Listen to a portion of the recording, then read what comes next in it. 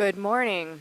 I would like to call to order the Saturday, March 9th, 2024 meeting of the Ossining Board of Education, and I would like to ask our superintendent to lead us in the pledge. I might need to borrow yours at some point, if that's okay. I pledge allegiance to the flag of the United States of America and to the republic for which it stands, one nation, under God, indivisible, with liberty and justice for all.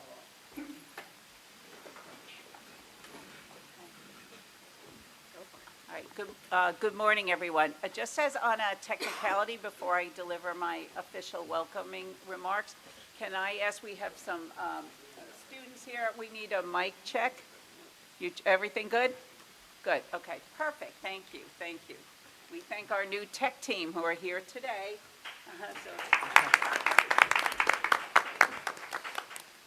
Okay, so welcome everybody. Welcome to our Saturday budget workshop. As your interim superintendent of schools, I'm honored to facilitate today's session. In that capacity, I welcome our Board of Education, our administration, including building level leaders, our principals, directors. I also welcome our OTA leaders. Welcome this morning. Okay. I know that our board members and admin are committed to today's work and have put a great deal of time and effort in preparing. For those of you who might be able to see, there are thick binders here with lots of line-by-line detail and explanations filled in full transparency. This information is available to all. What we're going to talk about today is the beginning of a conversation about philosophy and how we build and an understanding around the work we need to do. Right. Today, just as a little clarification point, we have a number of our administrators who are involved, and I think a board member who are involved in different work. So all involving kids. So we're going to see some people that might have to jump out to a job fair, someone who's on a panel for an hour with other school districts. So with that built-in flexibility, we're going to be here through this afternoon going through that. So thanks to everybody for their flexibility and understanding. As your newbie interim superintendent, I have to give a shout out to our Board of Education and thank them for their work this year. We're about, I think Ms. Langley said, we're about 60%, 63% through the year at this point. I know it has been a challenging year, particularly for our Board of Education. I'd be remiss if I didn't put a huge spotlight on the fact that there have been a number of key changes in significant leadership positions, from superintendent to assistant superintendent to principals, in and of themselves. Each one of those is a lot to absorb. But this Board of Education did it seamlessly and with a great deal of effort, and I am just so honored with the invitation that was extended to me to join this wonderful team. And I am proud of our work together this year. I would also want to thank the board for the restructured approach to our presentations at board meetings, particularly the community presentations on our long-range plan and how they impact each of the programs folks are having. The work sessions in the fall focused on annual goals, allowed for in-depth sharing, and did so in a workshop model. I can share from our administrative team, our admin leaders, our principals, they very much enjoyed being in a conversation dialogue with our Board of Education, and we are continuing that format today. So I want to thank the board for their support in that format because it allowed for better conversation and discussion. The fall work that we did hopefully gave the Board of Education and the community and our administrators a background in a lot of the work that we're talking about today. So it created, hopefully, that mental Velcro when we hear about instructional programs and when the board are reading through a budget book, we'll have that framework through which to process the information today. That is true with the exception of 4 departments that we will be discussing later on today. There are 4 departments that will do an executive summary. So we're going to hear from facilities, technology, transportation, and athletics later on in the morning presentation. Under New York State law, the annual development of a school district budget is probably the most important responsibility of a Board of Education. We, the administration, are deeply committed to that process, as an annual budget isn't a financial document. It's not. It's an educational plan because it outlines the resources set forth to educate our students. Last year's educational plan, adopted by the Board of Education and approved by the taxpayers, had a levy of 0, as stated in last year's budget materials and re-verified this week by the tax assessor and collector. That 0 helped contribute to a local tax rate reduction of 11%. In the as clear as mud algorithm associated with the maximum allowable levy set forth by former Governor Cuomo, am I being a little too sarcastic? Oops, sorry. Okay. Okay. Where a 2% isn't really a 2%, and it can create a huge level of confusion, and a levy isn't a tax rate, folks say, well, how could you have a 0 budget, but yet the board was primarily responsible for an 11% reduction in the tax rate? And even at that, if I had 11% reduction, how come maybe my taxes did go up? We've experienced all those questions this year. So later on, Alita will unpack some of that, along with the assistance from New York State and our local tax assessor. So Alita, thank you for your work in that area. Some folks should really thank the Board of Education for that decrease in the tax rate itself. In preparation for today, the board has their budget books, these thick binders, and of course, certain line-by-line items can be and will be reviewed. We have set time aside to do some of that work. The administrative team is prepared and will be prepared to continue the conversations and discussions at upcoming board meetings throughout the budget development process. Today, as outlined in the agenda, it is our goal to provide a framework for that conversation, to give a perspective on where we are with the information presented at last Board of Education meeting, which was basically just the changes in revenues and changes in expenditures, and to take those changes and put them into the framework of a budget conversation. At the last board meeting, the Board of Education expressed the need to see where we were in terms of the bigger budget picture, where we are with respect to the federal stimulus grants and the impacts of those grants. The board also will receive a more detailed overview of the components of the maximum allowable levy through this process, and it is our administrative hope that the board will continue to ask questions and to provide direction with regards to the balcony level perspective and philosophy the board may have with regards to the finalization of the 24-25 budget. To help with the development of a holistic review and build awareness of cost drivers, we are prepared to review costs associated with the federal stimulus funding cliff. That will be our kickoff. We have analyzed our after-school programs and costs associated with that. Our Assistant Superintendent, Maria Meyer, this is a little tickler for some good information later on, has a pilot project with regards to these that I'm sure you will be exciting to hear, because many of our community-based organizations or service providers have also experiencing the end of the federal funds to support their work. So we have a plan for the board that we plan on sharing later on today. We have costs associated with UPK. The state of New York, while increasing the number, has not increased resources associated with that. Oh, what a surprise. Sorry.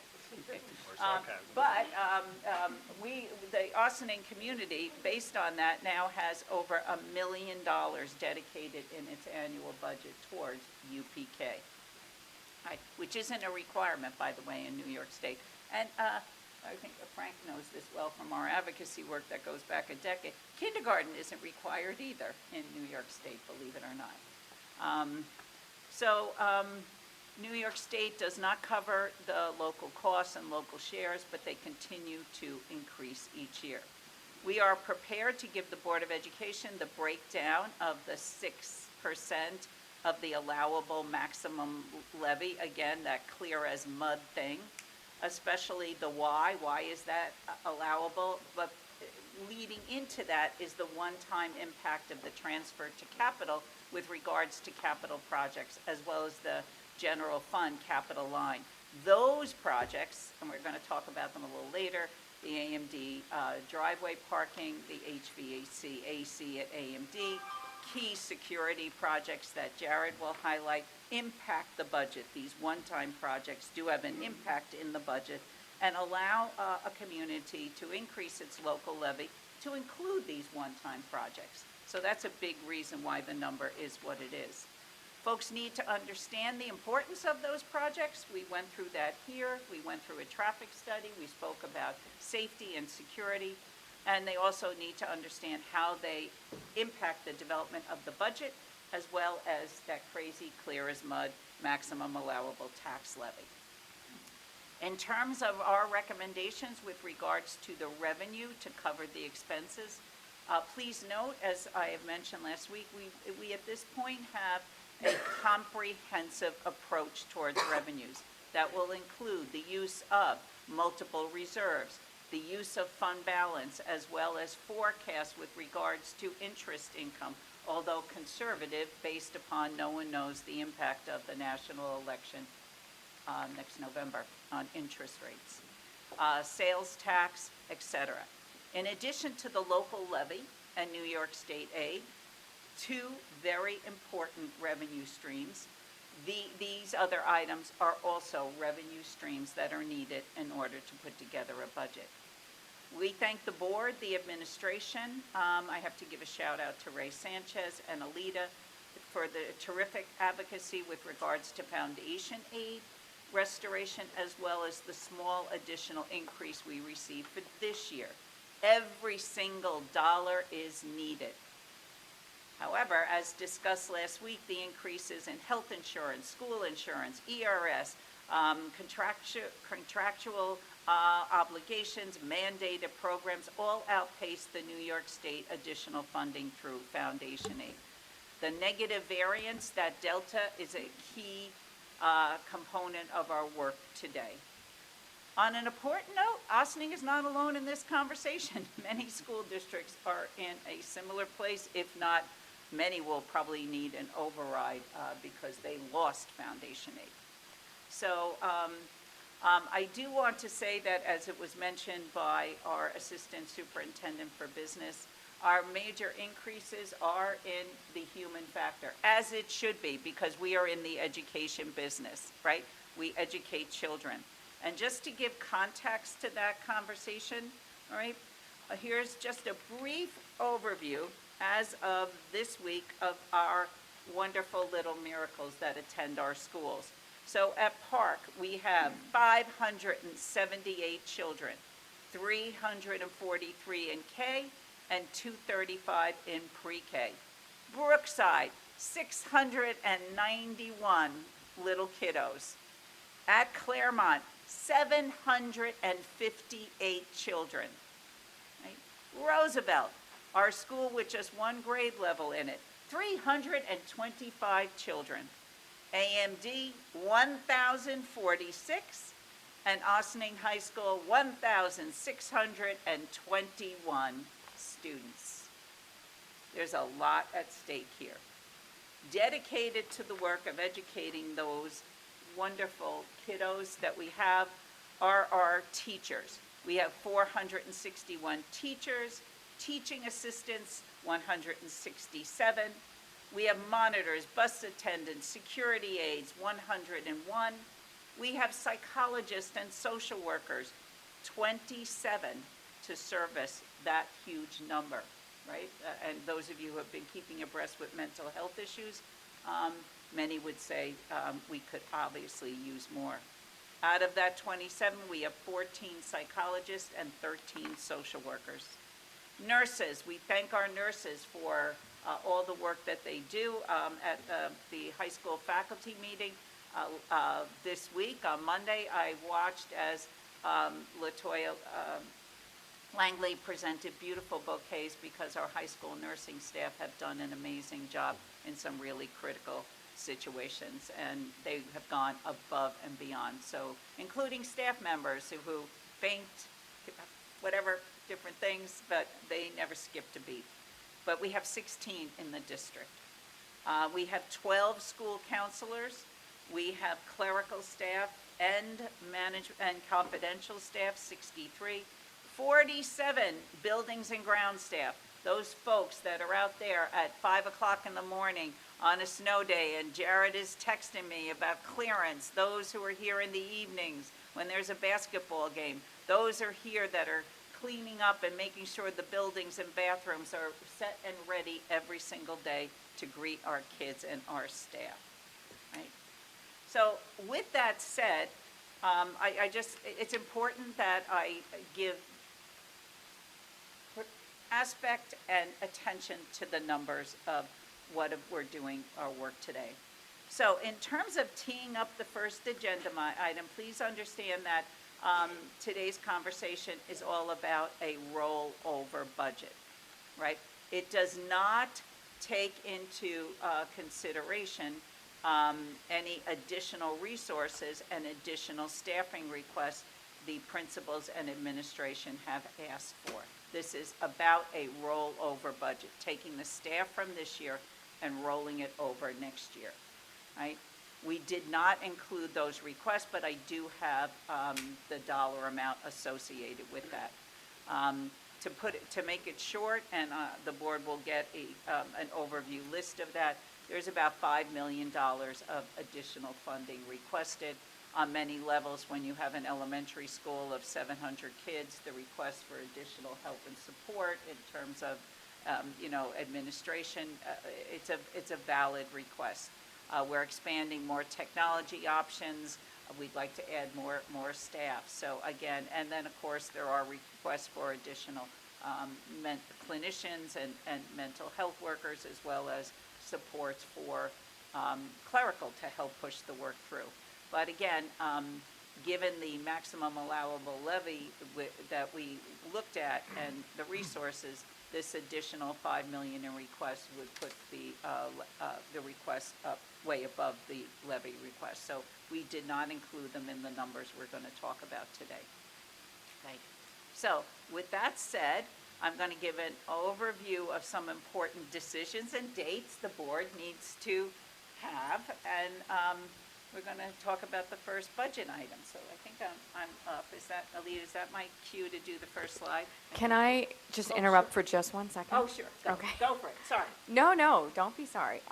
This is definitely your show today. I just wanted to briefly say thank you to you and to all of the cabinet that has been with us, and to the board for their dedication and patience so far during the school year. When you and I met in July, we looked at last year's agenda and, basically tweaked it a little bit, but I said, see all of these things that we did in a year, let's try to do them all by February.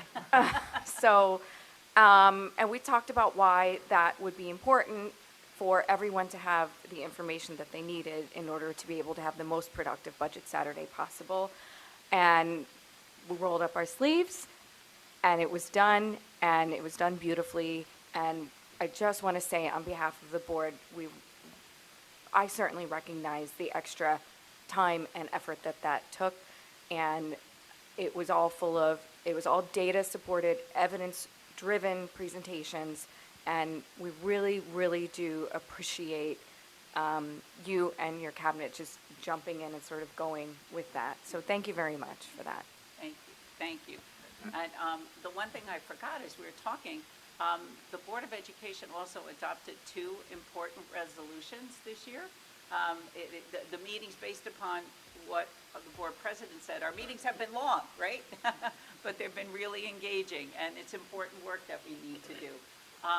But the board this year, it's an important reiteration, the resolution the board adopted on the smart light, it caught the immediate attention of the New York State Department of Transportation. We mentioned that last week, and they are coming to take a look at that.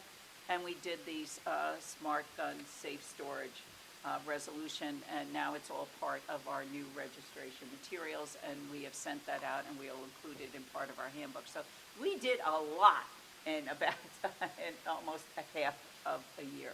But that only happens with great teamwork and effort, and we have a whole group of new principals in their roles, folks that change seats, and there is a lot taking place here, but I couldn't be prouder of this team and their effort to move forward. So thank you, everybody. Thank you.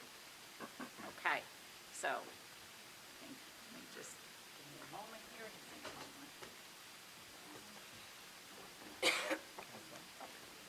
It's literally in the car. But thank you. I don't think I'm too much. Okay, so the overview of our work today, as mentioned, and again, it's all part of the agenda. I'm going to go through a timeline. The timeline is important because the board needs to make certain key decisions as part of the budget process. And again, as I mentioned in my update to folks, if the board feels they need additional meetings, of course, we are here to do that, to provide you with as much information as possible. This morning, I will go through an overview of the positions funded with grants and foundation aid, as well as, the cost associated with the rollover staff.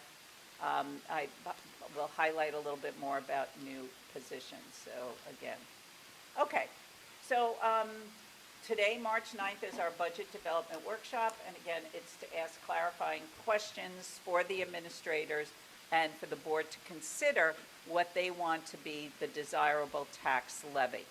And we need to break that down. As mentioned and approved at the last board meeting, the maximum allowable levy here in Ossining is 6%, and a primary driver for that is about the capital projects. That's why that number is part of that.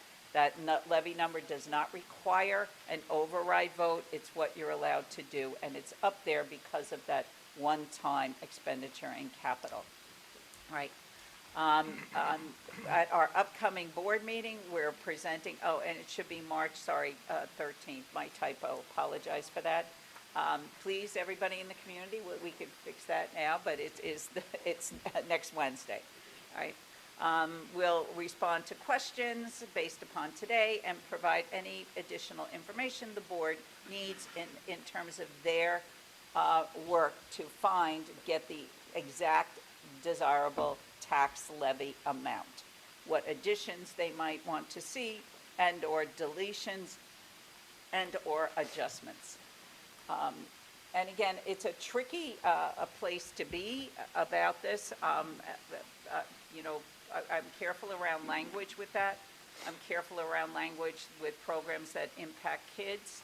And I want to stay as neutral as possible when we talk about reductions. People will look for a recommendation. A recommendation seems to have a positive tone.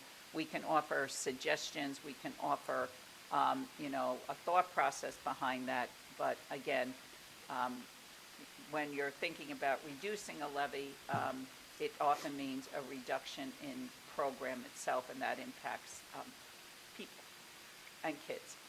Legal notice approval for propositions. On March 27th, that's a key date, the legal notice to adopt the budget for the school, the library, and expend funds from the capital reserve. You have to do that 30 days in advance, must be approved by the Board of Education. April 4th is the deadline for the first legal notice publication. So March is our heavy lifting month. On April 23rd, because of the capital projects, we need SECRA approval. At the last board meeting, the Board of Education declared itself lead agency in that, and we can present the information and findings before, and on April 23rd, we need that. Can't move forward with capital work unless we have that approval. On May 7th is a budget hearing. I often think that's a misnomer, could be my, just bias, but often when people think a budget hearing means you can come and like make adjustments and hear from the community, but it's basically a hearing based upon what's already been approved by the board.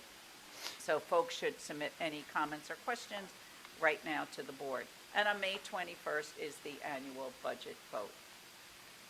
So those key dates, and I apologize, I will make sure we change the March 16th date. Okay, so as an overview of our grant-funded programs, okay? And this is a complicated conversation in many ways because it's about the staffing increases. We received a significant amount of federal funds, as did many school districts, starting in 2021. And through that period of time until the end of this year, there will be decreases in those funds because some had a fiscal cliff last year, and there's a number that will have a fiscal cliff this year. Some of those that had a fiscal cliff last year got absorbed into the general fund because of the increase in foundation aid. That makes sense, of course it does. So at this point, as you can see here, we have these are the number of positions that are in the budget right now that were based exclusively on the federal grants and the increases that ended up in the increase of foundation aid. So it's basically including benefits, $2 million, right? It's the FTEs are the positions themselves itself.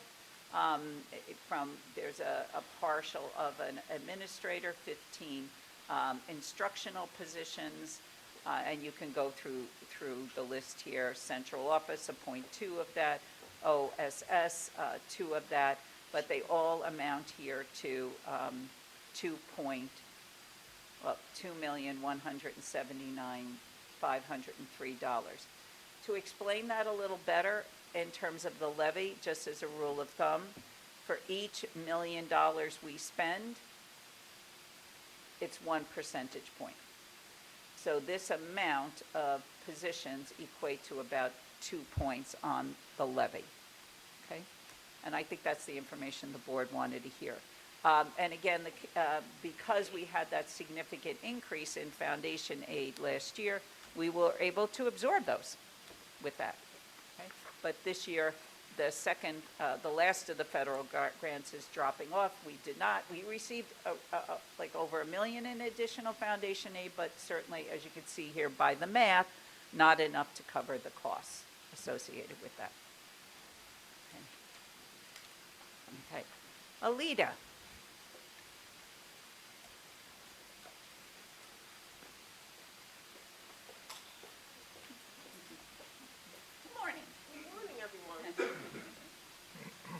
So this slide basically looks at the percentage change in the tax levy and in the budget from year to year from 23-24 this school year and 24-25 next school year. So as was stated before, the biggest increases of $4 million is in salaries, which represents 28% of the increase. Benefits is an increase of $3.6 million, which represents 24.6% of the increase.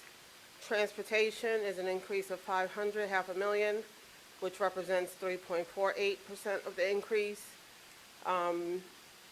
Facilities, $188,000. Capital, $2.6, and BOCES, $1.3, and others, $2.2. So when you look at the percentage of the increase for the difference column, you multiply that 28% by the 6.3 million. That's the 6.3 million is the amount of the levy that we can increase to within the cap, underneath the cap. So 1.7 of the 6.3 is salaries.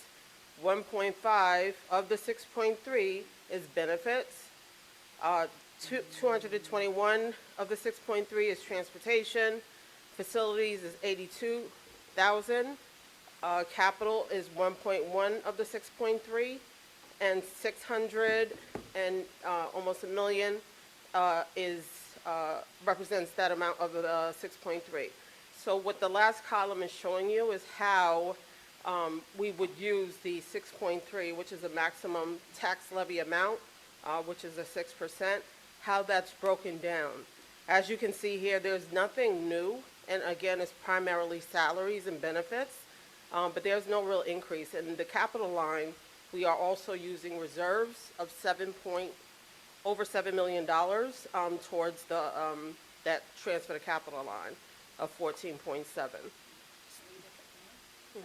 So just to add something to this, we are in the education business. The vast majority of our money should be on salaries and benefits. We have a number of contracts that were negotiated fairly and in good faith, and there was a give and take on both sides with our associations, and we applaud those. This is just the math based upon information, and we have experienced, as Alita mentioned last time, we've had a significant increase in health insurance.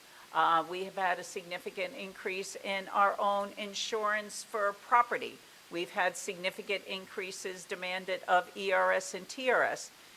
These are all mandate cost drivers of which the Board of Education cannot control.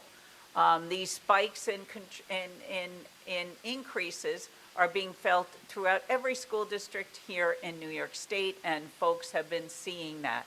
We saw a slight variation in aid based upon the impact of the pandemic on New York City, right? So when the board approved these federal stimulus grants, they did so with great fidelity and with intentionality. And we have been using every penny of that money to support student learning. And we were able, due to the increase in foundation aid last year, able to keep all of those positions that were federally part of the federal grant with foundation aid. So again, I just need to say that the increase, although, you know, the 6% levy, 2 million of that is, 2% of that, I apologize, Alita, is based upon our capital work, and we actually have an increase in staffing because of the coming off of the federal stimulus grants. And again, all of this, that 6% is within the maximum allowable levy.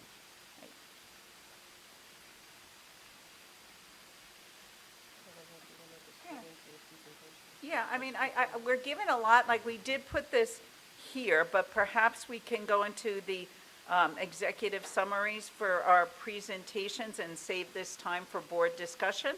So I can have, I'm pretty sure they're anxious to start, like Jared, Mike, Jim, and Chris. Would that be okay with the board? Do you have a clarifying? Yeah, just on that, so 6,373, that's millions. Is there a percentage associated with that? 6.2. So it's 6.3 million, in the increase in the raw amount of millions of dollars equates to a 6.2% levy increase as a percent. Right. Okay, thank you. I have one question, Sure. and it doesn't have to be answered right now. It might come up later, but last year you said the 0% tax levy led to an 11% rate in tax reduction. What would be the impact of a 6% levy? A reduction of 3, A reduction of 3%. 3? Okay. 3.38. Sorry, I missed that question. Can we have a Q&A again, please? Yeah, I asked last year the 0% tax levy led to an 11% rate in tax reduction. So I asked what will be the rate in reduction with a 6% levy? Okay, and the answer? 3.88 Okay, reduction. Okay, thank you. And just one thing really quickly, at some point during the today, or, you know, if there's a point where we can look at this, would you be able to show us how that math works? Because just for us in the community to be able to understand an increase offset by something equates to a 0.3% reduction, or a 3% reduction. I can do that in a general basis based on our levy in the towns, but I do have a document that the town assessor shared with me that kind of gives you an idea of why your own tax bill may be different depending on whether or not the levy increases or decreases. So that's more specific to an individual, but I can show you how we come up with the tax rate.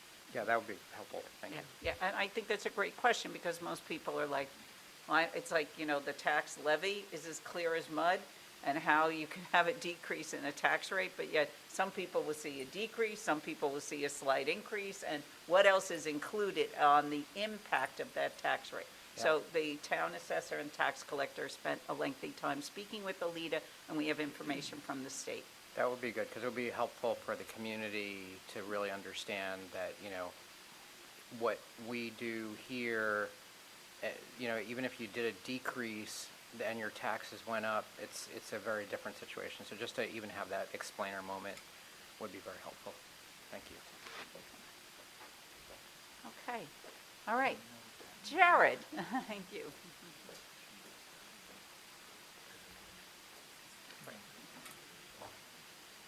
I'll use this one. Good morning, everybody. Better height for you. Yeah, yeah. Thank you for the opportunity to present to you today, discuss some of the details, or at least an overview of what we do in the Buildings and Grounds Department and what's involved in operations and maintenance of the buildings. To our board members, in your budget book, or for those who might see it, your code number, it's page, We're going to start on page 15. right. I'm sorry, Mary, can I ask a clarifying question going back to the last Of course. presentation? I'm seeing like 2024 to 2025, the salary expense, 79 million going to approximately 83 million with a difference of 4.1 million, but the percentage of increase is 28%. I'm not understanding that.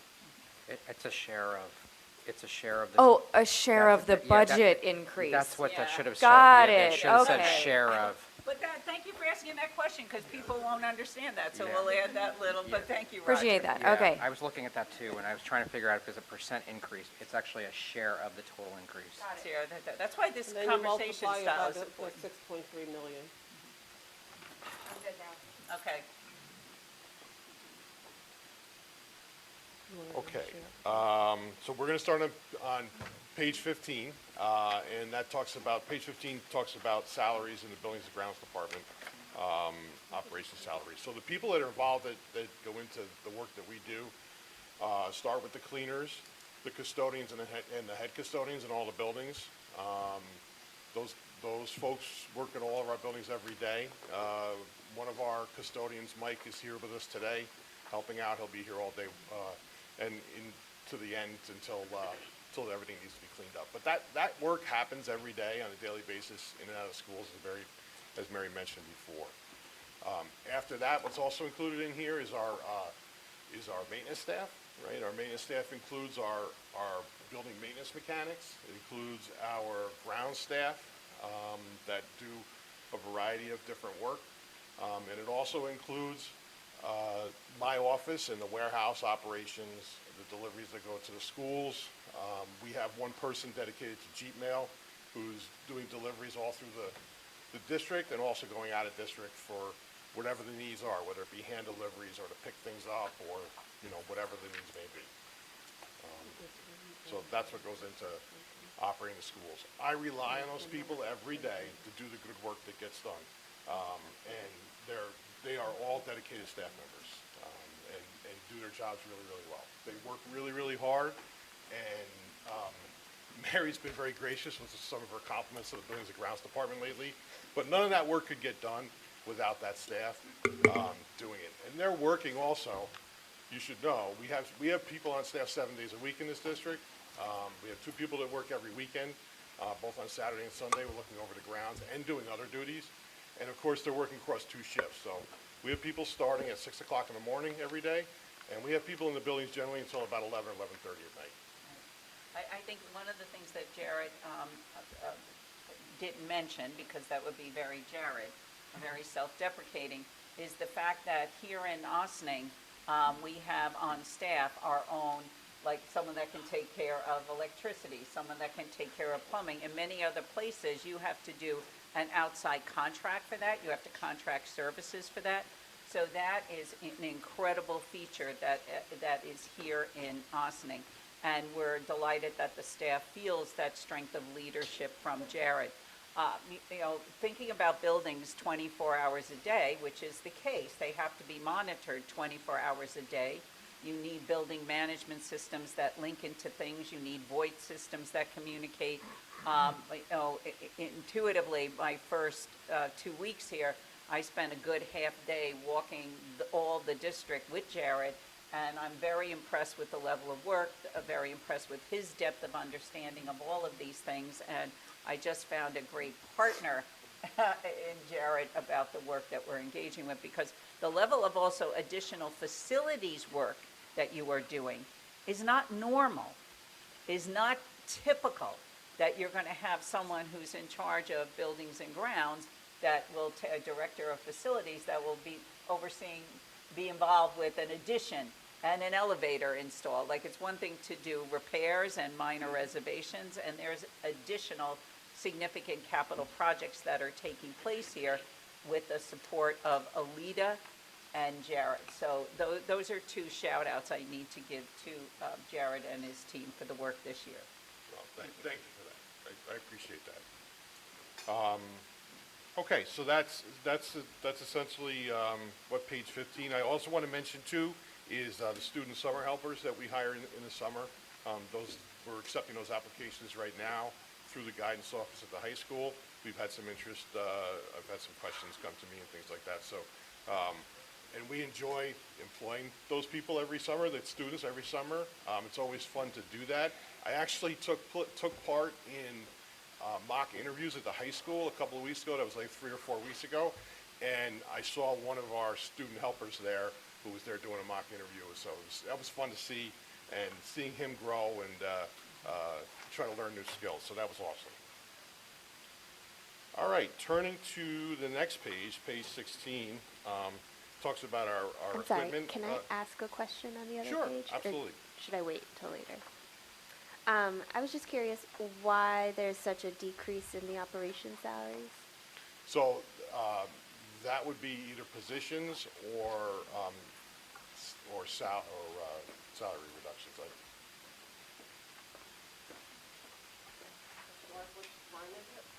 The first one. So, as you know, we've had a healthy cafeteria fund balance. So we are applying more salaries to the cafeteria fund. We are allowed to do that because his staff is in the cafeteria cleaning up during, in between lunch. So we are able to charge salaries to the cafeteria fund and reduce the general fund. Okay, thank you. I was just like, are you getting a lot less people to help you? Yeah, so it looks that way on paper, but that's a good explanation of what it is. And I worked with Alita, and Alita's worked with all the department heads to try to figure out where those hours are being used in the cafeterias. Okay, so the next is the equipment budget. Included in that equipment line are 2 3/4-ton pickups with plows. We have 2 trucks that have reached the end of their life. One is a 02 and the other one's an 03, I think. It might be an 04, so they're 20-ish years old. We also have some cleaning equipment in there, some floor machines. It's really just routine replacement, cycle of replacements on some of those items. We have some lawn equipment in there for doing lawn maintenance, and then a truck body as well that's in that equipment line. That equipment line is very similar to what we've been spending year to year. Moving on to page 17, we start to look at utilities. Utilities is one of the areas where the last couple of years we've seen some really market increases. We've done a lot of cost-saving measures, and we tried to leverage the BMS systems. That's the automated systems that turn the heating on and air conditioning on and off in the schools during occupied and unoccupied periods. But at the same time, we have seen market increases in our electric rates, as I'm sure you've seen in your own household bills. We see them on a grander scale here in the school district. Couple of strategies that we've used, again, using the BMS system, and I'll speak to that a little bit more related to the performance contract. But also, last year was the first year, this year is the first full year, we're on a cooperative buying contract with a company called EPEX. What EPEX did is they worked through the BOCES, and we went in as a pool and bid on natural gas purchases with a number of other school districts. I think it wound up being over 20 school districts in the Con Ed service area in Westchester and in Department. So what that did for us, it pooled everybody together so that we're buying better. And we've experienced increases in the cost from year to year, but the main thing that we've seen is also we've reduced the increases and we've also leveled it off. So we're not seeing the big spikes when demand is high and the drops when demand is lower. So we were starting to experience that a lot. And electrical costs are directly related to natural gas costs because so much of the electricity in our area is produced by natural gas. So those costs have also increased along with natural gas costs. Electricity we buy through NIPA, also on a kind of a regional basis. NIPA caters to not only school districts but all municipalities. So your street lights and for your towns and your villages and the cities, all in the county, all buy through NIPA. So that's where that comes from. So that's been a lot of our increases. There is a reduction in the telephone line. I think Mike can speak to that a little better than I can because he manages the phone system. But we have transitioned to an IP-based phone system, which I know you've heard about before. Any questions on the utilities? All right, moving to page 18. When we look at the budget lines here, we're looking at we're looking at our service contracts, our repair lines. There's not a lot of changes there. There are some upticks and some decreases in certain areas, but there's not a huge amount of changes in those lines. The things that we buy in these lines include service contracts like elevator service contracts, boiler cleanings, fire alarm service contracts, those kinds of things. That list goes on. It's a much longer list, but it's those kinds of things. And then the building repair services, that may be materials and or maybe outside vendors that we use for building repair items. As Mary mentioned, we have skilled tradesmen in all the building trades, and I think you're aware of that, but it bears mentioning again. We have a real dedicated staff. We have very capable electricians. We have actually 2 licensed electricians on staff. We have a plumber. We have a carpenter. We have a skilled mechanic that takes care of all of our small engine repairs and also our vehicle repairs, as long as they're not major. We handle 95% of our vehicle repairs in-house. And those people they're doing all sorts of good work every day, from fixing the boilers to fixing steam leaks to repairing unit ventilators in classrooms to I'll just relay this story because it happened this week. This was a first. We had a copier machine issue at Brookside where the copier was going into error. A couple of us put our heads together, including myself, and I was like, guys, there's got to be there's a solution here. It turns out, this was crazy, that the motion sensor switch on the wall in the copier room at Brookside was turning off the receptacle for the collator on the side of the copier, and that was throwing an error. So it took us a little while to get to what caused that, and I don't know why all of a sudden it cropped up in the last couple of weeks, but it did, and we figured it out, and it's fixed. So those are the kinds of things that we're doing. Any questions on page 18?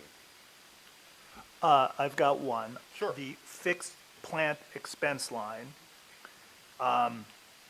talks, and there's a footnote that talks about the extension of the central office space lease at 400 exec. Are you going to cover that later, or should we ask about that No, now? we're still in negotiations, so we won't be speaking about that publicly. Okay. I will let the board know. Me and Jared met with the landlord yesterday Thursday, yeah, and Thursday. yeah. No, Thursday. So yeah, we're still in negotiations, so I don't think it'd be appropriate to talk about that yet. Okay. Okay, but there is a placeholder in the budget for the increase. Got it. So looking at page 19, 19 gets into the 1620 codes, which I always think of as the kind of the operations codes. So out of those codes, the operational supplies are purchased. The custodial supplies line, you'll notice that there's an increase there. We've seen just inflation in those areas. So when we're buying the routine things that we're buying every day, from papers and cleaning supplies and all those items that we're using day to day in our consumables in the buildings, we've seen some increases there. So, and that's just coming out of COVID and the inflation that we've experienced. We've just seen increases in those items. We buy most of our, well, I shouldn't say most, almost all of our custodial supplies are bought on the BOCES bid. So we're buying on a cooperative basis and pooling our buying power with the other school districts in the area. If we're not on a BOCES bid, we're buying on a national contract. But most of the supplies, a great majority, are on a BOCES bid. Also in there is program improvements, which are the kind of the focused areas that we look at after getting feedback from the building principals of things that we can do to improve and make improvements. It's things like building shelves in the classroom. It's things like maybe modifying a wall or doing a ceiling or brightening up a space. It's those kinds of projects that we're doing really throughout the year, and we try to maximize that as much as possible. Some of the ups and downs in program improvements are just related to things that we've done over the years. Sometimes there's a little bit more money available at the end of the year, and we're able to do more. Gasoline repair, buildings and maintenance supplies. Maintenance supplies, I'll speak to that a little bit. Again, that's mostly inflation based. When we buy copper wire, when we buy plumbing parts, when we buy all the things it takes to maintain the building, we're seeing increases in those areas. So I need to bump those budget lines up a little bit so that we can continue to maintain the service that we've been maintaining. And that's about the summary of my area of expertise. Any questions? I have a quick question on whether this comes in your budget as a line, or that will be, Jim, I think you might be up next or soon.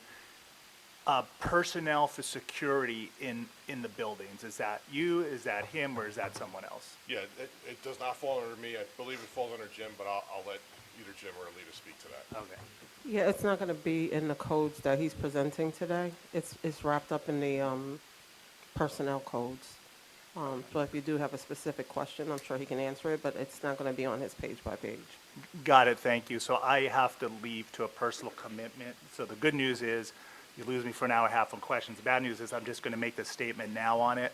And I hope as we have these discussions, that the other board members and the rest of the administration will consider. I just want to go on record saying I believe we should have an SRO or equivalent and put it in a line item for funding in this budget for next year that formally covers all of the elementary school buildings.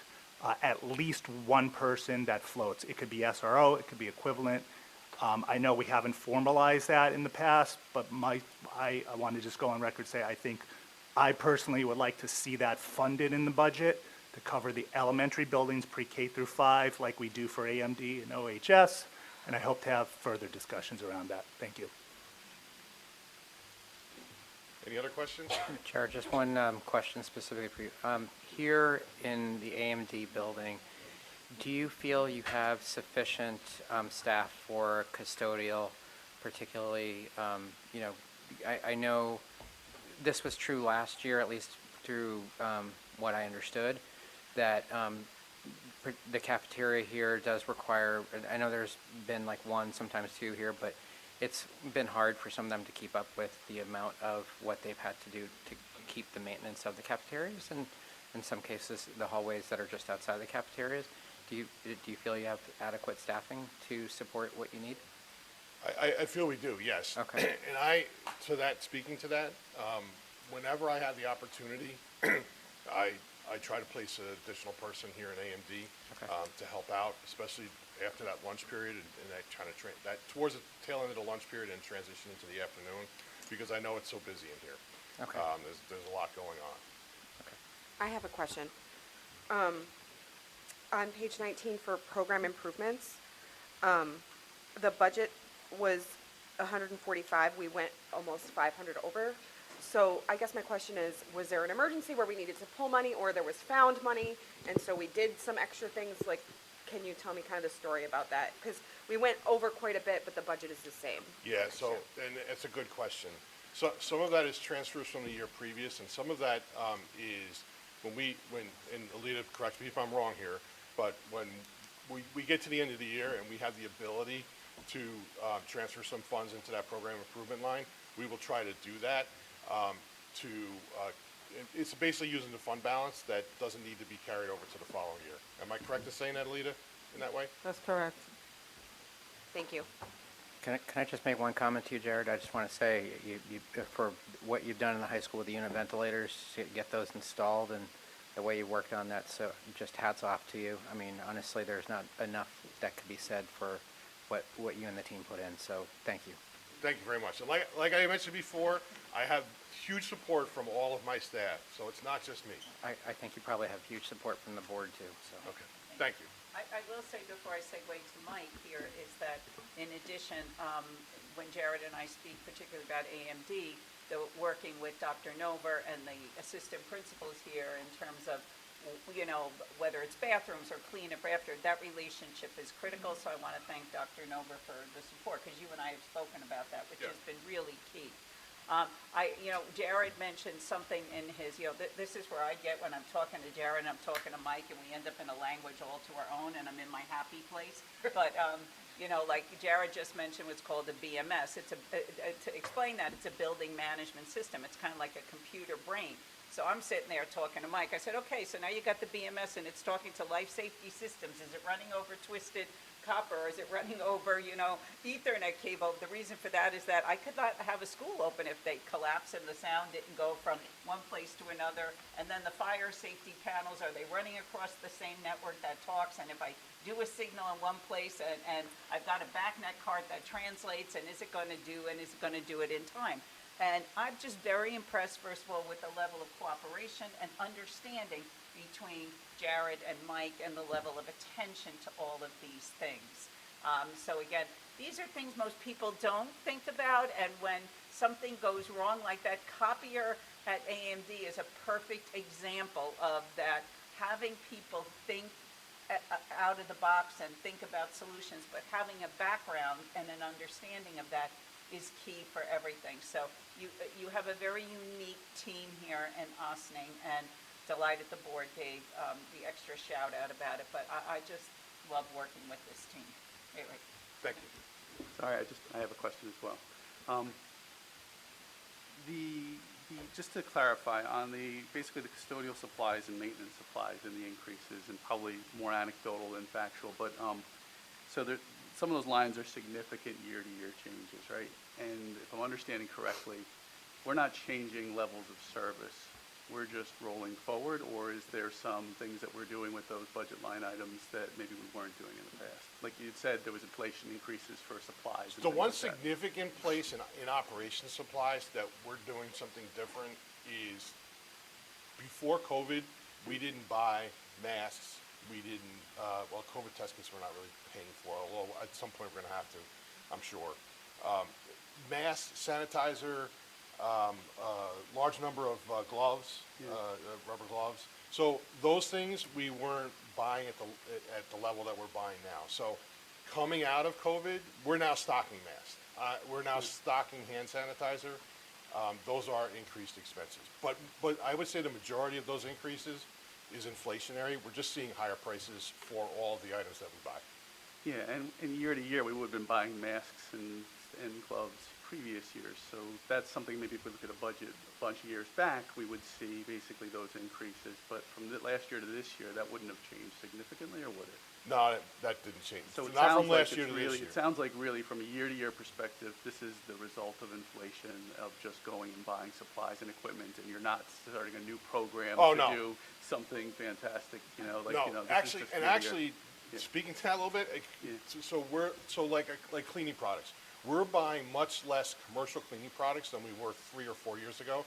The reason is because we invested in machines that make the cleaning products in-house.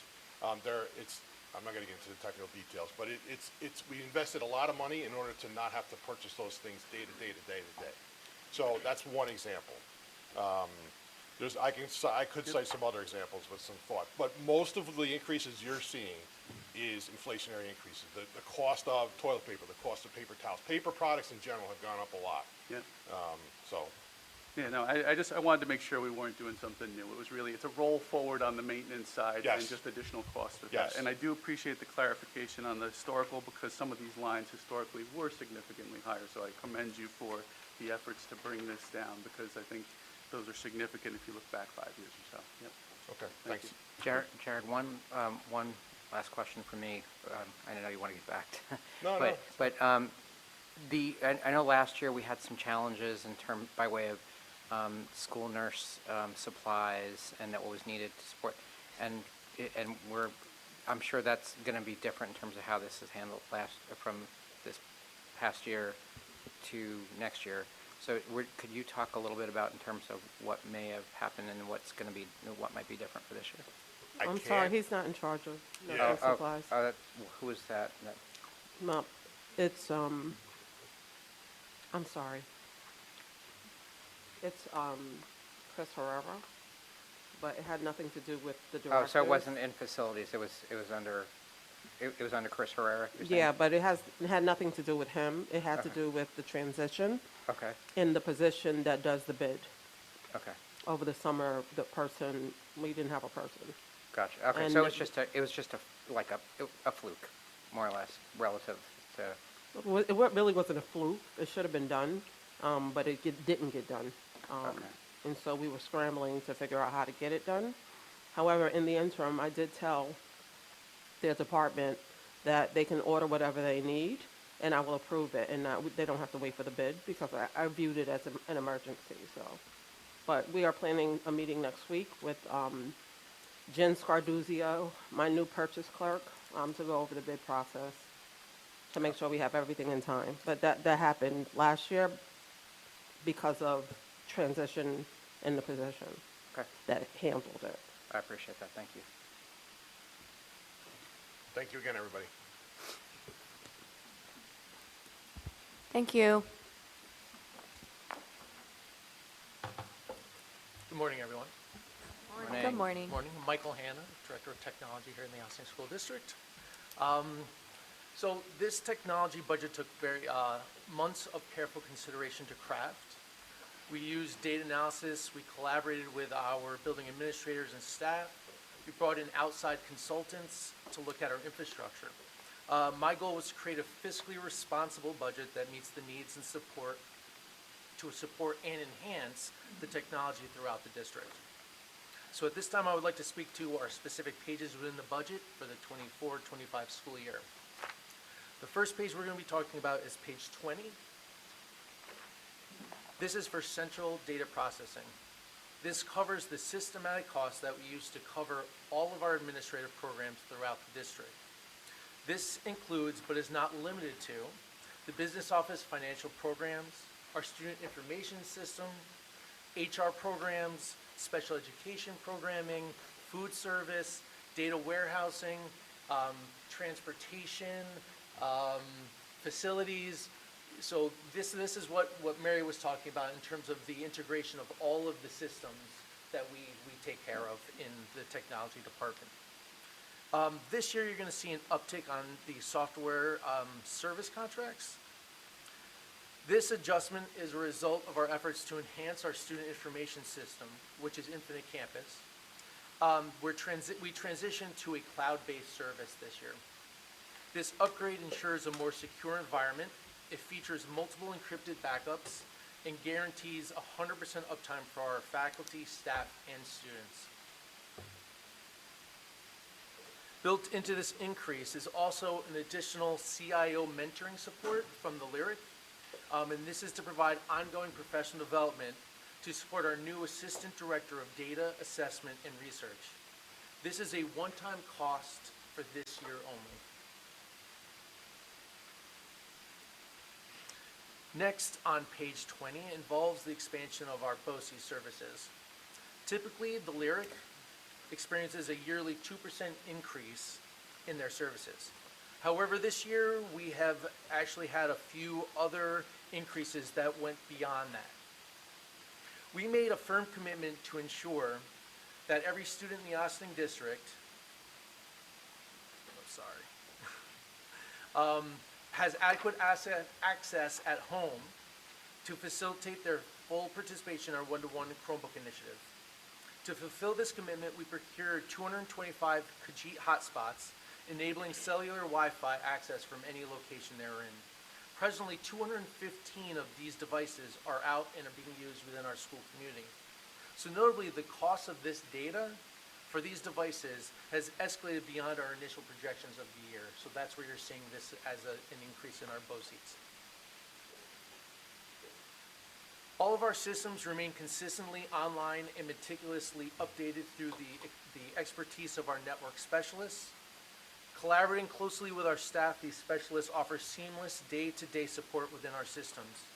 To ensure their continued dedication and expertise, we've implemented a slight salary increase that aligns their compensation with industry standards across local school districts. And that is up, you'll see that on the personnel service, excuse me. Next, we're going to, any questions, because we're moving on to the next page. Is there any questions about this page? Just a quick question. Go ahead, you go first. I just have a quick question about page 20. I see last year we didn't budget for staff training, but then we had the expense, and we're not budgeting again for this year. Could you talk about what that staff training line is and whether or not there would be a perceived expense again this year? Sure. So last year we had a number of new administrators in the district, so we were using that for training purposes for them. And since they're no longer, and we can do it in-house, since they have that basic understanding of our systems, that's where that cost was defrayed from. Okay. Thank you. Thank you for this. Just a question. So with the migration to the cloud, does that mean that with assuming all things, working smoothly and the way that you're expecting, and does that mean that when grades are being updated, Infinite Campus doesn't need to come down for, X period of time, or will that still be the case? That's actually a building and district decision. Okay. So that is actually something that we physically and manually do within the system. We take it down to allow for the teachers to have that time to put in their grades. So that has nothing to do with the uptime or downtime of the system itself. So that's a decision separate from this? Correct. Okay. Yep. All right. So we are going to move on to the next page, which is page 29. So this section of the budget focuses on the collation. I'm having some difficulties. It's basically the collection of data from diverse sources and the utilization of informed decision-making in our instructional environment. Through continuous assessment through the academic school year, enables the gathering of this data regarding student growth and performance. This is achieved not only through state testing, but also through benchmark testing that's conducted periodically throughout the year that we support.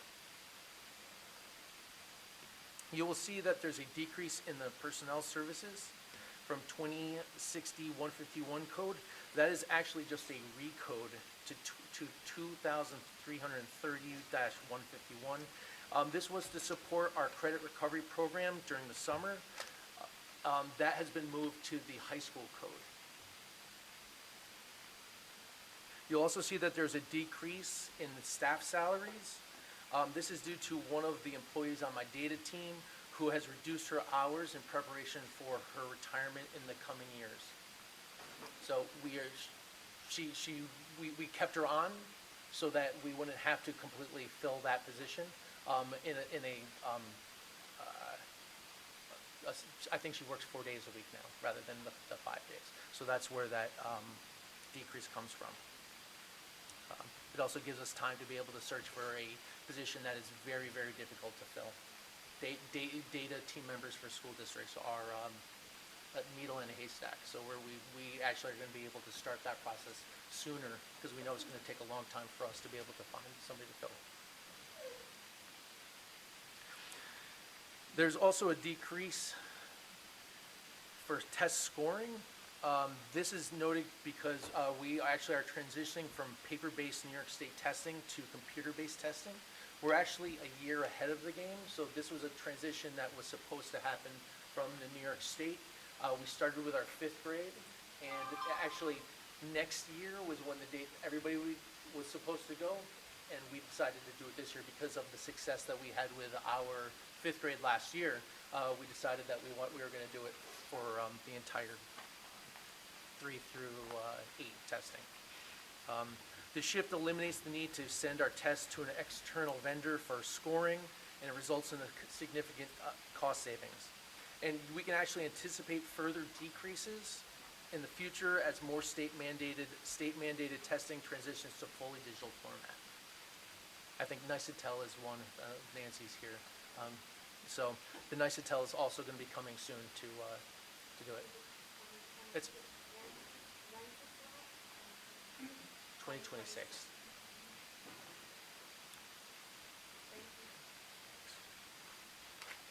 You also see that there is an increase in the BOCES line. This is to reflect 2 new applications that we brought online this year to be used for Tier 1 and Tier 2 support within our buildings. Any question regarding this page?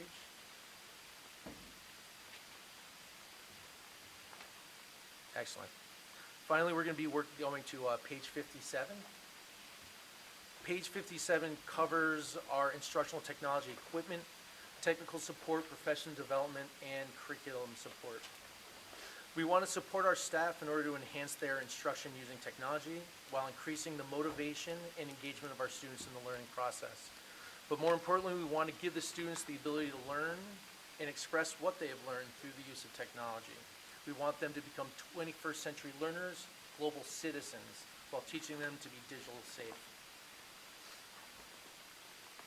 So to enhance our commitment to offering optimal support to our esteemed faculty and students, we're thrilled to announce the inclusion of an additional technology teacher assistant to our team.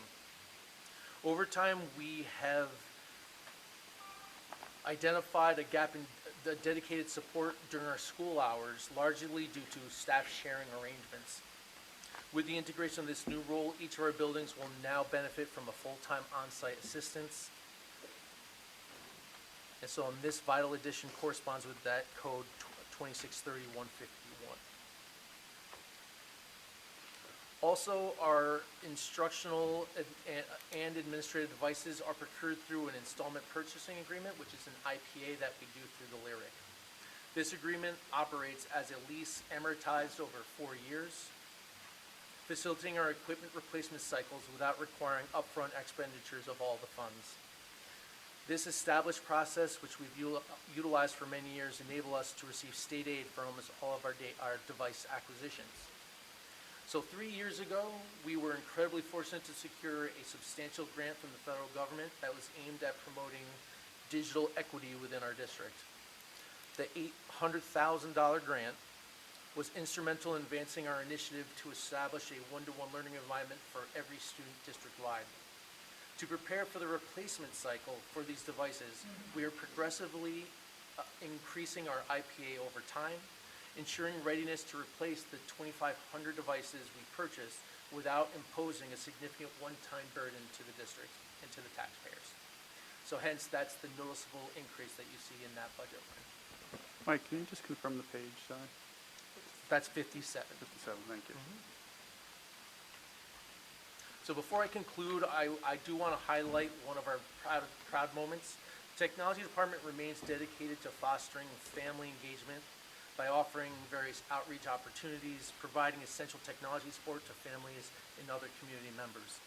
We conduct monthly support sessions across multiple locations throughout Ossining, and we are actively collaborating with our family engagement specialist and our O-Prime program to expand school-based family technology support and education initiatives. So this has been a fantastic year, and we eagerly anticipate even greater accomplishments in the future.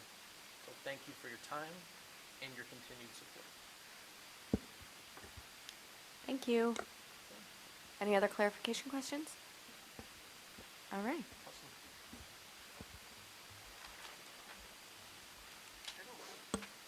I don't know about you, but I am excited that we are on schedule. I get that it's 10:20, but I'm just gonna pat us on the back. Yeah, let's celebrate that, 'cause that, Yes, everything hasn't been deserves the to be case. celebrated. okay. Next, we have our guru of transportation, Jim Minahan. Jim. By the way, Jim is another 4 a.m. call person, and when I call Jim, he is like sharp. He picks up on the first ring. They're present, and I love being able to think through those mornings, Jim. And then when there's an impending, he comes up to my office, we talk it through. It's been great, Jim, so thank you. My pleasure, my pleasure. And it's funny you say, you made the comment about being on time. I think for as long as I've been in Ossining, this is the earliest board presentation I think I've ever done. Right before lunchtime, I think this is my first, so. So for transportation, we're going to be discussing pages 66 through 68. And starting on 66, we're going to start with the staff salaries. Those are the office staff.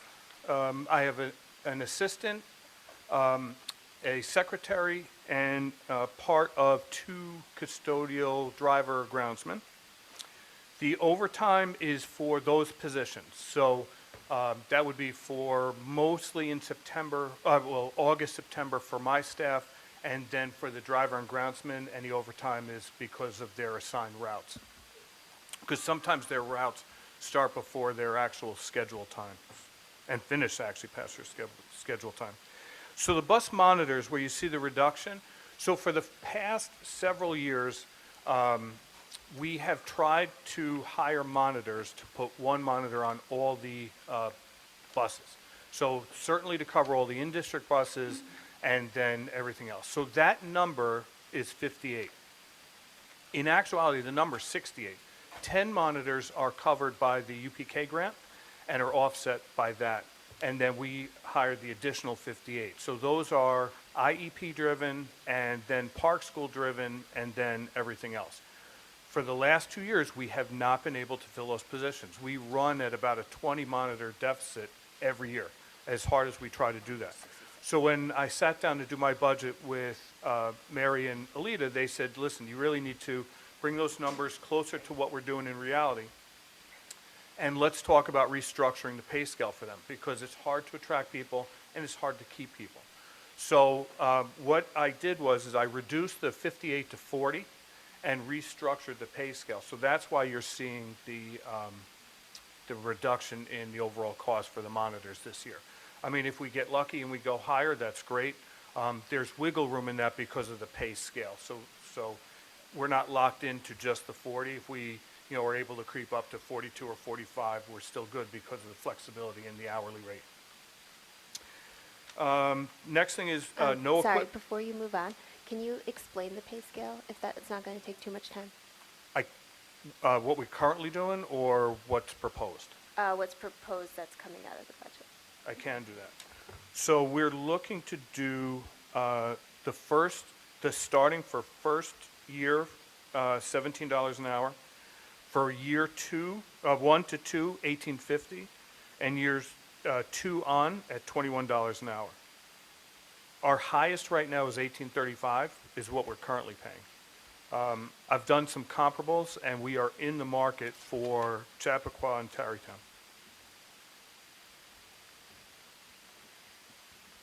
that help? It does, thank you. Yeah, so that, I believe that's going to make us a little more competitive with our neighbors, so. Can I ask, I just have, Sure thing.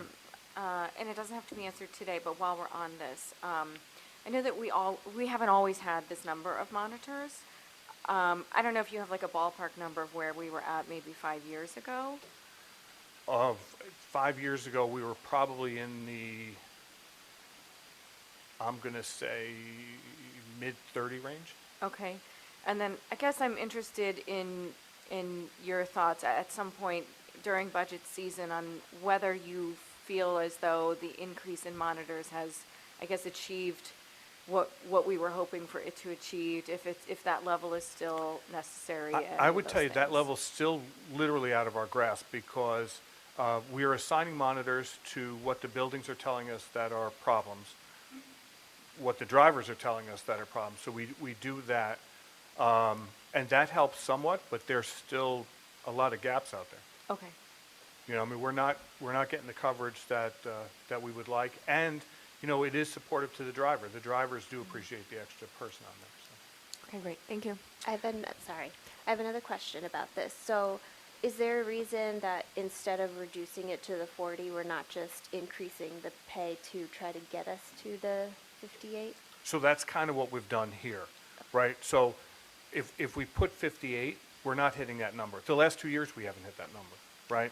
So rather than just put that number out with a hope that we were going to get there by the end of the year, we've actually increased it because, like I said, the highest we're paying now is $18.35, and there's probably about 15 out of the total monitors now that are at that level, right? So we're going to take a much greater number of that, bump them to 21, right, and then hire at a higher rate. So we hire now between 15 and 16, depending on experience. So we're going to start at 17 for everybody. So I think that's just going to help us get there, and then we'll look at it next year, and if we need to go higher next year.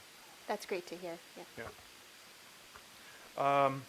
So no plans for bus purchase this year, although we are going to consider for next year. That may be on the radar for next year. Staff development, that is for the routing software training, and a New York State Transportation Conference. The other expenses, the increase in there, same as before, it's our weather service, it is our physical and drug testing program for our own drivers, and the increase is for transportation supplies, whether they be harnesses or star seats, because those are getting more and more expensive to purchase. The insurance, that's just the what our projected insurance is going to go up about $3,000. No consultants. So when you get down to the BOCES, so let me explain the BOCES line. So last year, the State Education Department started an electronic, not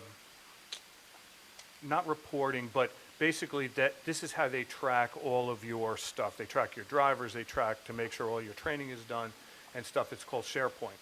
It is very labor intensive to get all that information in. We have to coordinate with the contractor, get every one of their dates, anytime they've taken training, stuff like that, and then all that gets loaded in.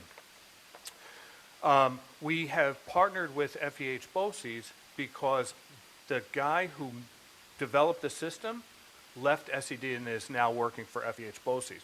So he's helping us do all of that reporting, and that's a huge undertaking that we don't have to worry about, and that is BOCES aidable. Supplies, so the reduction in supplies, believe it or not, that has to do with, we have gone to emailing transportation information this year instead of mailing transportation. So we used to have to print and send out about 5,000 or so letters. That no longer happens. So we're not purchasing those envelopes. We don't need that paper. Everything gets emailed electronically prior to the start of school, and any changes that happen during the year are not mailed. We email whatever people have on, whatever their contact email is. So that has saved us a lot of money and labor on top of it. I'm sorry. Sure. For those who, how do you reach the people who maybe don't have email? They call us. They call you? Yeah, because once we start emailing stuff, word's kind of on the street at that point, people will wait a day or two, and then they're just calling the office for their information. And then if their stuff is not in, their email isn't in the system at that point, we'll add it into the system at that point. So which do you want to use as your contact, and we add that in. Gasoline here, as it's indicated, is for our own vehicles, for our own school buses. This is not for the contractor. And that's been pretty stable. So before I move on to 67, any questions on 66? All right, so 67 has to do completely with our contractor. So let me just preface this page. We are going to start, when we enter into the 2024-25 school year, we are going to start the last of our contract year. Our summer contract will end in August of 2024, our home to school end June of 2025. So we are going to look at what our next plan is. I would tell you overall we're pleased with their service. For those of you who may or may not know, Rural Coach was purchased by Beacon Mobility, a much larger contractor. They've been great to work with, as was Rural Coach, but they are in a transition phase. They are implementing, I would say, a lot of really good programs. They're making their systems in-house more electronic.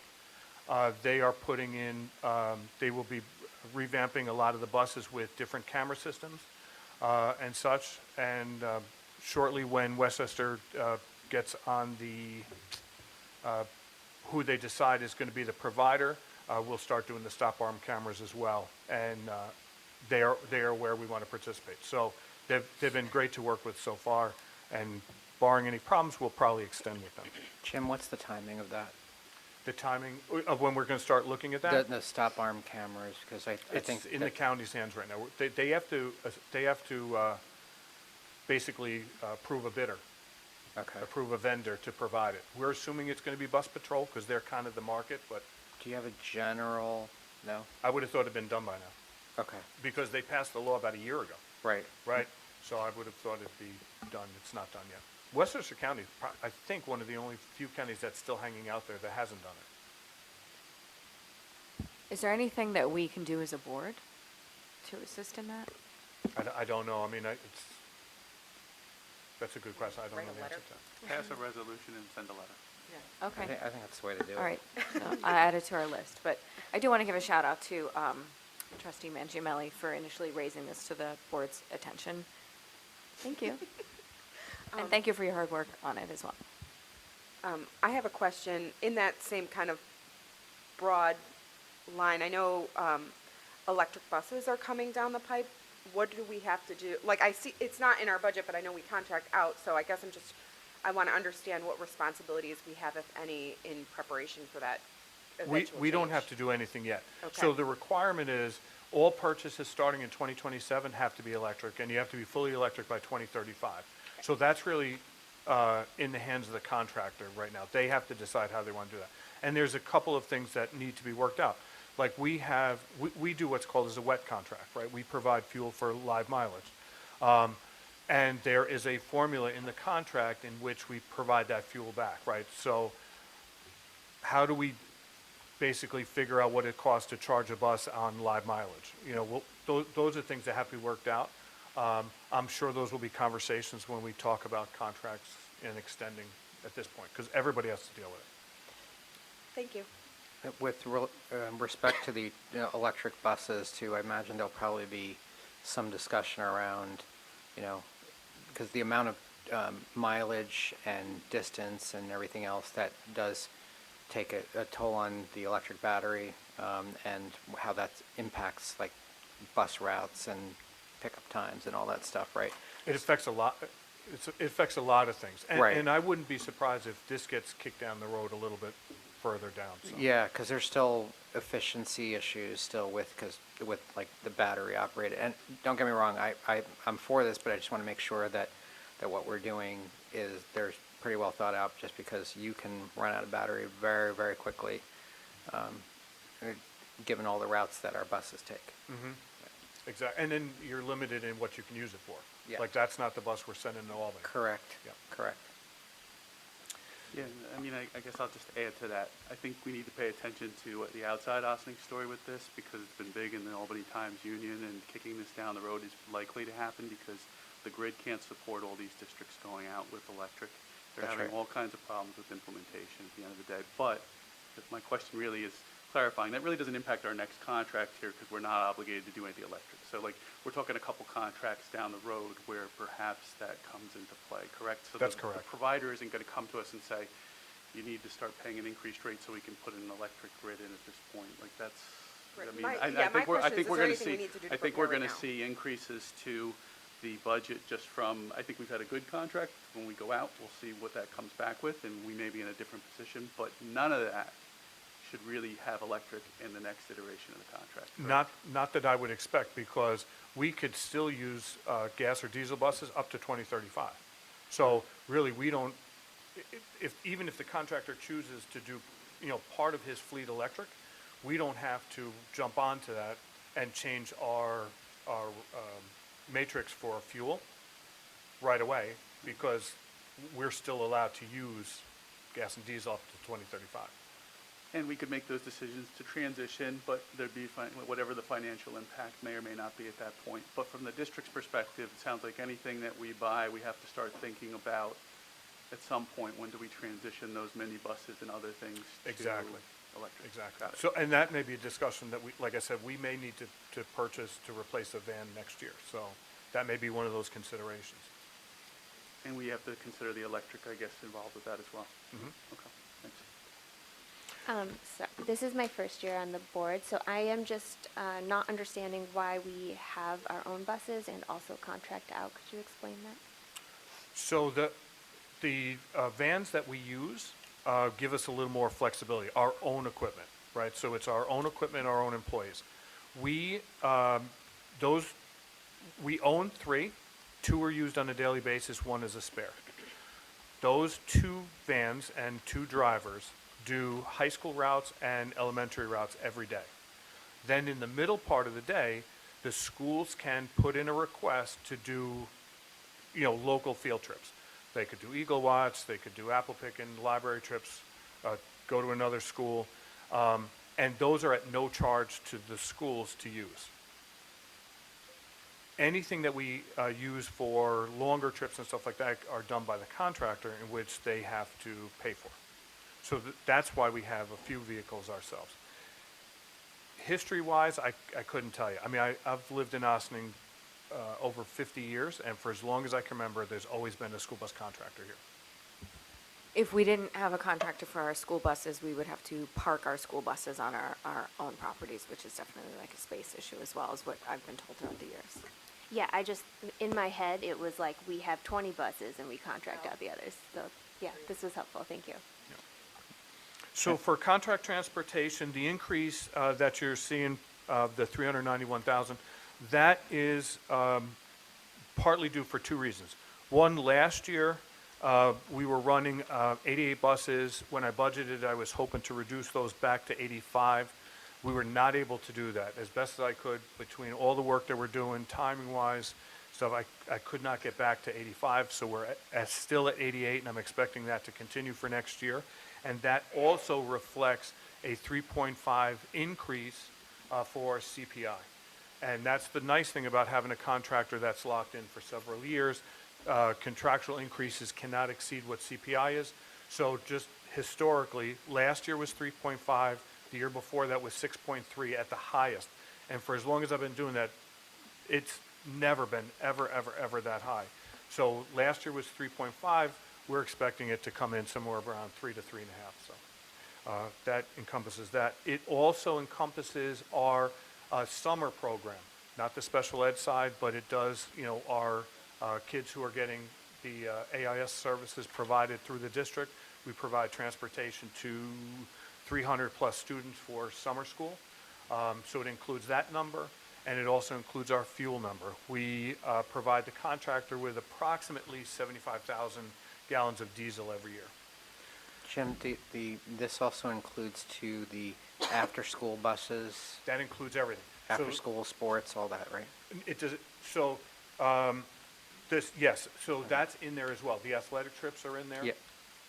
The athletic trips are in there, field trips, no, I'm sorry, field trips not in there, that'll be the next page, but Okay, so like anything that's like the JTR transportation, that's the next page? that's the next page. Okay. And that's, the 15,000 that you're looking at for our computerized routing system, that is Versatrans. I'm sorry, that is TransFinder, and that's what we use for managing all of our student routes. So, Just a quick question. Sure thing. On the last one, on the contract. So, similar to what I asked on the kind of the facility side, it sounds like the contract transportation is a roll forward of existing services to maintain what we have. We're not really adding much in, or are we adding in with this proposed budget? we're not adding anything in at this Okay. point. And This, so- this should cover everything that we're currently doing, Okay. right? Because when we started doing the after-school, the later programs, what happened was, we're not adding vehicles for that per se, but we're extending the time. We're going into the next hourly categories, right? So we pay for buses 2 to 3 hours, 3 to 4 hours and such, right?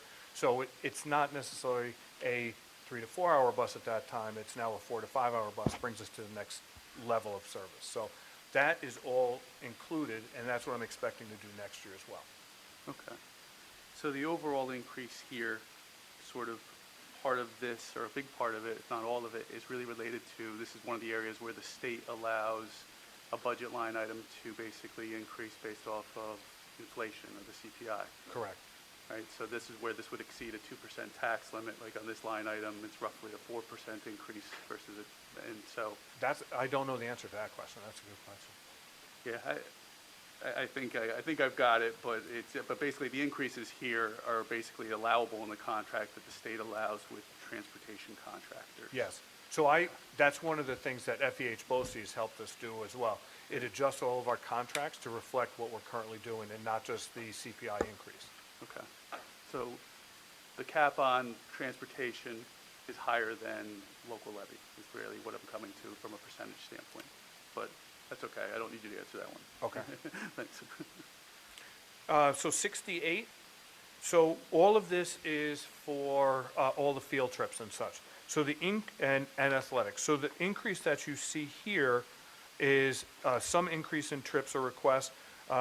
It also includes the 3.5% for CPI, because CPI will drive not only our summer program, our home to school, but it also drives our field and athletic trips increases for those 4 contracts that we have with Royal Coach. And we have been doing a greater number of coach trips, mostly because, not mostly because, but we are doing well driver-wise for home to school purposes, right? Royal Coach isn't necessarily scrounging around to get drivers for us just to cover our day-to-day stuff. It's the extended stuff. Longer field trips are difficult to cover if they're outside of home to school time, or athletic trips because of the times that they need to go as well. So that gets a little dicey for us. And that's what drives that increase. And are we just using JTR as our main? No, we have several. Okay. So what Clara does is when we get the request, she goes and gets proposals, Okay. price quotes from 3 or 4 of our vendors. The biggest problem we have is there's only about 3 or 4 vendors Yeah, around yeah. before it becomes just not, it's just not it's cost prohibitive because they have to travel so far, and they Right. build that into the cost of the bid for us. So. Okay, so it's pretty fluid at any one point in time, it could be so-and-so group needs something, hey, give me your costs, and then you just take the lowest bid on that. Yeah, so an example is, we have robotics, they went out with JTR, Yeah. right? So they went out for 3 days. We had another group that went out with JNR. We used Hudson Valley for the middle school yesterday. So, we're using all of them, based on what the prices that they're giving us. So it's pretty fluid, that's good. Yeah. That's good to hear.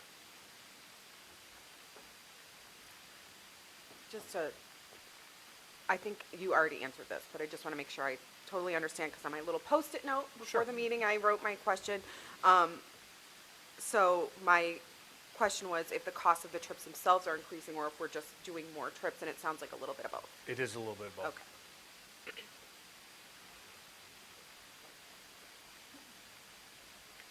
Anything else? All right, well, thank you very much.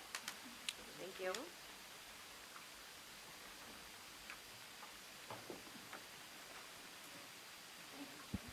Thank you. How are we doing, Madam President, with time? Let me see We're here. into the discussions with BOE, but we're kind of doing that as we go. Okay. Into athletics, yeah. Okay. So our next budget is our athletic director, Chris Herrera. So thank you, Chris.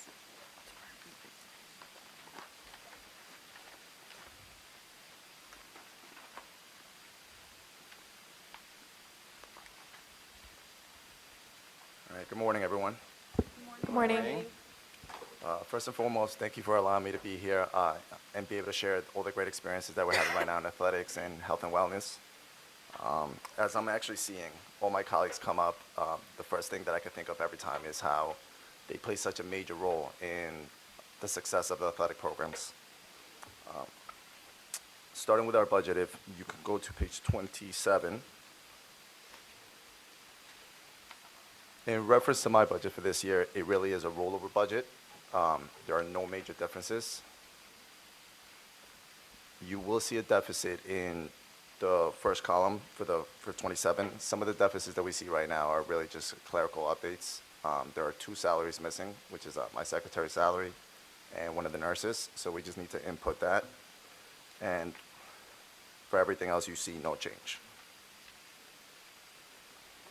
If you go over to page 60, same thing, it's a clerical update, which is health services that are provided for students placed in other districts. That just was not inputted in there. It's up $200,000, and that's where you see the major difference. So sorry, you will be flat to prior years. Yes, But right now, it's just because you haven't had, the information has not been included in here yet. correct. And Okay. it's just 2 salaries and the health and services, so we should be flat. That doesn't mean that there aren't really additions to the programs. So just to give you a little update, right now we have 65 programs that have grown kind of in the last 2 years. Among those 65 programs, I have 78 coaches. And to share a little bit of data, in these last 2 years with the programs, we've seen an increase in enrollment and interest of students. So from the last 2 years, we've grown from 790 students at the high school participating, now to 863. At the middle school level, we have 382 students participating last year to now 410. And what has truly grown from our program is the youth athletics. So now I'm overseeing an additional 12 programs at the intramural level, youth level. This is at Claremont and at Roosevelt. And those numbers have also increased throughout the 2 years. I've been able to increase these programs without really increasing the budget. So being very fiscally cognizant and responsible, structuring the days that students are going. So for an example, we had elementary basketball last year at Claremont. We saw great interest. We had 2 days a week, 2 hours a day. It was maxed out at 50 students. Right now at Claremont, we did that for 4 days, 1 hour a day, 20 students a day, so that grew to 80 students. So we went from 50 to 80, just moving around the hours and just being cognizant of the schedules.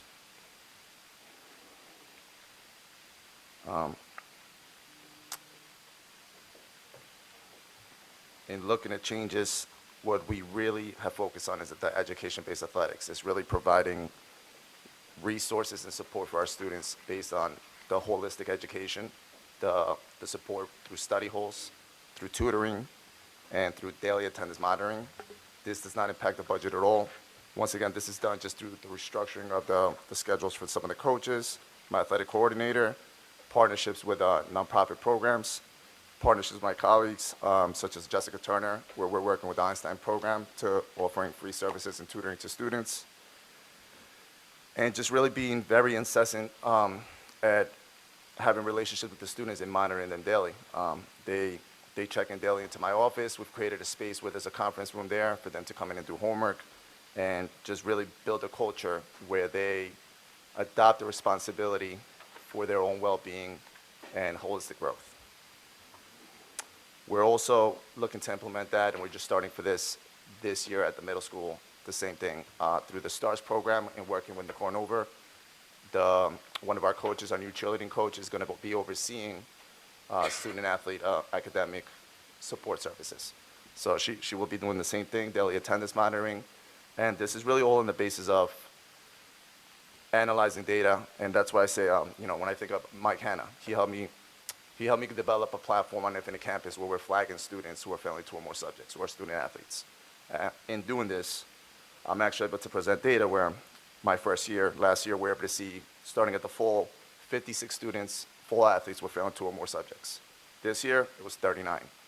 After the end of the fall season, we went from 39 students failing 2 or more subjects to only 9. Same thing, last year in the winter, it was 21 students. Now, this year in the winter season, we had 11. From those 11, only 3 are failing 2 or more subjects. So we were able to see really major success with the study hall program, the tutoring, and once again, just the one-on-one relationships with the students. As we see the success, we want to trickle it down to the middle school and implement it the same way, but we're doing it in ways where it's fiscally responsible, where we don't need to keep adding to the budget. Any questions? I just wanted to commend you on your creative use of resources and your dedication to our student athletes and making sure that they are really getting what they need in terms of their academics as well. That's really going above and beyond. It's very much appreciated. So I just wanted to give you a shout out there. Thank you. Thank you to all involved in that, Jessica, as well. Thank you. I think you really need to celebrate those numbers that you just quoted in terms of the changes, in terms of the number of students who were reduced in terms of that they're failing. So I really need to call that up a bit louder for sure. Appreciate it. Thank you. I do have a couple questions. Similar to my colleagues, I really appreciate all the efforts that have been made to kind of tie the academic and athletic experience together, and that's really great. And those numbers are fantastic. Question on the facilities and the study halls. Like, is that something that happens during school hours? Is that happens after hours? Is this offered every period? Are there space considerations? Like, talk to me about just how much we're able to offer, what we should be able to, and what we are doing now. Absolutely, that's a great question. As in facility use, we're very tight on space. So what I've done is, in my office, I have a little space in the back, which was technically, that space was my office. I moved out of there, and I created that a conference area to meet with teachers and coaches. That's the area where they come in during the day and check in, do daily check-ins, and do homework. So students were going there during the day all the time. I actually intentionally, my door was a wooden door that no one used to be able to see what's going on in there. Cut a hole in there, glass. All the students are able to see other students working in there. So I feel like that's created a culture of wanting to come in. So they're able to come in during the free periods daily. We are monitoring them, so when we see that they're struggling, we ask them. We don't make it mandatory, but the study hall for any student who's failing 2 or more subjects is offered daily from 2:45 to 3:30. I restructured my athletic coordinator schedule so that he has to be present during that time, and that's when when they're coming to study hall, doing homework, checking in on them, and really during that time is where we see the attendance reports. During this time is when we send the attendance reports directly to the coaches, and they're aware if anybody cut a class, is not attending. And once again, I don't have this data, but Latoya has it. We met together where we've seen attendance just in the fall alone has been amazing. A lot of students who were chronically absent attending every single day. So I think the structure really has gotten our students to come in. So it is every single day study hall after school in one of the classrooms. So, and I guess for students that are failing 2 or more subjects, they're sort of strongly encouraged to come into those sessions and do those sessions. I guess the sessions during the day, like for the number of students that need it, right? Are you able to accommodate them in that space, or is there time where people get, the room's too tight to add no more people? Like, how many students will you have in there typically in a day? And it sounds like half of an office space, so I'm just curious. 100%. So per period, I would say between 2 and 5 students. Okay. If it does get a little crowded, they tend to, on their own, just go to the library. Okay. That's helpful. And you said at the high school, how many student athletes do we have total? Participating for this year, Yeah. well, so I don't know the exact numbers this year, but they have grown in the fall and the winter. I'm still waiting for spring, and it's projected to be more than last year. Last year we had 863 in total participating. The year before that, 790 at the high school. Okay. It sounds like space is needed for this just based on those participation numbers and the small number there, but okay. Really appreciate that. I guess with the reduction in intramurals, you know, and I know you've made a lot of efforts to sort of expand beyond those that are just in the sort of high school varsity or junior varsity sports track, right? And I think we had some tournament days at the middle school during holiday breaks. Like, are we able to offer any sort of intramural activity, perhaps even at AMD in the high school, for students that aren't necessarily falling into the varsity programs? Like, we know certain programs have high amounts of cuts. We try to put them into other programs, but is there any sort of ability for a student that's not on the track to be a varsity athlete to participate in the district? Absolutely, that's a great question too. Okay. So I've been data-driven. It's kind of what I've been doing, and while being fiscally responsible as well. Like I said, without raising really too much of the budget. So what we have, the only thing we've offered right now at the high school has been soccer, and it's been driven by the student interest.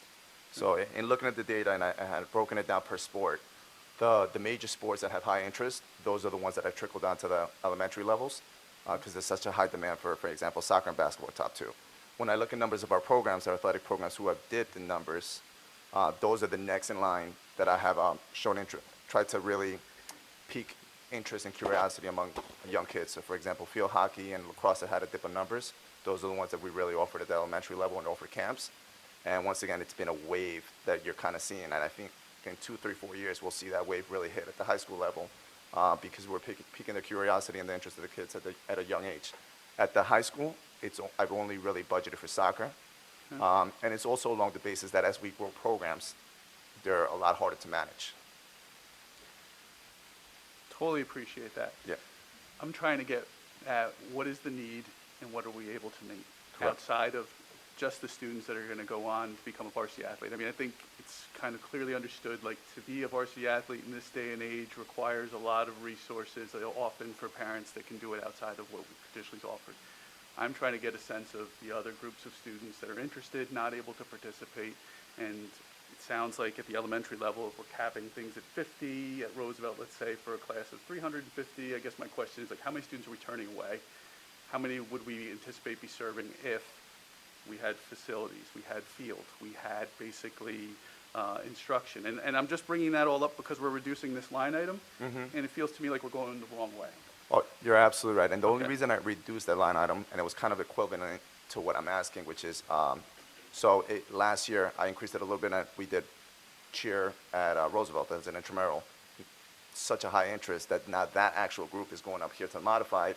I'm asking for a modified cheerleading program. While asking for that modified cheerleading program, I really cut in that intramural program. The only thing I actually cut was a supervisory role that in my mind, I'd rather oversee, supervise, let go of that money, and ask for a cheerleading program here. So that's kind of how I equated it, because at the same time, like I said, I want to be as fiscally responsible as possible so that when I am asking for something, I want to have the data back it up. Sure, no, totally appreciate that. I guess, how much are facilities part of the challenge in terms of providing services beyond the student varsity athlete track? That's a big challenge. Because I can tell you, just alone, I'll give you an example. With our soccer, we're turning, our soccer interest is huge. We have a varsity, a JV-A, JV-B, 2 modifieds, and still we're turning away kids. Kids are getting cut. Where other programs, like Scarsdale has a varsity B. I would love to add a varsity B program. We don't have any field space use. Everything is maxed out where we just wouldn't have anywhere for them to practice or play. I know in our projections, ideally we would like to have an additional field, other spaces, and if we did have it, absolutely there would be more opportunities for intramurals and for middle school and varsity programs. I guess, you know, I hear the challenges and all. I guess the ask I'd have is that, you know, as we look at this line, if there's opportunities to, let's say, leverage a community field, like, let's say, Nelson Park or Snowden, or any one of these ones in the town that we could provide supervision for if we had access to the field, would we offer something in the budget to maintain in order to basically do that? And I know that presents challenges of supervision and nursing and all that kind of stuff, but it just seems like we have a large number of kids in the community that aren't able to be served by our programs, and I'm not so sure there's programs in the community for them either. So trying to get my head around it. It's a big question, but I see this reduction, and I just say, could that 13,000 be used in a temporary measure to increase access for someone else? Absolutely. Okay, thank you. To go off of Frank's question, you don't have to answer this right now. It can be an email or whatever. Okay. I'm curious what opportunities kids with access needs have for sports. Is like, first, I'm quite curious what age the intramural sports start in elementary, and then also, do kids with disabilities, access needs, have the opportunity to participate? And I don't mean like, yes, they can participate, but they will struggle because there isn't adequate support for them to actually be engaged. Like, can they really participate? No, absolutely, and I'll answer that right now. Because it's a great question. We're at the forefront of that. We have unified and pioneer programs at the high school level, and they've increased this year. So we had unified basketball and soccer, pioneer basketball, where students with special needs were participating in. I added bowling last year, and now we're fully into bowling. We doubled the program of bowling. Because we're at the forefront of it, we just held a youth leadership summit at OHS where we had 15 other districts come in and see what we're doing so they can start adding their program. So I'm working in partnership with the Special Olympics for this, and because we're at the forefront of it, they've actually given us some grant money to work with to really provide the adequate resources for them. Now, in working with Kim Mauricio, our next step, so everything I've been doing is from the varsity level, backtracking back. So now we're working together here at AMD to start the same exact unified program here at AMD, and hopefully within time keep going backwards. And that's kind of what the intramural programs are, in assessing the varsity and JVs and the data. That's the first thing I stepped into, was starting at Roosevelt, trickled down to Claremont, and essentially, I'd like to keep going down and down to Brookside and just have all these programs in alignment as time goes.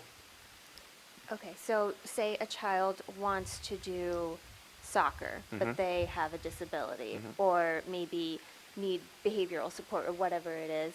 Could they do intramural soccer and stay there, or would they have to go into this unified or pioneer program? No, they could absolutely do the intramural soccer. What I do is I partner with Kim Mauricio, and we've been working together where she'll get the right services and the right support for that child at that moment. Yep. I just have a quick question. Yeah. Thank you for this presentation, and I appreciate you opening up, highlighting health and wellness as one of your responsibilities to supporting the athletic department.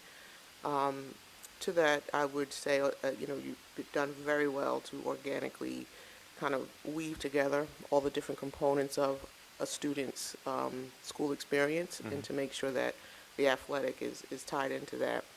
When it comes to supporting health and wellness of student athletes, would you say this budget is able to adequately achieve that? And I'm talking about head-to-toe health and wellness support for student athletes and their experiences, and how that might impact them as well. Would you be able to speak just a little? You don't have to go into grave detail, but I'm wondering if the budget as it exists is able to continue supporting those needs and as they come up. I feel that it has. I oversee the 16 nurses. I touch base with them, and I think we've had a good grasp on everything right now. Like I said, in being able to partner with nonprofits. So a perfect example is starting last year, in the middle of last year, and we're continuing this year. Every single season, students receive free EKG tests for irregular heartbeats, cardiac results for any heart issues. So I guess what I've been trying to, I think we're in line with it, and really it's just being creative about working with different programs, and as we've done that, I haven't really needed to add to it. So I think we are good right now. We're in an adequate position where we do provide the right services, and once again, with our counselors, with other programs, with Kim Mauricio, like I said, we have a pantheon of administrators and people that are working together, and I think that's where, with their support and us working together, I do see that the budget that we have right now does give all the support that we need through health and wellness. Okay, thank you. To that point, you talk about utilizing data a lot, and just kind of having connections with other crucial staff to be able to support student needs. If there's any type of impact to an athlete's mental health as a result of their experiences, are there ways for you to identify and support that as it exists within the structure that you have in place right now with health and wellness? Chris, you may want to talk about the work that you're doing with Dr. Lopez right now. Yep. In regards to the mental health grant and supporting the athletes. So that's the first thing that just came to my mind right now, is that, as you're saying, I feel like a lot of a lot of it is data, and a lot of the things that, a lot of it is not data. It's kind of, just building that culture with students and getting the pulse of what's going on with the teams, with the programs in school. And one of the biggest things I've seen, I guess, is substance abuse in school. And same thing, with Dr. Lopez, we just partnered with a program called Substance Free Athletics that I'm looking to start right now in the spring, which is just creating awareness of the effects, the physical effects on the brain and on the body for students, and having them learn this and letting them take the initiative of embodying it and celebrating being a substance-free program. So that's kind of, it's more like getting the pulse of where we're at is the way I've been able to see it beyond the data. And same thing in relation with talking to the building leaders. We kind of meet once a month and discuss what we see, and that's a perfect example of something that we see. Went out and found a program. We have it through a grant for a multitude of years, and that's where we initiate that grant. We work with these programs, and if I really see the data once again, seeing that this is very beneficial, that's when I'll come back in front of you guys and really ask for that money to continue that. Perfect, thank you. Chris, just help me out here. There's perhaps something that I glossed over here. On the intramural, can you just clarify why that's going down? In terms So what I did is I only cut it's not programs. I had funded, which was supervisory roles, really to oversee the intramural programs.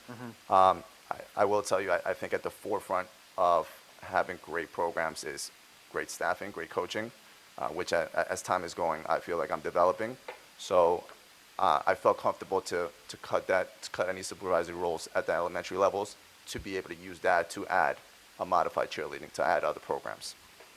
Would it, I don't know if this goes along with what Frank was asking before. I almost wonder, because I just feel as though, and this, I could be wrong on this, that the earlier we engage by way of age, I think the more likely it is that child will feel like they're part of an inclusive after-school activity, sport, whatever it might be. Absolutely. In this area. So I'm wondering here, is there something that could be done rather than taking from one to pay for the other? And I know this is perhaps something that, you probably may have thought about, but just love to get your opinion on what could we do from an early engagement. I just think that that's probably more universal for any kind of activity. If you wait till later, the barriers to getting in are much higher. Yeah. And I'd rather kind of lower those barriers so that kids can find that level of interest at a much younger age, so they continue to explore or try to maintain what it is that they find an interest in, versus reducing that. Does that make sense what Absolutely. I said? I know there's a lot when there. you're saying that, are you thinking like at first, second grade, kindergarten, to go to like the Yeah, I mean, younger just buildings? something just to kind of like start the engagement early, because, I'm just saying this because I heard this last year, and I'm sitting in the district equity committee meetings, that, by the time we get to, you get to fifth grade, and a lot of stuff's already determined because people have already been, there's like programs that kids can go to that are like, they're like CYO basketball and other types of sports, but not everybody has that access to go to that because there are transportation issues and what have you. And we're in kind of a unique position, just because of the fact that we provide that. To the extent that we're able to do something a little earlier versus trading one for the other, that early engagement, I just think is just such a critical need for the kids in our school. So. And I completely agree with you on that. That's why my eagerness, when I first came, we didn't have any intramural programs. Yeah. That's my eagerness, is to start at the younger levels. That's why we've gone to Roosevelt, to Claremont. The truth is, why I haven't dipped into Brookside yet is because our physical education department really does big setups there. So the gym is not really available. I know it's space afterwards. issues. It's spacing issues over there. So that's why I was hoping with facilities, with everything that's coming forward, that's something that we could start putting, into it at Brookside and at Park in the future. Yeah, If I and can add to address that point in particular, I think being able to liaise with your park, sorry, I'm in teacher mode, I forget, I'm at a meeting, okay. I think the ability to liaise with the Parks and Recreation Department here in Ossining, because that is also, interscholastic athletics starts in 7th grade, right? So, and before that, typically there's a partnership between recreation and towns and villages, as well as the school, and/or the addition of an intramural program or just even after-school clubs. So along those lines, I mean, I have to, Chris' second year, I have to give him a lot of credit. There were four actually big shout-outs here. The increase in access for students with special needs, the attention to academics, the fact he gave up his office. It is true, if you visit the high school, it's going to be part of my tour, you will see that. The collaboration with Jeremy Dukos, who, by the way, has also done that. You'll find Jeremy and others with their counselors on carts because of the lack of space. So, and increasing student numbers. It's a comment I made when Kate gave her board presentation, that sometimes the thought that I'm going to play a basketball game tonight is going to make me very excited through pre-calc or like American history, or the fact that I'm going to sing in that play. So I love the board's questions around supporting the academics, supporting the scholar athlete, supporting students with unique learning needs, and expanding, even when challenged with facilities, numbers for kids. That's to be commendable. So again, great questions, and I think we want to encourage, Chris, to your point, reach out particularly to see what's the synergy between Parks and Recreation here in Ossining. Yeah, I mean, I think there's definitely a big opportunity there. I just really want to make sure that the earlier we go, the more likely it is, I think you'll have engagement throughout. Because when Frank was saying, we just don't think there's enough kids that are, they have something for them, I just think when you get to a certain age, that it's almost like if you haven't been included earlier, you're not likely to be included at later for whatever reason, because one, you haven't been upskilled for it, you haven't been given any skills for it, you haven't been given any exposure to it, and that's where I think that's problematic for that. But just one more thing. I'm sorry, I know you want to say something to that.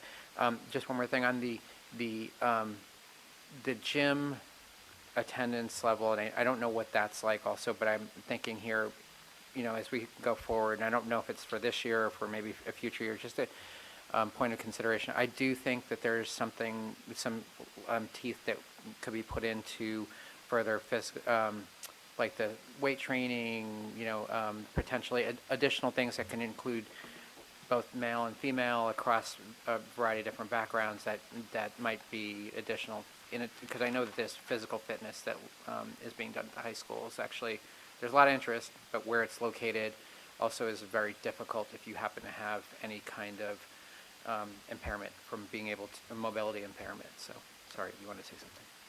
And I just want to touch with that. You're absolutely right. And that last year was the first time we incorporated, just as a PE class, strength and conditioning, physical fitness, and that has like quadrupled. Students Yeah. are all interested, and like you said, that's with the subpart fitness center that we have. Yeah. If we were really to elevate and get a new one, I would see that exploding with students wanting to be there. And honestly, once again, I think it would bring a culture of care where I had site visits to Greeley, to Mamaroneck, where you would see staff in there working with kids and talking with kids. So I think updating that facility, it would be a game changer. Yeah, I mean, updating the facility you offered, this isn't for now, but I know we're looking at a facilities plan, but even things like yoga, Pilates, whatever the heck it is that might work, that just brings in more students in there. Again, just around engagement is important. Go ahead. Absolutely. Sorry. So I agree with the points about and I'll be brief because I know we're trying to move on here, but I agree with the points about trying to move down to the elementary.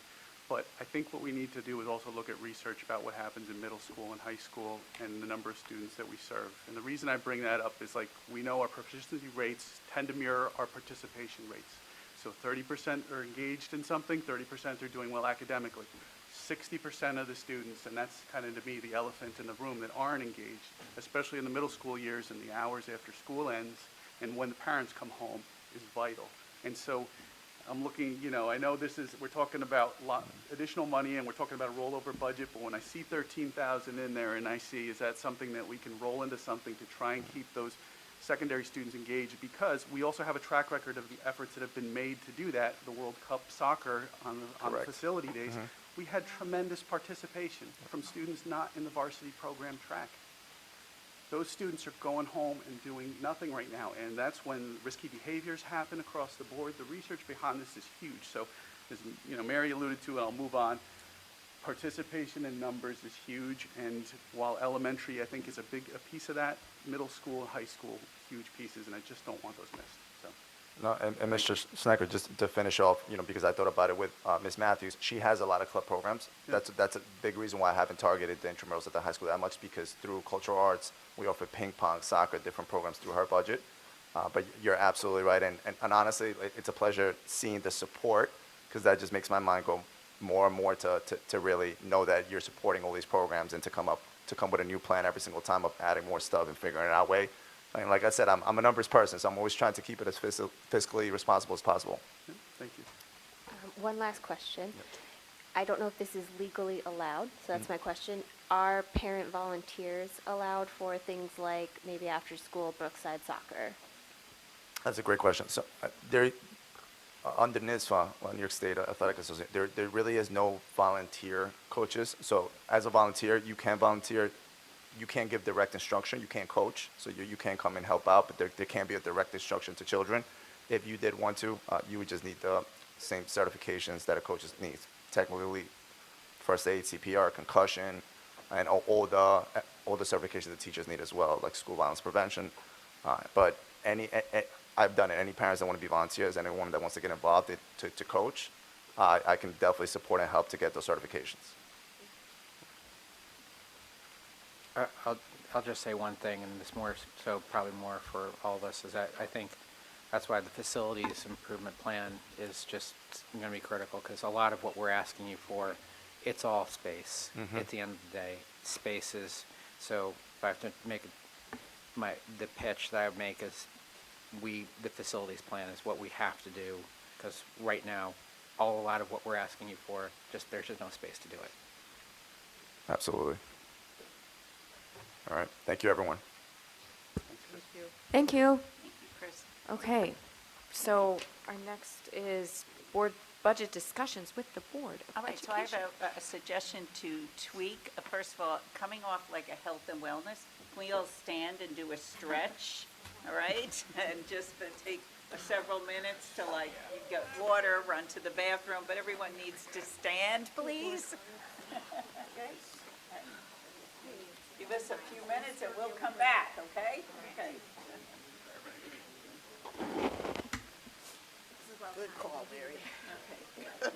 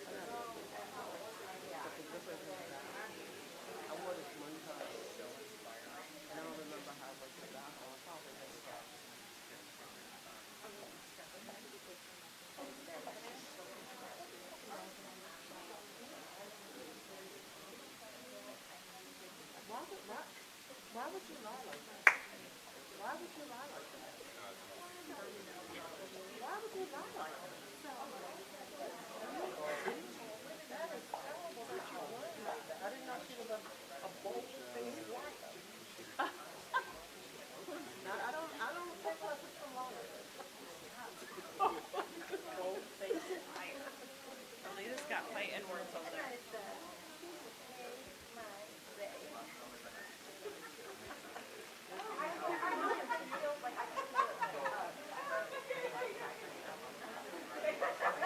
Melissa, how's everything going? And we always do. You could be asking me that in any regard right now in my life. I got a sick dog that I was tending to the past week. Yeah. Okay, I will.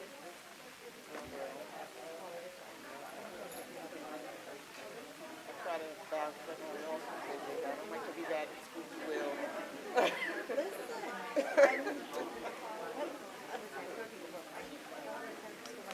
Right. Real awkward position right now. Right. That question. Right. My husband has a face. Right. Like I'll email, and I'm always very conscientious, right? But I was showing her, I don't know the difference. Because I would ask the question and she was, Yeah. I'll reach out. I do have a couple of questions. yeah, so just, reach out, let you know, whatever it is. Thank I you. have a parent I know, I have a, absolutely, it's a, it's not here. All right. Just to answer questions, to be thoughtful, to go through the process. Yeah. I just want to ask, let me know how this is where we're Right, at, right, really. right. And that's what I like. I just, I just want to gauge where, what's realistic, what is it,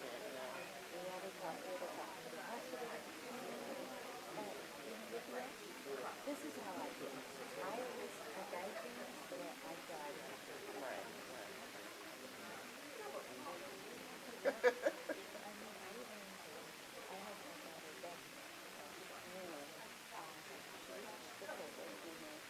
yeah. Right.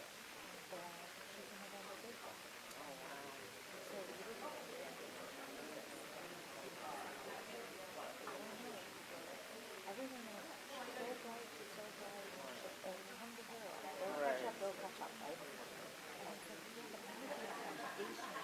Not foundation because I don't even know how to get these things. Right. These are foundation because of the interaction and her learning. Right. And I said, I really feel like we should put it in.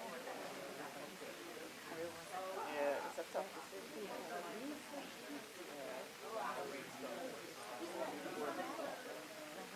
then I said, I said,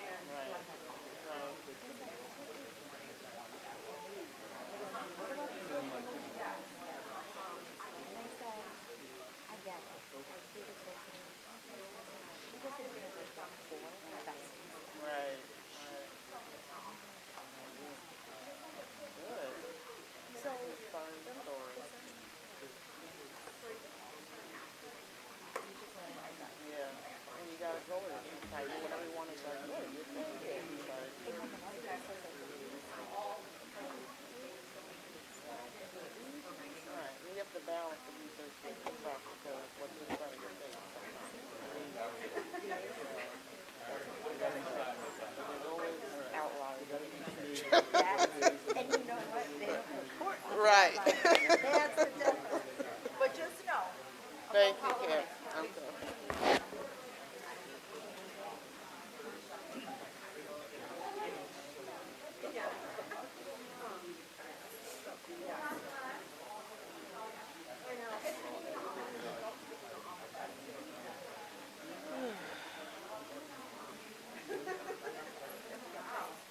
My vet called me with some good news for my dog, so I'm feeling a lot better. But she's 10, she's so she's getting to that age where every little thing is like, oh my gosh. And my daughter, she has so much anxiety, so she's like morbidly preparing.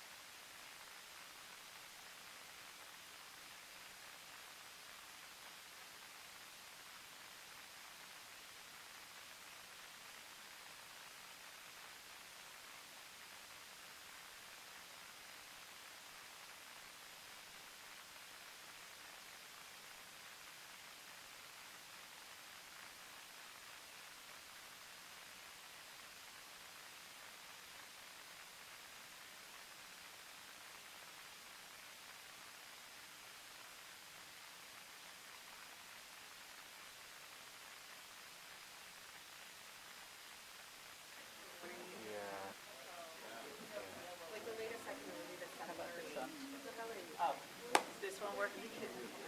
Okay, thank you. Hi, everybody.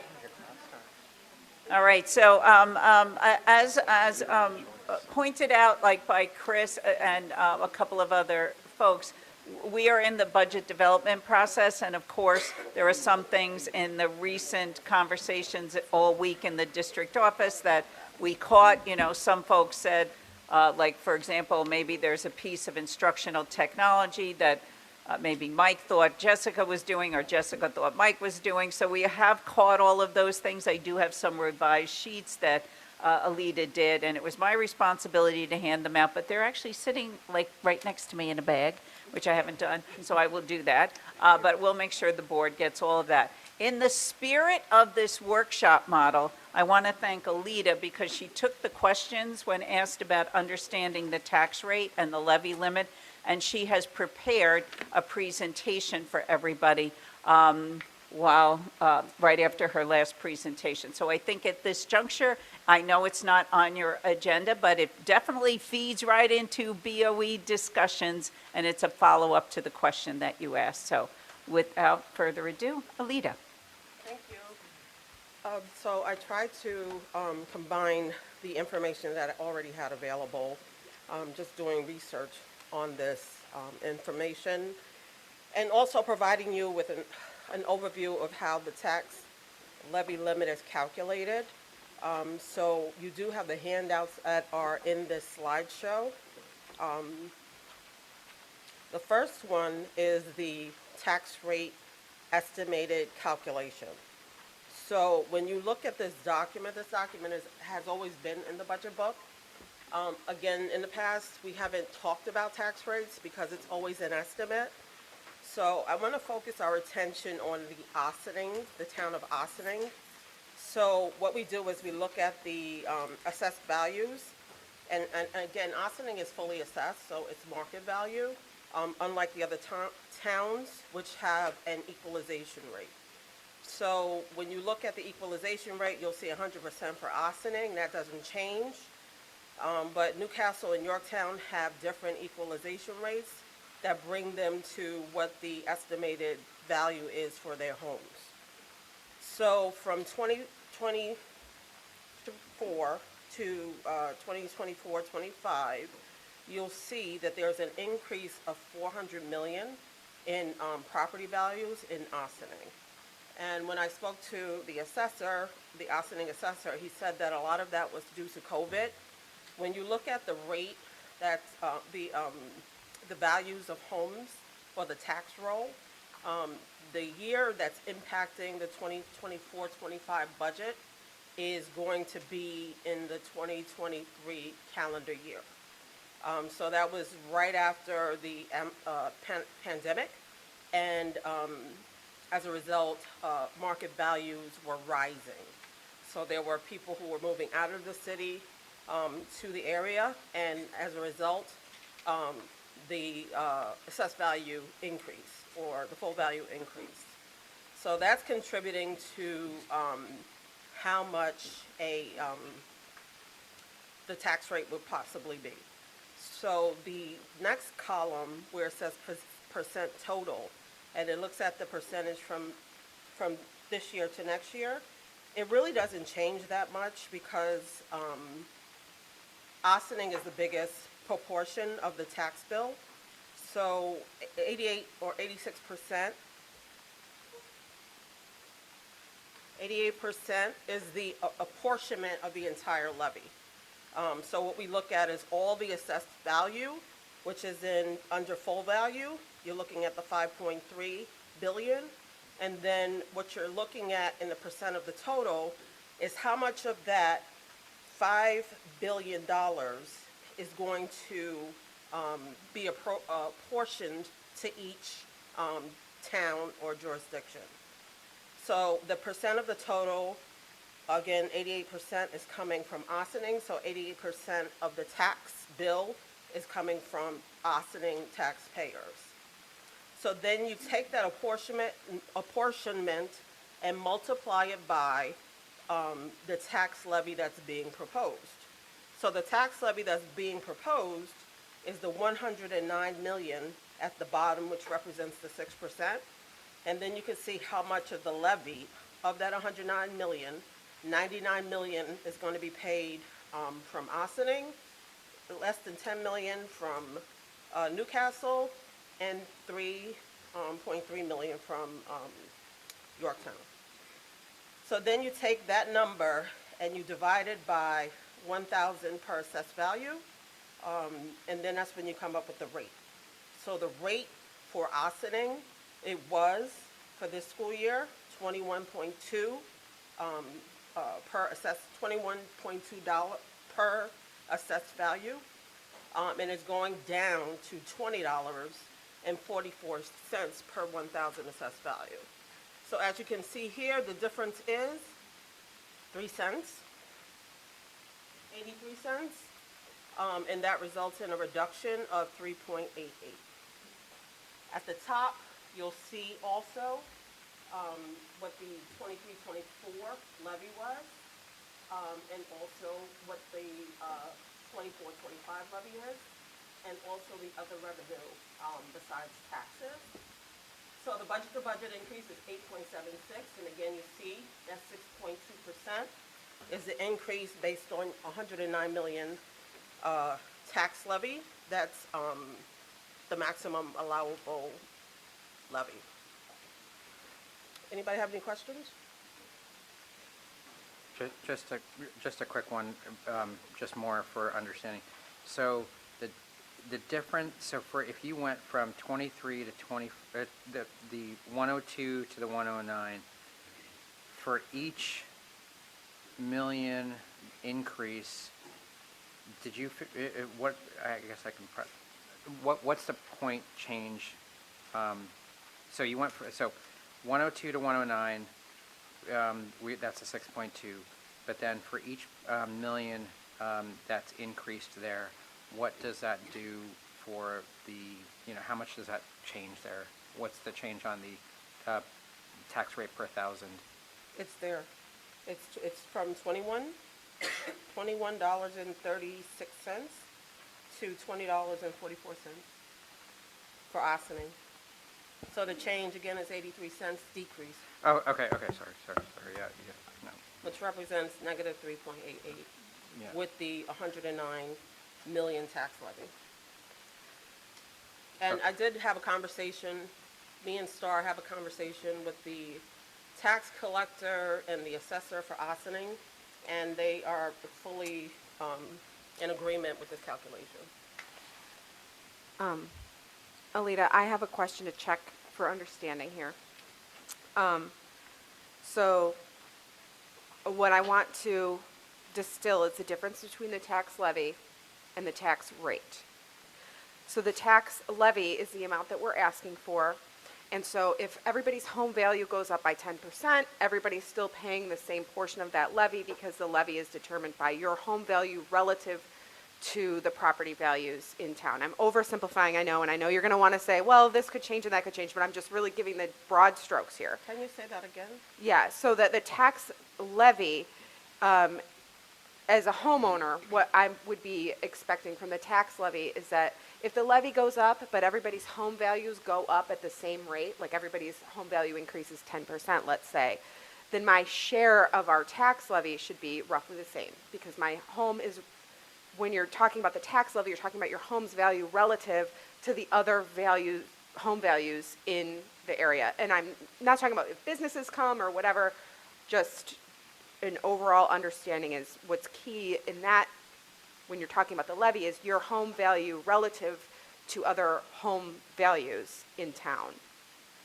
But with the tax rate increase or decrease in this case, what we're talking about is the levy per your own home's value. So if your own home value increases, but the tax levy stays the same, your tax rate will decrease because The tax rate doesn't change. Your bill changes. The tax rate is not going to change.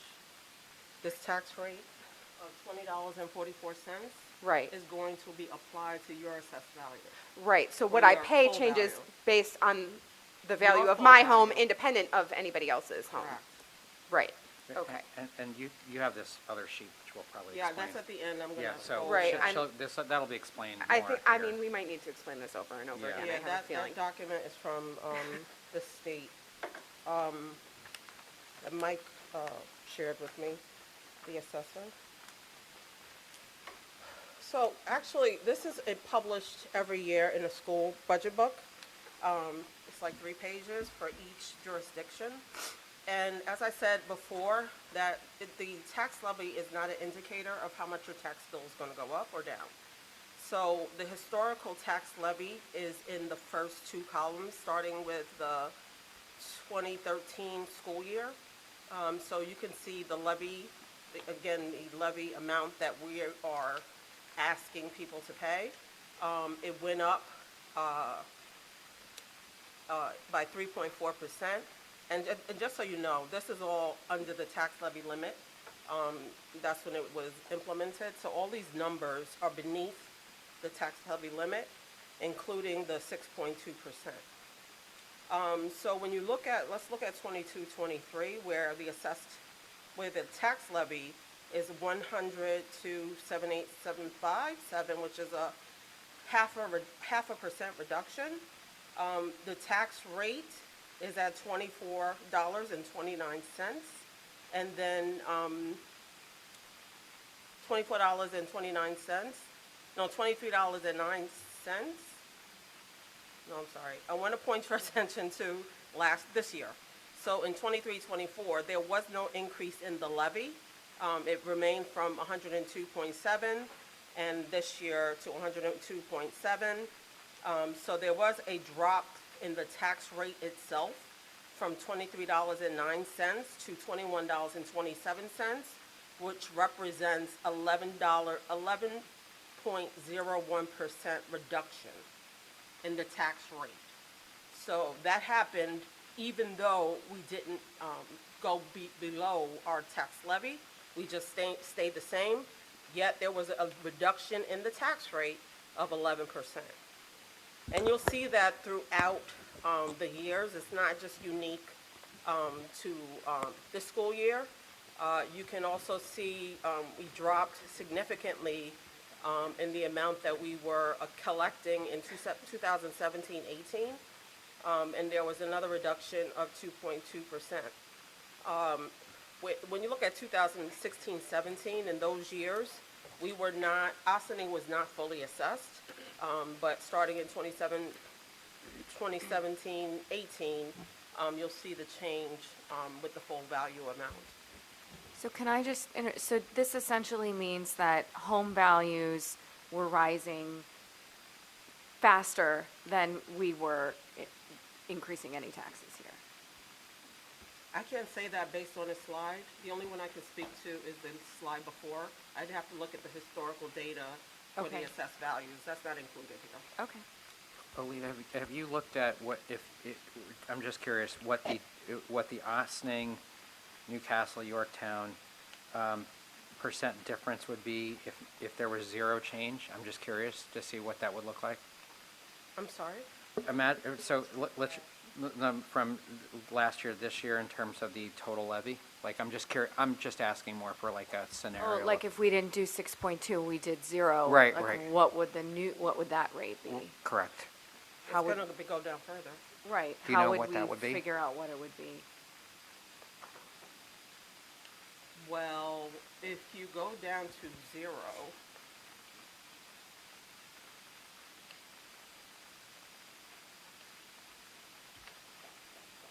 if you go down to 0, that's $6.2 million, right? Because you're not increasing the tax by $6 million.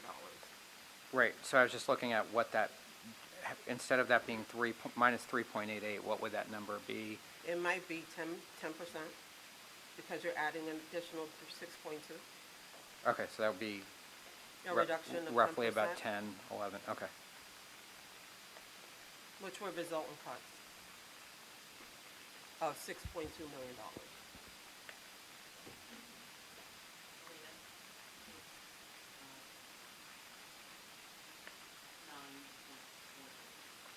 Thank you. That would be the total net, and, okay. 9.49, you said? As opposed to 3.88. Yes.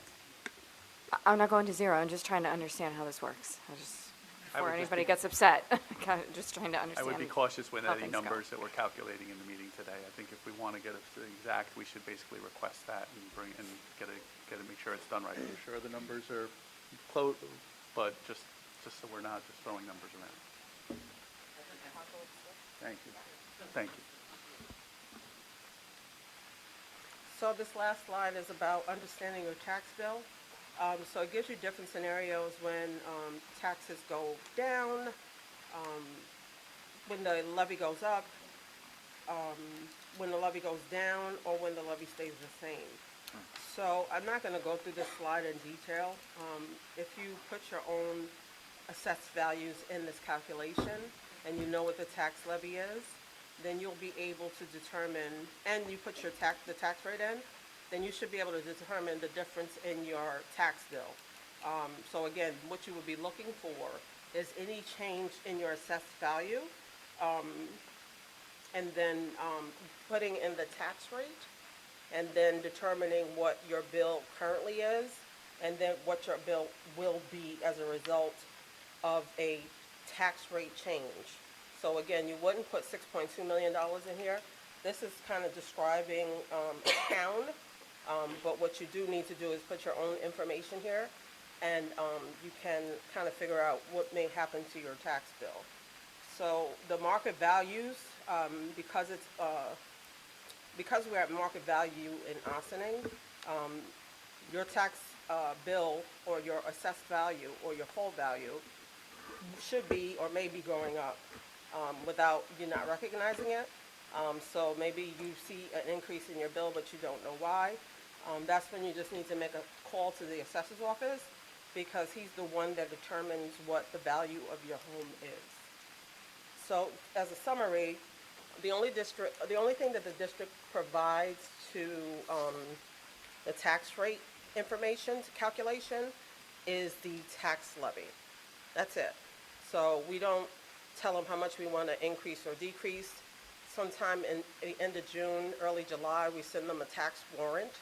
And then the tax collectors get together, take the $109 million number, determine how it's going to be apportioned among the towns, and then they come up with the tax rate, and that's the rate. So that's why we're cautious about discussing tax rates, because it's the only thing that we have control over is the levy amount. And that levy amount is the 109 that we're proposing, which is in addition to the 6.2, which is the additional 6.2 million. So it's important to discuss it now, even though I'm always reluctant to, is because the sticker shock of a 6.2% increase. First of all, people will think we're trying to do an override, which is not accurate, because they assume we can only stay within 2%, which is not accurate. So again, for the record, 6.2% increase, which is a $6.2 million increase in a levy, will result in a negative 3.88% in the tax rate. And then if your bill changes in a way that you don't understand, then you could take this document, and there's also a website associated with it. It's the Department of Taxation, New York State, and it gives you further information. But it would be impossible for me to evaluate everybody's bills. And you can also call the assessor's office. So if you have, does anybody have any additional questions? Oh, I'm sorry, one more. This is a tax levy limit calculation. So this was what was reported to the state last Friday on the due date of March 1st. So you can look at it and try to understand it. But when you look at what you need to pay attention to is the exclusions. So you can see that there's an exclusion of $12.4 million that's represented by capital. So the capital includes the rent for 400. It includes the debt service that we're currently paying. It includes capital projects that are in the transfer to capital line, and it also includes EPC payments. We have two sets of EPC payments, 2017 and then this school year. So all of that is excluded from the tax cap. So there is a small exclusion for ERS that I talked about before, because it's increasing by more than 2 percentage points in the employer contribution. So that's $10,000, and that rate is calculated by the state. So that's already pre-populated. So you can see that our adjusted tax levy is 109 million. Again, that's what's allowable. The only thing I want to point out is that 106 million. I don't know where that number came from. I think it was just. It's going to be updated because we haven't established the levy yet. So that number will change. I can go back into the portal and change it when we confirm what the levy is going to be. So just to clarify, the 6.2% that's being proposed is that 109 maximum number. So Yep. you are requesting the full that you can. Okay.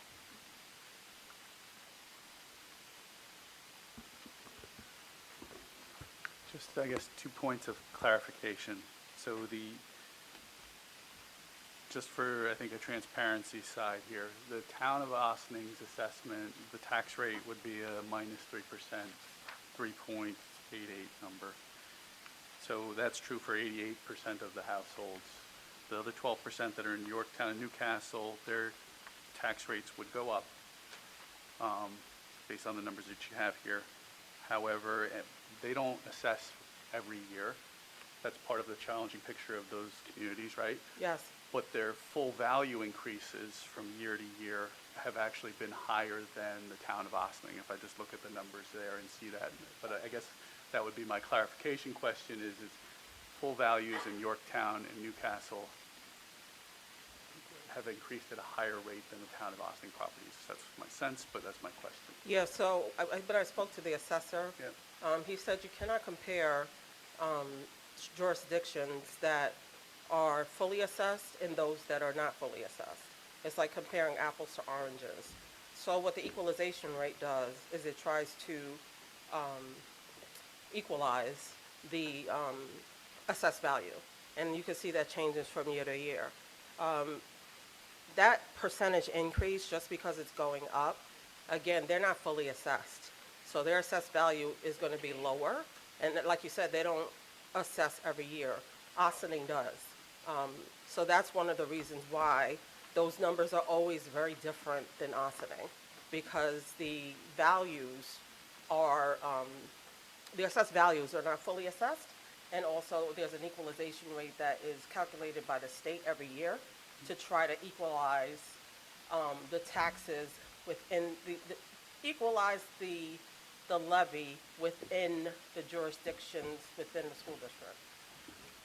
Right. I'm with you. My question is full value, full market value at the end of the day. That is a statewide number basically for each community at the end of the day that I believe is more apples to apples than not. But I guess my question is when we compare the full values of Ossining, Newcastle, and Yorktown, and you look at the year-to-year changes there, it appears from the numbers that those Newcastle and Yorktown's properties in full value have increased at a higher rate than the town of Ossining's. And that's what I'm trying to wrap my heads around. So for those homeowners there in those communities, their properties have gone up more in full value than the town of Ossining. That's all I'm trying to really establish. And I think the numbers support it. But if I'm making a mistake in saying you can't really compare full value in Ossining with Newcastle and Ossining and Yorktown, I'd like to understand that a little bit better. That's what I've been told by the assessor, that Yeah. you can't compare it because the only way you can compare to Ossining is you have to look at a town that's fully assessed. And she mentioned, do you remember Star?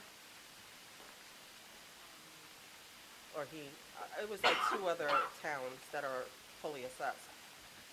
I wouldn't know what the assessed value is because it's not part of this calculation. I mean, the market I'm not value. asking about the market value. Yeah, is what asking, I wouldn't know what the market value is because that's not, I don't have a way of knowing that. I don't have a way of knowing that. That's not full value then. That's what I Full, think. what's here for Full value, that's what I'm trying to For drive at. Ossining is full and market value. They are used, I Okay. believe, like you can use it, it's the same language. Okay. It's basically, you're paying the value for your taxes as what you would charge or how much you would sell your home for. Whereas with the Yorktown and Newcastle. Yeah. You would have to have your home get a value, a market value from an independent company or the people who haven't bought a home in a while, but the people who look at your property and tell what it's worth to be on the market.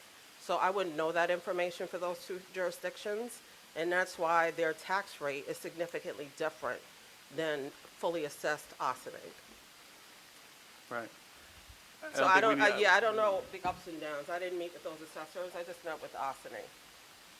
I can meet with them to speak to what the tax bill will look like for those jurisdictions. I can submit the question kind of after. I'm not putting you on the spot now. I'm trying to get at the full value in the chart. That's what I'm trying to get to. Yep.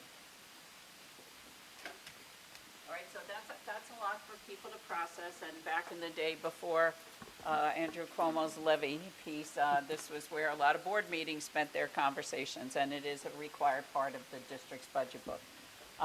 So I'm just going to make a little tweak on the agenda because Dr. Mara has a job fair. We have a ton of people who have scheduled to attend, and that need to be interviewed. So if you don't mind, I'm going to allow his part of the budget is very short. If you don't mind, I'd like him to present before we break for lunch. Right, Dr. Mara? Sure. Thank you, everybody. So,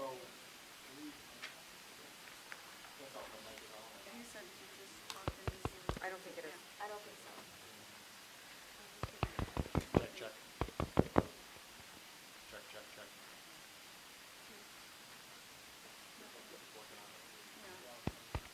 Let's do it. Good now?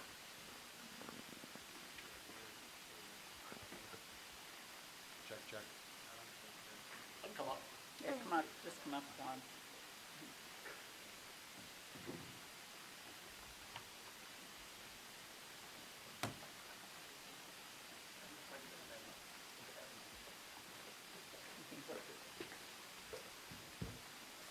Feel like a principal again. This one's a little taller, Dawn. Okay. Good morning for one more minute. First, thank you for, everyone at this table has been really incredible. I've been here for 8 weeks? 8 weeks? But in HR world, it could feel a little bit longer, but I'm having a great time. It's been a wonderful, wonderful transition into the Ossining School District, and the folks at the back table have been incredible. All the schools, everyone at 400, and the board, of course, so thank you so much. I'll draw your attention to page 12. So human resources is involved in everything, in every page of this budget, because we're here to support the needs and, to stabilize and support from a philosophical level, from a staffing level. So really that's our goal in human resources. So I'll draw your attention to some things that I feel are important for the board and the community to be aware of. In staff development, 1430-400, in the benefits component, there are some things that we would like to, Alita and I would like to incorporate as it relates to staff development specific to the buildings. One of our finance platforms, WinCap, we would like to utilize that with one of our consultants to really bring that more to the building level and equip building level administrators with some of the tools and resources that WinCap has to offer. So that's something that we'd like to incorporate for next year. And what that allows folks to do at the building level is have accurate staffing lists, projections, position codes, a variety of things that can be at their fingertips that we want to make sure that they have, that they feel empowered to be able to do. We also have some advertising expenses in there, and that relates to job fairs and a variety of other things that we'd like to get more involved in next year, both virtually and in person. Some of the job fairs that I'm looking forward to attending are through Mercy College, through LIU, and a variety of others. Some consultants in that code are really specific to any medical or arbitrators that we need to utilize. The district needs to utilize if we're looking for an opinion from a medical professional or the need for arbitration. There's a decrease, pretty significant, 10,000 in BOCES. So as Roger mentioned, there's been migration to the cloud in a variety of aspects of what we do. So in the past, the district had paper copies, most districts had paper copies of personnel files, whether they were former employees, retirees, and there are obligations to retain those files for a specific number of time. In Pleasantville, we called them a little bit morbid, but we called them the tombs, and we would go down to the tombs to obtain personnel files for folks that we needed to take a look at. So those have been digitized through BOCES, so now they are in the cloud. If we need to access a personnel file from a former employee, a retiree, what have you, we have the ability to access that via BOCES, which has been great. So that upfront initial kind of migration to the cloud was a pretty significant cost, and now it's more of a maintenance component. So aside from that, this budget is, from an HR perspective, is pretty simple. I have an incredible department, and I'm so grateful for all of them. It's been a great transition. So I'll take any questions on the specific page. Just a quick question Sure. related to the digitization. And I'm not sure 8 weeks in you're going to know the answer to this one, but I'll just throw it out there. Like, have we really reduced the amount of space of like filing and things at 400 that we may have had, or is that not seen yet? Like, are we anticipating getting any change in space by the digitization of records? It's a great question. I don't have the answer, but I know that that's part of the goal. And I know that obviously utilizing 400 in a variety of different ways is a big aspect of what we're trying to do. I can get that answer for you though, Frank. Great. Yep. Quick question for me. I know you mentioned that a lot of the advertising and the other expenses goes to like outreach and recruiting, and you have a job fair you're going in today. Would you say, like, I know you said everything you do is pretty much filtered throughout the entire budget, but as far as efforts for obtaining and retaining staff, is that built into like the salaries, staff salaries in terms of efforts around that, or could you speak a little bit more? I know you're as it was said, 8 weeks in, but to how that impacts the budget, your efforts to kind of, diversify your outreach and also. I think, yeah, I think outreach, some of that is involved in the job fair component of what we do. Some of it is social media based, some of it is word of mouth, right? There's a variety of kind of ways to recruit. But I think the number one thing, and I said this in my interview, and I'm going to say it again, is the number one thing we can do is create a great environment for teachers and any employees to work in through culture, through facility, through the way we operate, through interaction on a day-to-day basis, through support. So that's really, from my perspective, that's how you retain. I can help because you're missing a piece that we worked on together. Okay? I know that we talked about the difficulty that we've had in the past with securing security aids. So I know that you put a number in the budget Sure. for the vacancies to make the position more attractive based on the contract negotiations we have with the support staff. We also differentiated between the types of teachers from the vacancies and how much we should budget for those vacancies, depending on their area of certification and how difficult it is. So we looked at different levels of dollar amounts to make sure we attract teachers and also other staff. So there's the non-dollar amounts, right? There's the things we can do on a day-to-day basis, but as the leader referred to, there's also things from a strategic standpoint that we can do. So high needs areas, we discussed allocating and budgeting for a higher number, right, to be competitive in terms of salary and entry level, bringing in teachers that are challenging to find from a certification standpoint. Also, we are looking to not necessarily utilize contractual agencies or employees. We're looking to hire internally, which Alita spoke to, and specific to like our security code. So utilizing our own security folks, and how you do that and obtaining a list of people who are interested is by having an attractive hiring package. So that's something that we can hopefully recruit and retain based on that. So contractual, of course, is a big component in what we're offering and being competitive, but also on the day-to-day basis. So I see it's multi-pronged. When hiring, do you prioritize people who have gone through the Ossining School District and now want to teach here, or are they kind of weighed equally? That's a good question. I haven't, there's only a few folks who I've actually interviewed that have been, come through the Ossining School District. That certainly helps to understand the culture, right, around, what they're walking into in terms of, the building, the community, the values, and hopefully they're familiar with the long-term plan and where the district is trying to go. So I think it can't hurt. I think it's a cool thing to hire from within, or so to speak, because you have your alum. I don't say it would necessarily be a determining factor, but I think it would be, doesn't hurt. Yeah.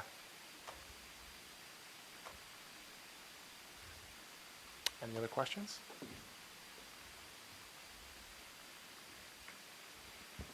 I do have a question. Sure. It doesn't have to be answered today, but I know that there are positions that we've struggled to fill all year long. I'm just wondering what's the approximate amount of those positions, and then have those positions been included still in this upcoming budget? Yes, there are a few positions that we're very close to filling that were vacated very early in the year at a pretty difficult time, from what I understand. That August, September time where you don't anticipate last-minute vacancies. However, we are getting much closer in filling those, and they are a part of next year's budget. Regardless of as they're filled or not, they're required. Yeah, based on enrollment or based on a variety of other factors, they're required positions. Thank you. You're welcome.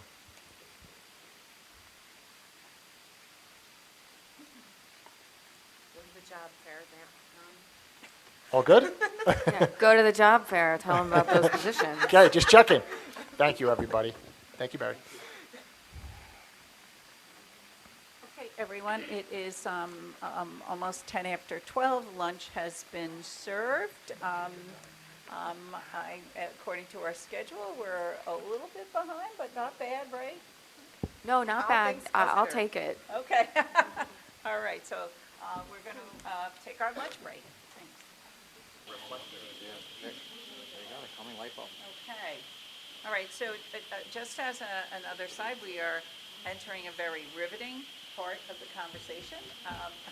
It is the Board of Education budget codes, the superintendent budget codes, business office, audit, legal, personnel, which Dr. Mara just did, and the public information budget codes. These are, I think the board has seen them in the packet. They should be relatively simple, pretty much to go through.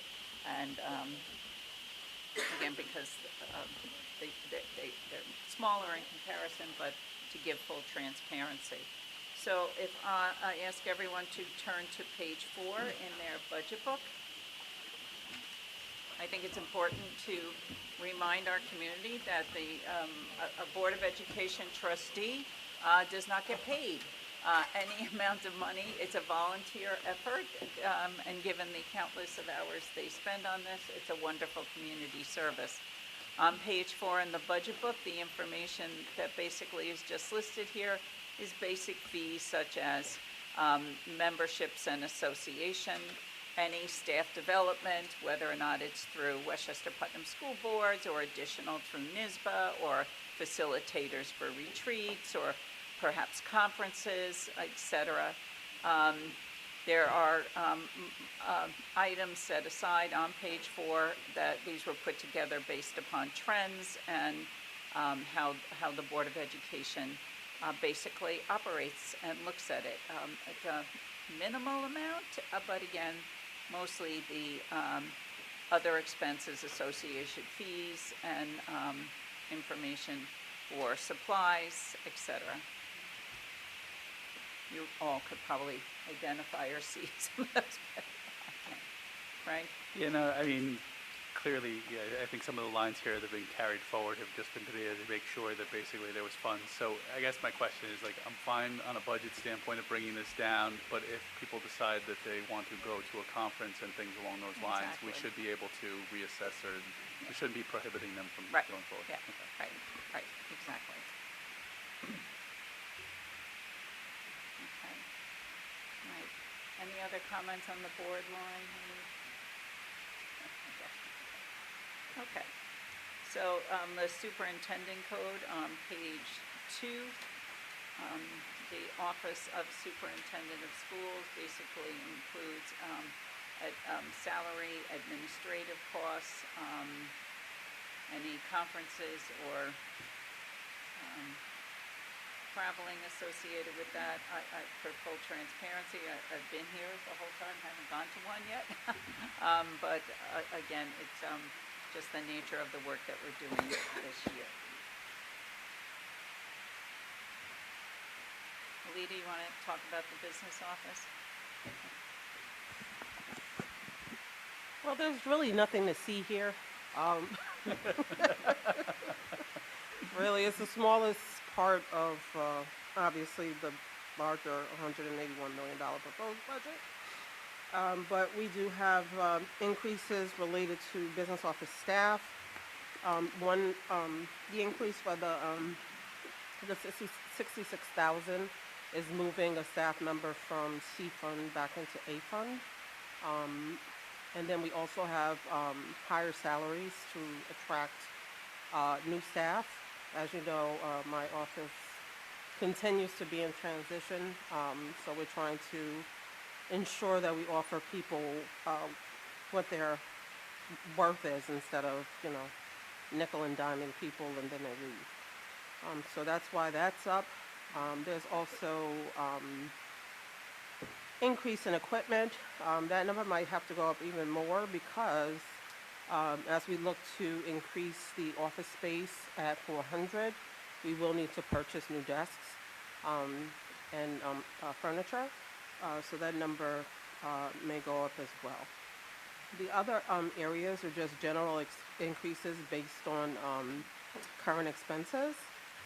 But service contracts typically include the administrative fees for EPEX that Jared was talking about, and other service contracts that we have. BOCES includes our, I have to get back to you on that one because I see a current expense of $250. So I have to come back with, something's, okay. So we got to look into that. I'll explain what's happening there. I think that might be a miscoding because it says current expense is $250, but the budgeted amount is only increasing by $3,650. So those are just administrative costs from BOCES that is charged to the business office code. Page 9 is our auditing company. We have several auditors. We have an independent external auditor. We have a internal claims auditor, and we have a internal risk assessment auditor. So all of those audit expenses are charged on that page. And we just finished an RFP with both of our with our internal auditor and our external auditor. And as the audit committee is aware, there was no major increase there. And those are required Required, yes. under the law. The page 10 is just the treasurer's expenses for the bonds because they have to be bonded separately. And then any other related expenses. I do believe it's either this code or a different code. We have to do some GASB related work, which is a government of accounting standards board. So there's certain reports we have to ask the actuary to complete. That has to be put into our audit report every year. So some of those expenses are there. And then legal expenses, as everyone knows, we did retain a new firm. The cost was not that much different than what we were paying the prior firm. But those costs are not anticipated to exceed the amount that we have budgeted, and we don't anticipate an increase for next year either. And then Don did 1430, and that's it for me. This is just, again, just my little code. Anyone have any questions? I do. It's a bit of a rewind, so just really quickly, page 4, could you just point out even some of the subtle differences between the line 400 and line 405, the staff development versus development and evaluation? I'm sorry, what page? This is the page Mary was speaking Oh, about. oh, This is oh. page 4. The Board of Education page. I don't know if that... Yeah, so could you point out what the difference would be between those two lines, 400 and 405?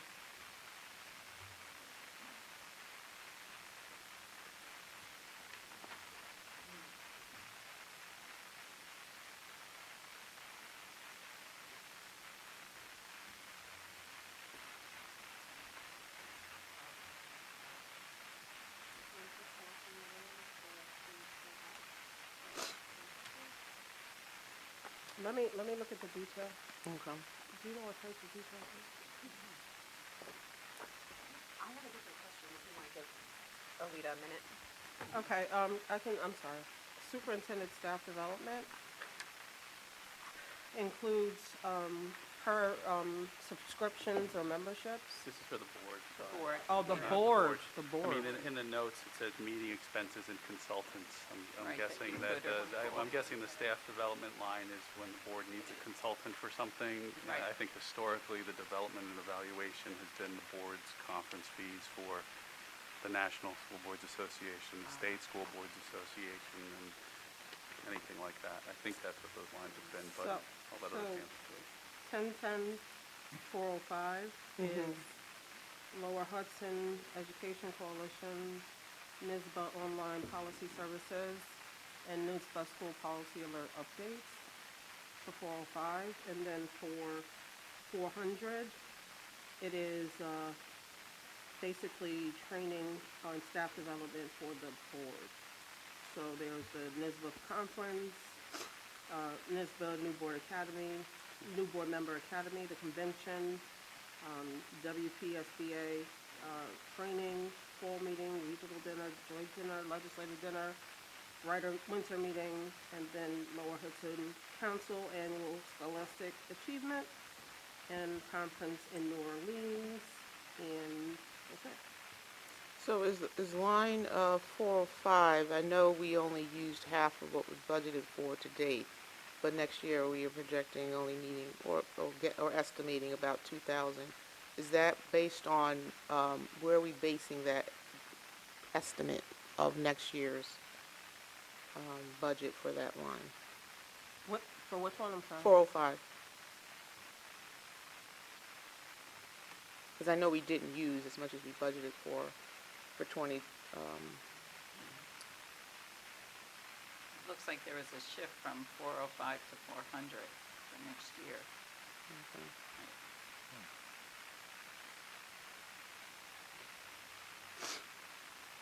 all right. We can look and see what was in there last year.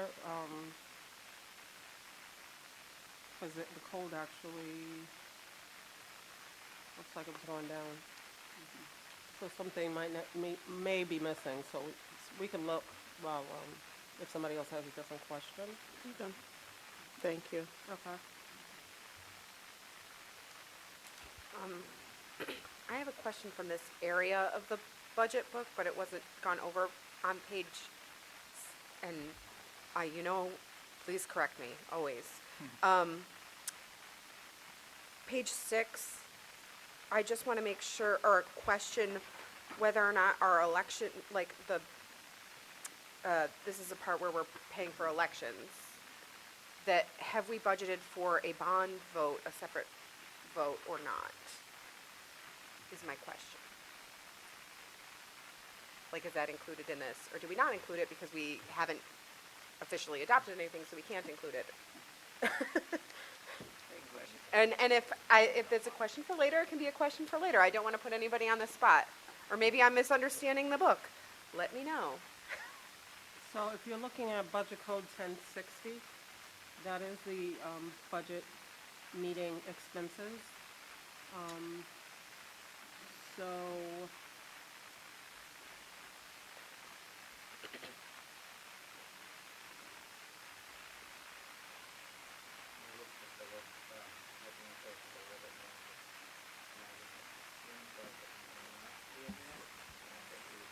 We can't hear you. Test your mic a little bit. So I was just saying that it might be worth taking a look into that line a little bit more, just because it doesn't appear just on the surface that we may have that in there. We may need that for, we will need that for the bond vote. So maybe it's a follow-up.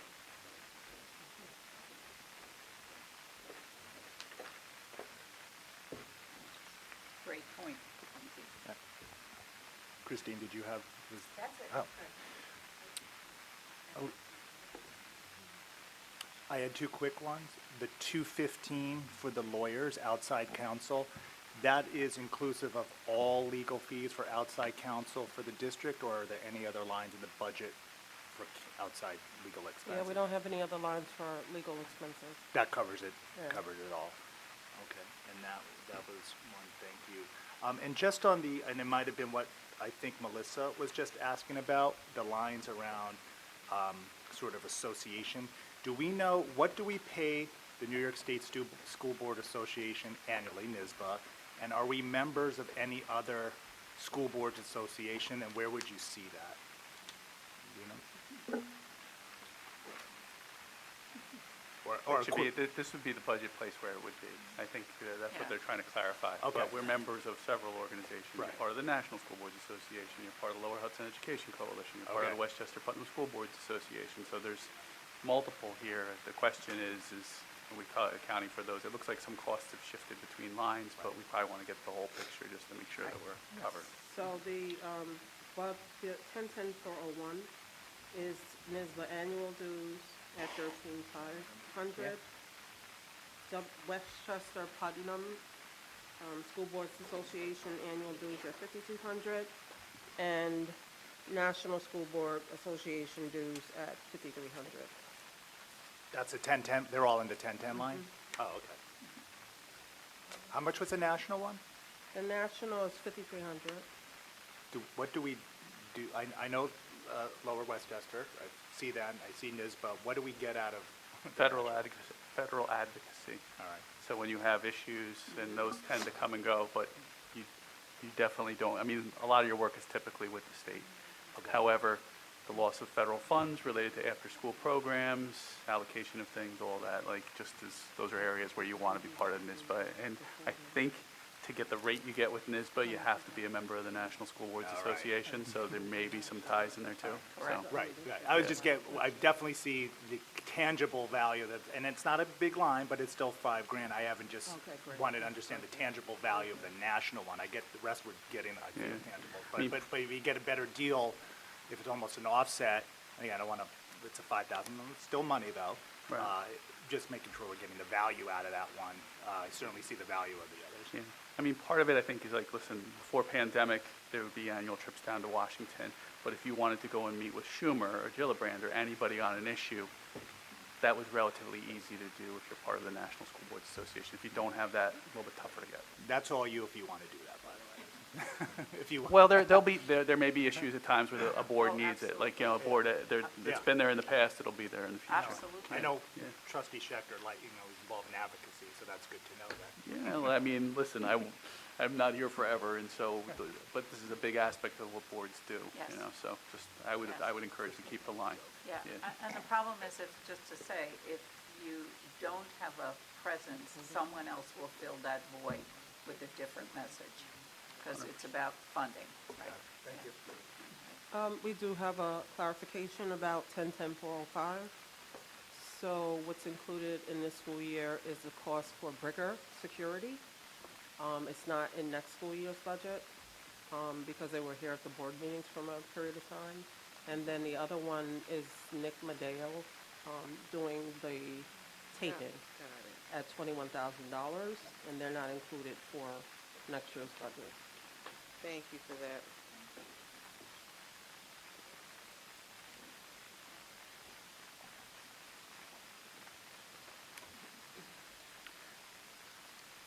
So I guess just the question with that, if either of those needs emerge next year, would there be an issue of, it's not in the budget, that we wouldn't be able to bring in additional security, or if we needed some special AV, that we wouldn't be able to do it? I would say no. You would say that we would be able? I don't think there would be an issue. Okay, that's really the question. If we can't find $21,000 in a $181 million budget, we got a problem. I understand, but I don't want to be in the position of, we talked No, about it and there no. was no money and now we need security and we can't, right? Like, that's just the point, yeah. That security was one again, what was that, AV security, like? Brigger. We brought in, we had security here for meetings at times last year due Oh, to so issues. at the physical time. security. Right, so if you were to have a contentious issue or something that was some reason that you needed to, you want to always be in a position to be able to bring people in if you need to.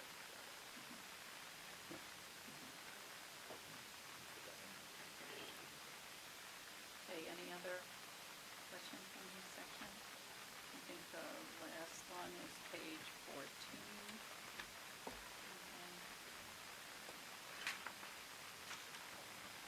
Okay.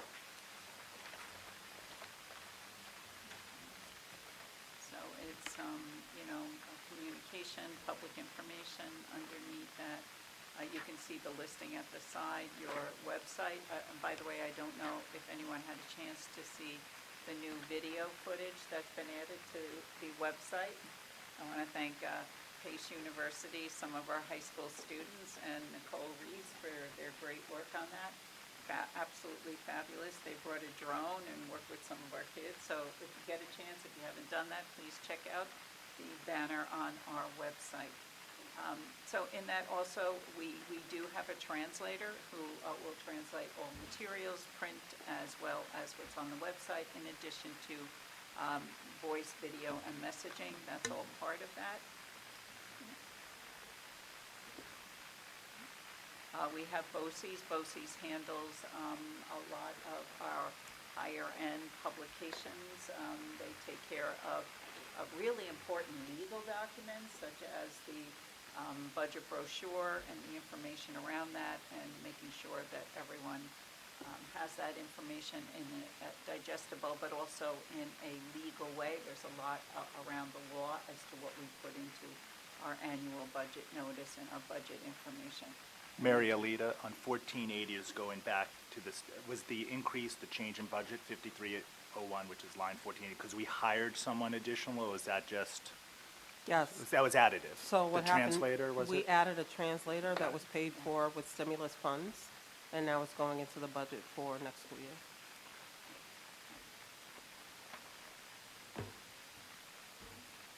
Okay, any other questions here? And of course, just please let us know. We'll circle back for next Wednesday night, and we'll have some more clarifications for folks. Okay, so now, we're ready to move on to Q&A on the following departments. I think we'll start with Maria. The one thing I've asked Maria to take a look at, because it's in her purview in terms of oversight, is the after-school programs. So in addition to the district, we have a stimulus cliff that we're losing some things, but also some of our community-based organizations are as well. There's one significant provider who does about 200 of our students, so we are suggesting that Maria's going to give a brief overview of the programs that we currently have, and she's going to recommend to the Board of Education. I'll let her talk about the details around it, about doing a pilot project using some district funds that we could look at in terms of reserves as well. There's a nexus there. And also then Maria has set up a criteria for evaluation of them, but it would, using money separate from, again, what we're looking for is an increase, but a pilot program of about $600,000, and she has increased the number of projected students involved in this from 200 to close to 700. So again, Maria, if you just want to go through what do we currently have and what's new, and yeah. Good afternoon. Good afternoon, and thank you so very much. It's a pleasure to sit before you and share our budget plan as we move forward for the Office of Curriculum and Instruction. As Mary shared, I guess I'll start with that first. Those are pages. Should I start, Mary, with that, or should I start with my pages? Because that's pages 50. I'll go straight to there. Yeah. So if you please go to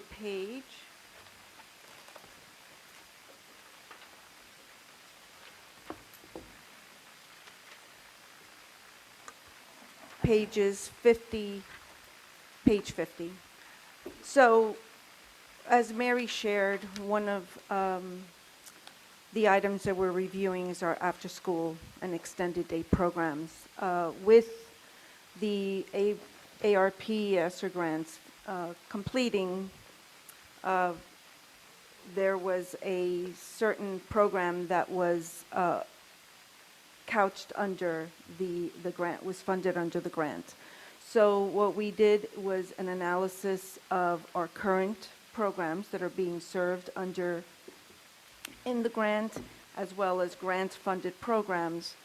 And one of the things that we found is that we developed a comprehensive after-school program that would encompass, as Mary shared, it would be almost the entire school year. I know Mr. Schnecker mentioned before the importance of having our children engaged in school and engaged in activities. So we created a program that would be pretty much 36 weeks, serving 995 children. for the amount of $616,978. Can you say that again? $616,978, encompassing all 6 schools. So the analysis that we have is the fact that at the moment, we have a program at Park, and 35 children are being served at Park under the program that was shared, that was funded under ARP. We also have a program at at Claremont, at AMD, and at Roosevelt. A total of 200, for the cost of $502,000. So this, through our community-based partner at AMD, this community-based partner is currently serving 35 kids, at Roosevelt 30, and at Claremont 65. So with our proposal, we are proposing 75 children at Park, 144 children at Claremont, 144 children at Roosevelt. The STAR program currently exists at serving 216 children, and OHS serves 216 children as well. So in looking at the programs that exist, and also looking at the current grants that we have programs such as MBK, we have programs such as New Year Gear Up in AMD, we have programs at Claremont from the that is being served as a partner of Family Service Society of Yonkers. We have our, like I mentioned, STAR program at AMD. Those are all programs that we are planning to sustain and expand through our comprehensive plan. So those programs, Maria, right, they have funds, like New York Gear Up is funded through a grant program. We also have, yes, so we also have our consolidated application, our title grant. So Title IV funds Girls Inc. It funds prestigious Ladies of Power. It funds other programs. So what we're doing is, what I'm going to do is I'm going to provide a comprehensive report to you during my update on Friday. And what I'll do is I'll give you the current one that we're doing, as well as the analysis of the proposal. So basically looking at this, do we continue with our current outside community-based organization who is losing their funding? Or do we take it over ourselves and use pilot money to take a look at it and expand the outreach to go from approximately 200 students to Maria projects? 995. Right, yeah. So again, just as, it's just a thought when we were looking at this, because we are, this community-based partner is looking is offered a proposal to run for 200 kids, about $502,000. Yeah, $500,000. So is there, the question for the board is, we're losing that money, obviously. We want to continue something after school. We'd like to take control of it ourselves, expand the outreach and include more kids, and use pilot money to try it with all kinds of measurement data, so that the board could make a decision this time next year to either include it in the budget moving forward. Weren't there issues with the program we were using? Yes. I think there's There were probably some things concerns. we'll talk about here about that, and some things we probably wouldn't talk about here about. So when a community-based organization has lost their funding and there's an opportunity to continue with them, or there's an opportunity for us to take it over in a way, I think that would more directly mirror our needs, and there's an opportunity here. And if we could do that and to use our own staff to do that, the proposal is, do we give that a try on a pilot basis? This would also continue our partnership with at Brookside with our United Way, which is funded under the 21st Century Grant. Right, and we are continuing that partnership. Okay. Would this include pre-K students as well? At this moment in time, this is for kindergarten, at K-12. Okay, so it would cost us $502,000 to continue the partnership, and how much is it going to be if we use the pilot money? I'm If sorry we if use- I'm asking questions that have already been answered. No, no. Using the pilot money encompasses the 6 schools for $616,000 instead of just 4 schools, 200 children at $500,000. And This would where be does 600 pilot money come from? I believe it would be coming from reserves. Use Can of I the answer? reserve. Okay. Use of the reserves, yes. Well, we're calling it a pilot as in like we're trying this for 1 year, we're gonna use reserves, and then we're gonna see if we wanna fold it into our operating budget going forward. Basically, that's it. Yes. In addition to that, we are aggressively seeking RFPs. Requests for proposals did come out, so we are aggressively seeking grant funds. LEAPS just came out. Yeah, so it's like a parallel path. While we're using pilot money to do this, are there other grants that we could pursue right now to do that? So this time next year, if the board agrees that we would pilot this, that we could then have another funding stream. And our New York Year Up money continues with us for all the way through the next 5 years. Okay. So I we have still have. more questions. They don't all have to be answered right now. If you want No to email problem. me later, that's fine. United Way is 2 afternoons a week. So are these programs for after-school care for parents who need it, or are they just for enrichment? So United Care runs the pilot or the United Care? I'm asking if the pilot will be Pilot. after-school care or just like random? So the pilot is an hour and a half, so it takes us, at the elementary, it takes us to 5 o'clock. 4 days, Monday through Thursday, for 36 weeks.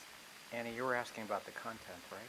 So Sorry? You were asking about what was actually being done. No, I'm asking, because United Way is only 2 afternoons a week. Yeah. So I'm asking if this is like after-school care or if it's a specific enrichment program, because I wouldn't call United Way after-school care, since it's Right, only no, 2 days a week. I thought it was a program. Is it not a program? it is a program. Okay. The United Way, Yeah.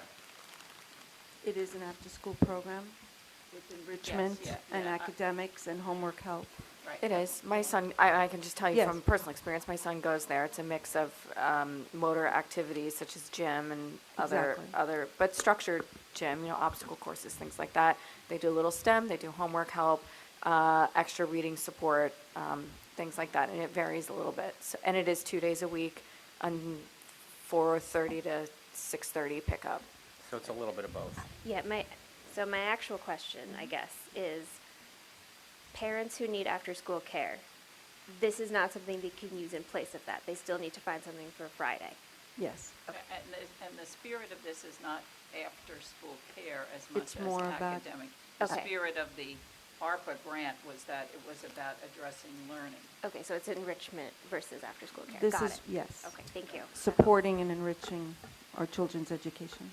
And we have, there's a whole instructional resources. It does address language arts or literacy, mathematics, science, enrichment programs, which would be our partners with like NU Builds, Bethany Arts, One World. So it would be creating a partnership also embedded within the program. Okay, and then one more question, just because I'm on NU Builds, and this has been a discussion. Will NU Builds and all these other partners have to go through the program, or can they come in and say, we have grant money to do this, we want to do this with That's your a great permission? question. We just met with NU Builds this past week. So it would be a partnership where it would be registered under them. I understand the concerns that came up, so we met with them this past week. I'm not involved in that. No, I I just have heard the understand. conversation. No problem. So the partnerships would be registered under the school program. Is that right? It would be, yes, that would be one of the offerings in the school program. Okay, great. Thank you. No problem. In light of receiving a proposal from our community-based partner about what it would cost next year, which was just very, very recent. The in-basket question, obviously, timing with budget development, do we continue with them or do we look at it differently? So Maria, within about, 4 or 5 days, put together a proposal. She'll have it in her update for you to consider, and in meeting with Alita, she said this could be an idea of a pilot Bless you. project for this. Sorry. It would be helpful on the update if we could get a sense of how the staffing and what we anticipate there. Yeah. Absolutely. Everything, the cost analysis is also included. Yeah, and just how we propose to staff it. Right.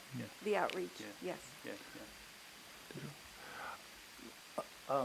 So I just want to make sure I was feverishly writing notes. The current state is we have 200 kids in a community-based partner, which the district pays $502,000 for, Yes. correct?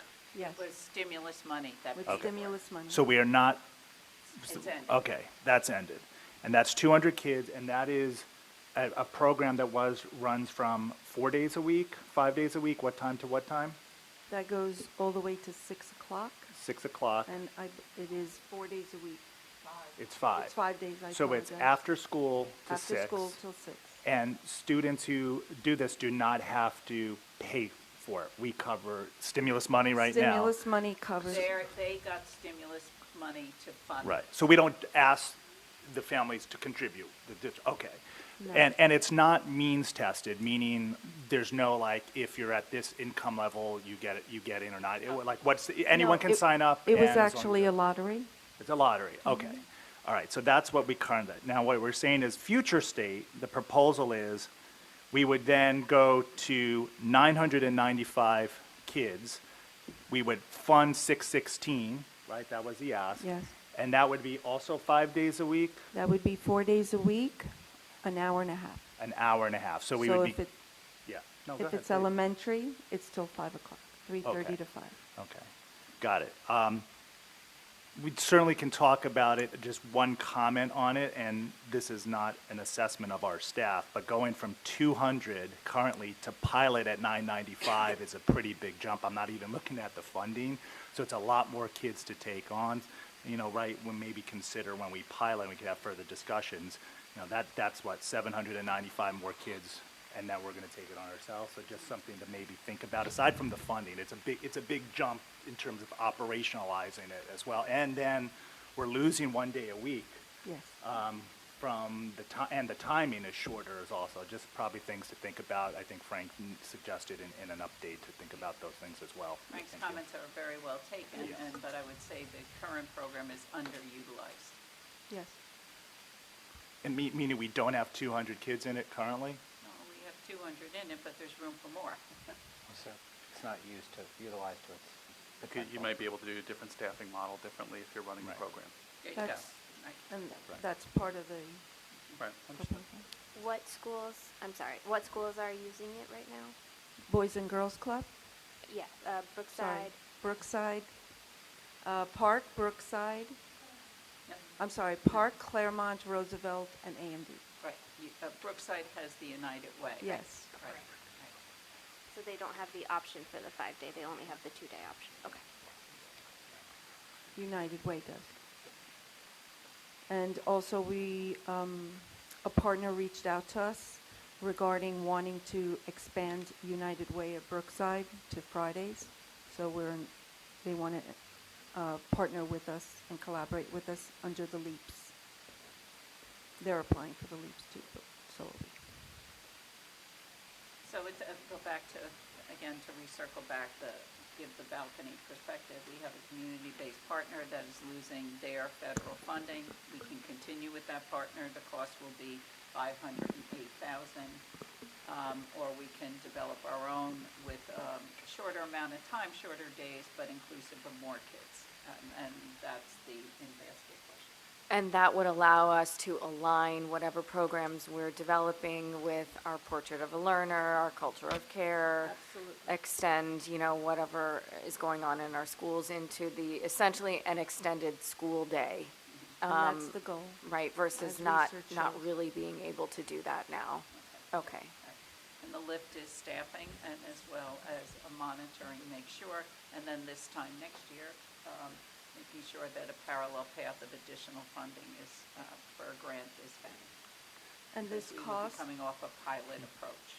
and this cost does also include the oversight of the program in each of the buildings. So would we be hiring a new person to, okay, No, we'd be our own staff. got it. Everything's enveloped in this cost. I mean, I think it sounds fantastic. It's ambitious. Yeah. I think- It's I think- very- I it's think very there's a ambitious. lot to this that probably would come through in the update. Yeah, exactly. So I'm going to ask the board to read it. Maria will put it together for you all.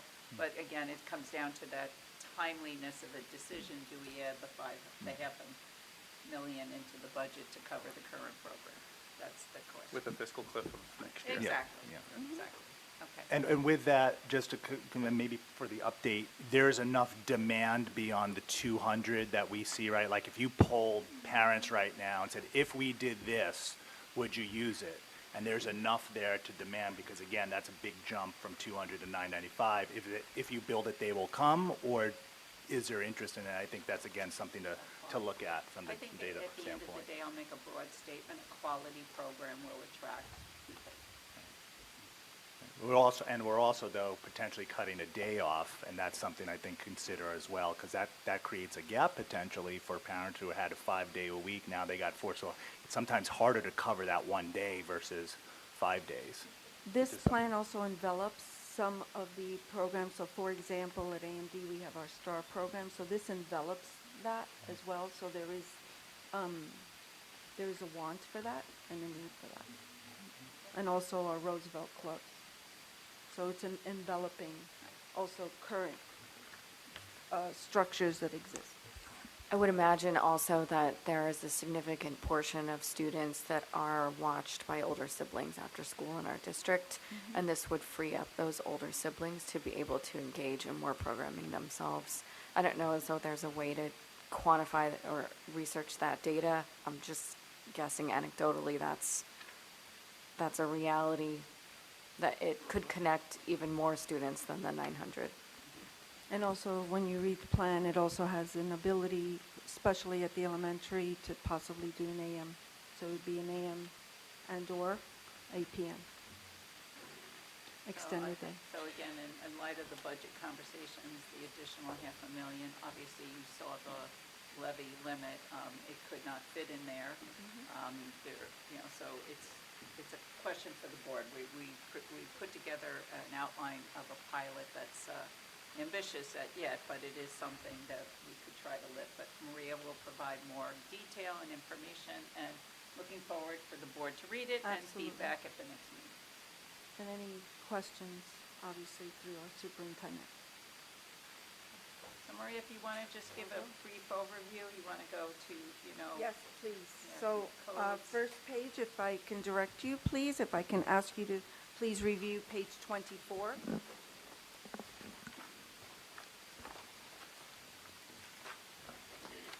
Page 24 is the ongoing curriculum development through a multi-step process of creation, review, and improvement. If you notice, there is a decrease on this page of $232,000. If you look at the first box, code 2010-151, curriculum instruction projects, there is a decrease of $13,721 specific to OHS, and a decrease of $7623 for AMD. The reason for this is that they were reallocated into the district-wide, into our director codes. So that's where you'll see the increase for the director-wide, district-wide curriculum and instructional projects. In regards to code 2010-405, the specialized subject area consultants.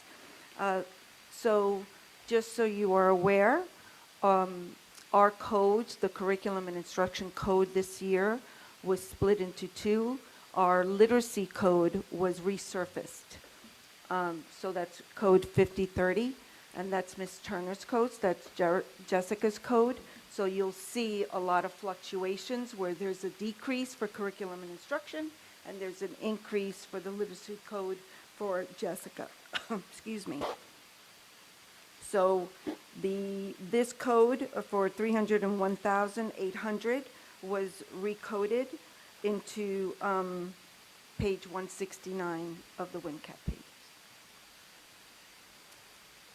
And one thing that I would love to highlight is code 2010-200, the equipment code. If you notice, there's an increase of 41,052. What this is are the interpretation units for each of our buildings. We have provided, with your approval, we will provide 2 interpretation units for every building. Right now they're housed. I have 6 in my office, which we share out.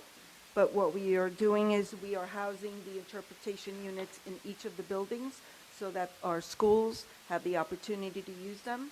They're actually almost like the UN, where we need a human interpreting, but when they have meetings or parent-teacher conferences, they can have the units for our families. So each school will receive two bags, which is a total of 40 interpretation units. What, do they cover a range of languages, or how does that Yes, work? they do. Okay. So it's depending on, you will need an individual to interpret. So there'll be an individual behind the scenes. A remote individual someplace interpreting in the language that you need. And then you can have 3 languages represented. And the person can present in English, while we have Urdu families, Spanish-speaking families, and Chinese. And we can have 3 individuals. Thank you. I'm just to understand the operations of that. So you're saying for a staff meeting or for students? This is it could be used for, we normally use it for our families. When we have meetings, we have parent-teacher conferences, we have literacy night, math night, we have workshops for families. We can use it, presentations, we can be presenting to the families, and they can be using it so that you don't have to interpret the presentation, and now it takes a little bit longer if you speak and then you wait for me to speak in Spanish. So this is interpreting simultaneously, multilingually for our families. And who is the person doing the actual interpretation? Is that part of the budget funding, or is that an outside company, or is that centrally sourced? So we already have interpreters, but it could be also our own, like let's suppose if we have TAs that are bilingual, yes, that would be then, we would have to pay them to stay at night. Okay, so they're there, there's a meeting, it's literacy night, reading night, and then, so you're saying instead of how we do it now, line by line, you're saying someone could just be going through the whole presentation and someone else is, like you said, the UN example, Yes. doing the interpretation. And so we have how many of those units right now? Right now, we have 6 that are housed in my office that the building principals request, or, Mr. Ducos, they request it, so that's 120 units. And each person who needs it do they need 2 as a pair, or they just take 1? They just take one. One in the air. So There's one monitor that the interpreter uses, and then there's 20 units. So we have a total of 100, if we fund this, we'll have a total of 120, up to 120 people per meeting could wear them and get interpretation services. So right now, that's what we have, 120 that are shared out. The ideal would be that every building has 40 in their buildings, housed in their buildings. If they need more, they can, obviously from the office, get more, but every building will have 40 units. And that's in addition to the 120? Yes, sir. So how many, so that would be, someone help me with 6 math. of 240, 120. 240, 120, so 360 all. Yes. Up to 360 people would be able, okay, thank you. Yes, sir. We also, Yeah, sorry. yes. Is it known that this is available, and how do the principals access this? They just call Christine or email Christine.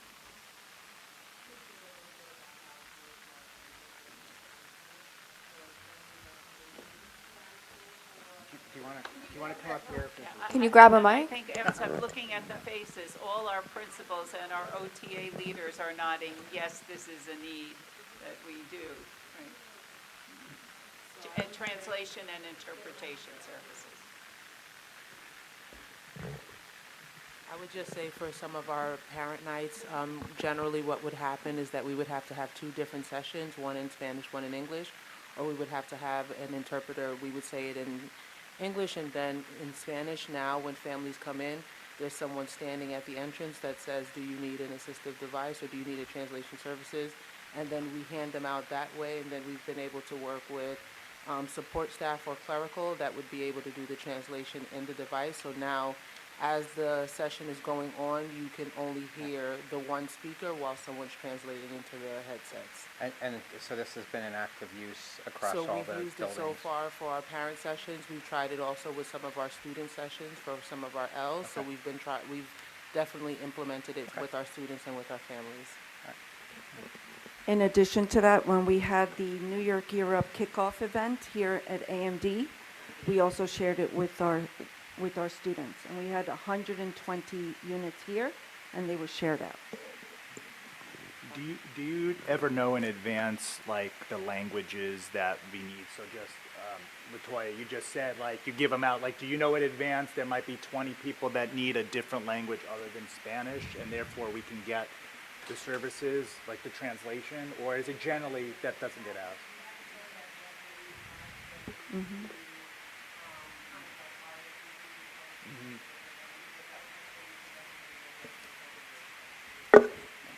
All right, I'm going to try to move us along. Go ahead. Or does she want to say that? Any other questions regarding page 24? Great. I turn to your attention to page 30, please.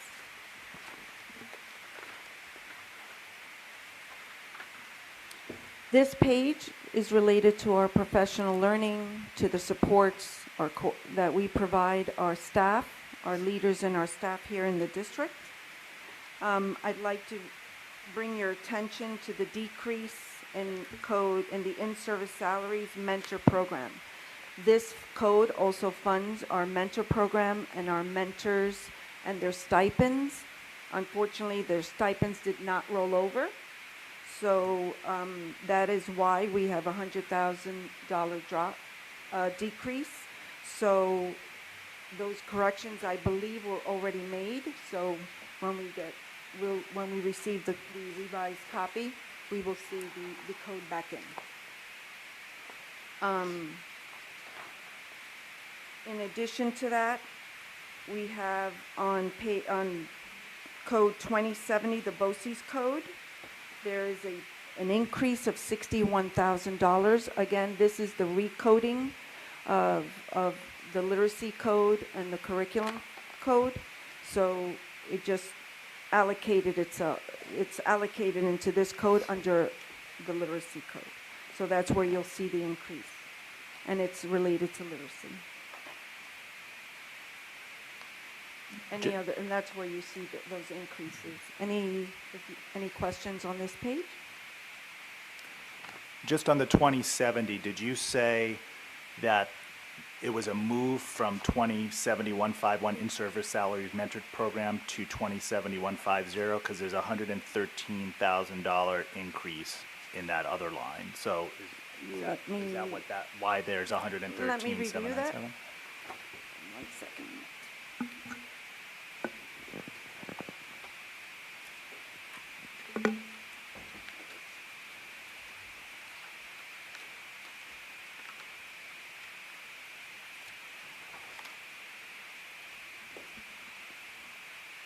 That was page 30 at the top of page 30. No, I'm just looking at the description.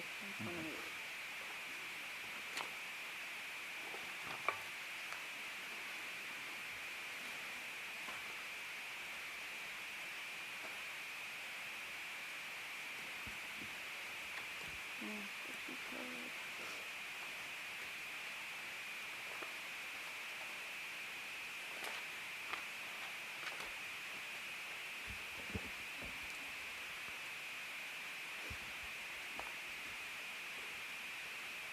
We can note it, and you can come back to it too. Just make a note of it.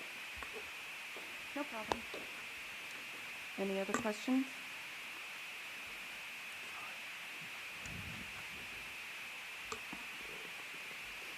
Okay, if I can turn your attention to page 40, please.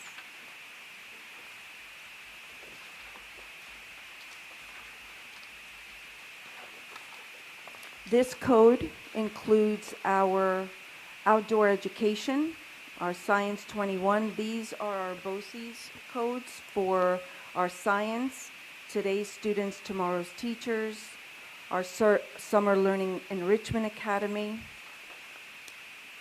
This also includes the literacy code, which has an increase. That is why you see the 112,000 increase on the page. Everything else moved over regarding the Science 21, tomorrow's teachers, the outdoor education. Sorry, what is the literacy code and what's the nature of the increase? Just BOCES service fees for something, or are we doing something different here? Like, is this a roll forward or is this an increase in cost? It's a roll forward. So, are we saying the primary driver on this is all the codes or the literacy code, sorry, of the increase? The literacy code. And what does that literacy code serve exactly? That is Newsella,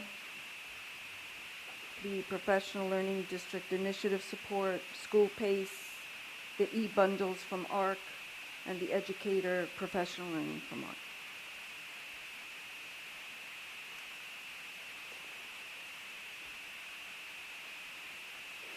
Also, today's students, tomorrow's teachers was coded under this code, as well as the 490 code 000, so we're removing $42,000 from this.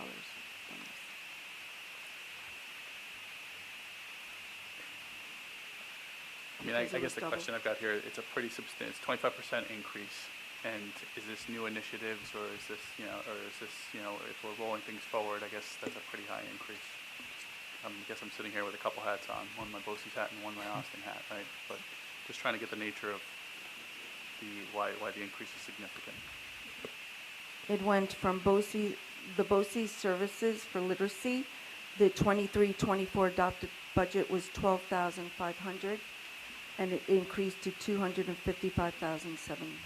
Sorry, I'm not sure that we're talking about the same line there, right? But do you want to just come back to us on that one, just as we look at it? Yeah. Let her finish answering that okay. question.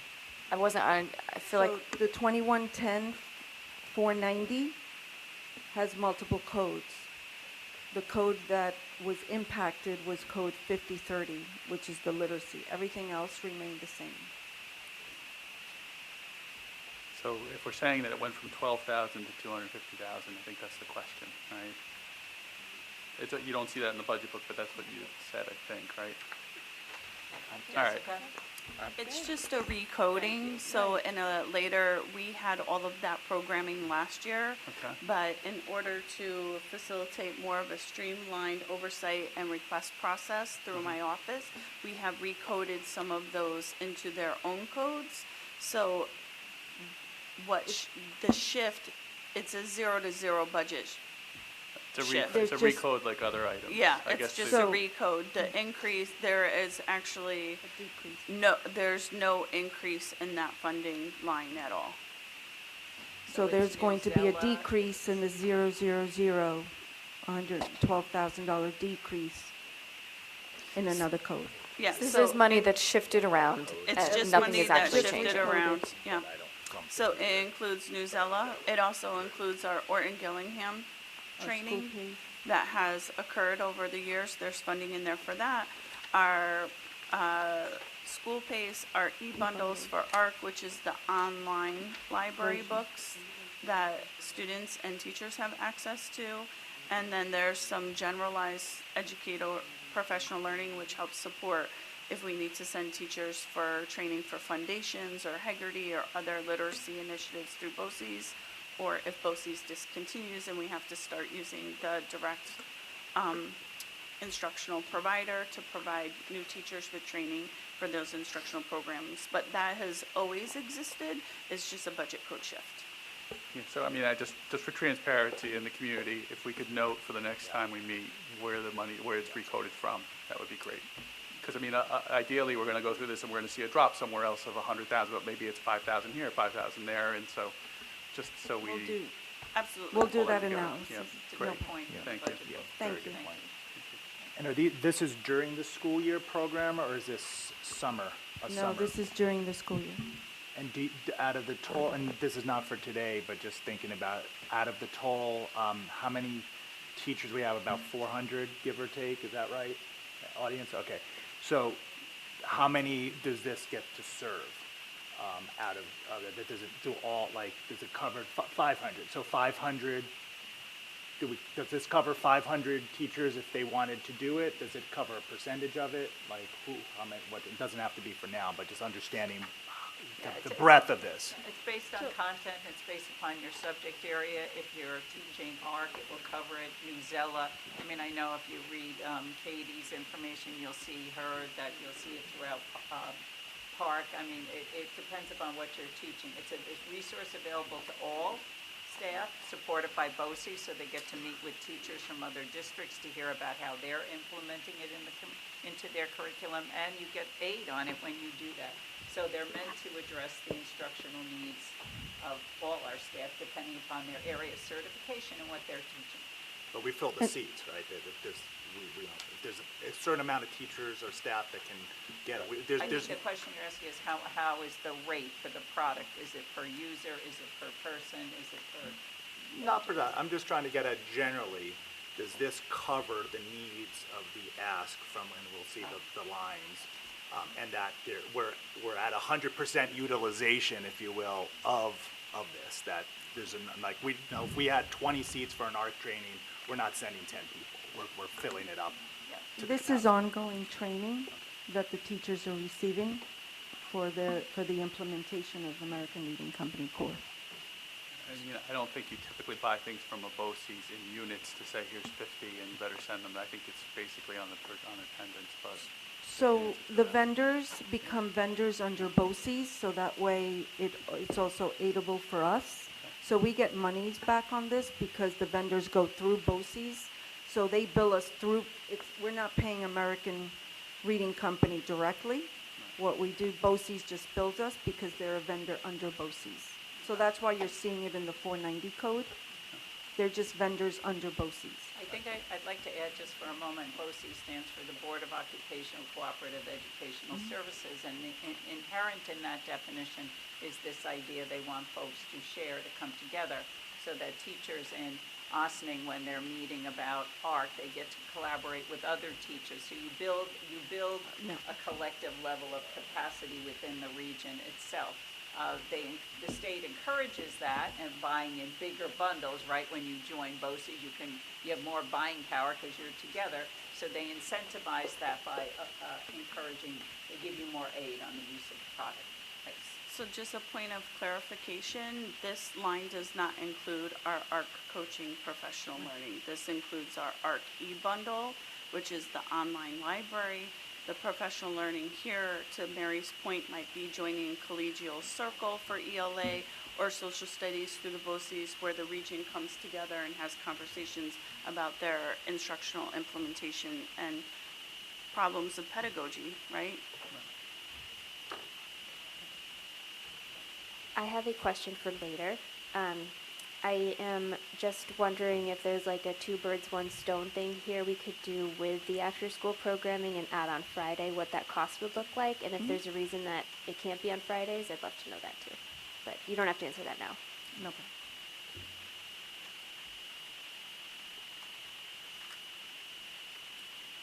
Any other questions on this page? And then if I can please ask you to turn to page 50.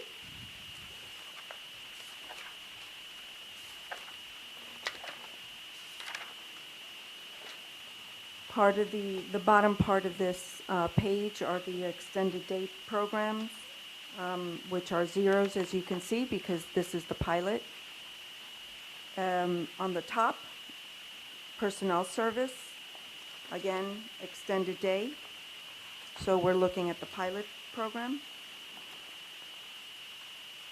Also, this includes our task program, which is our test assessment for secondary completion, which are for our students that are, or families that are engaged in the task program, learning English as a new language.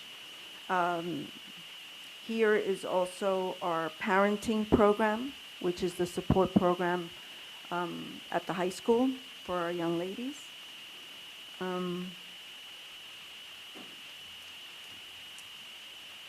Any questions on this page? Parenting program, would that be for young men as well? Yes. Yes. Anyone? Do we have driver ed now and we're getting rid of it? On 2330, 151? No, we are not getting rid of it. I will find out what, I will follow up on that. Thank you. We had at one point some sort of like SAT reviews. Just remind me where that's included?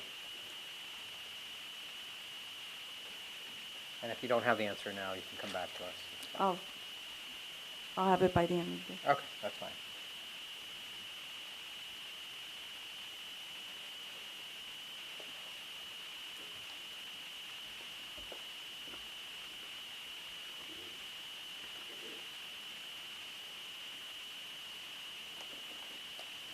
Any other questions on this page?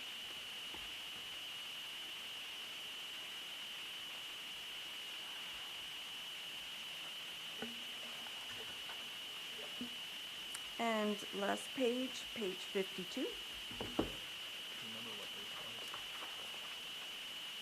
There are no major changes on this page. These codes just provide equitable opportunities for students as well as positive outcomes for all. And it relates to Project Uplift, academic competitions that remain the same. There are no major updates on this page. Sorry, just going back, 2331 on page 51. What was the non-instructional salaries for that? These are? 2331 161. Page 2.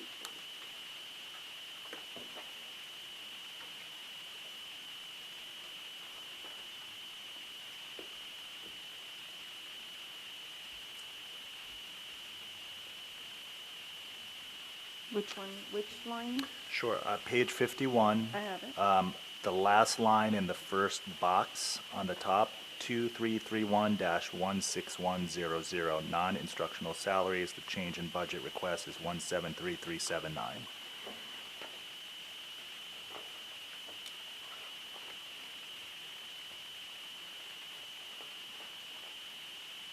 Something seems awry with that line. Sorry, say it again? Oh, no, I got it.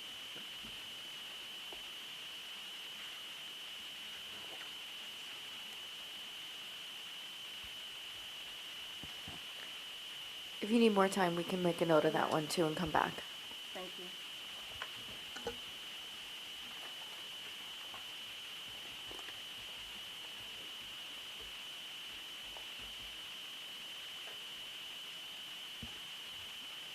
Other than those follow-ups, I've completed. Thank you. Great, thank you. Okay,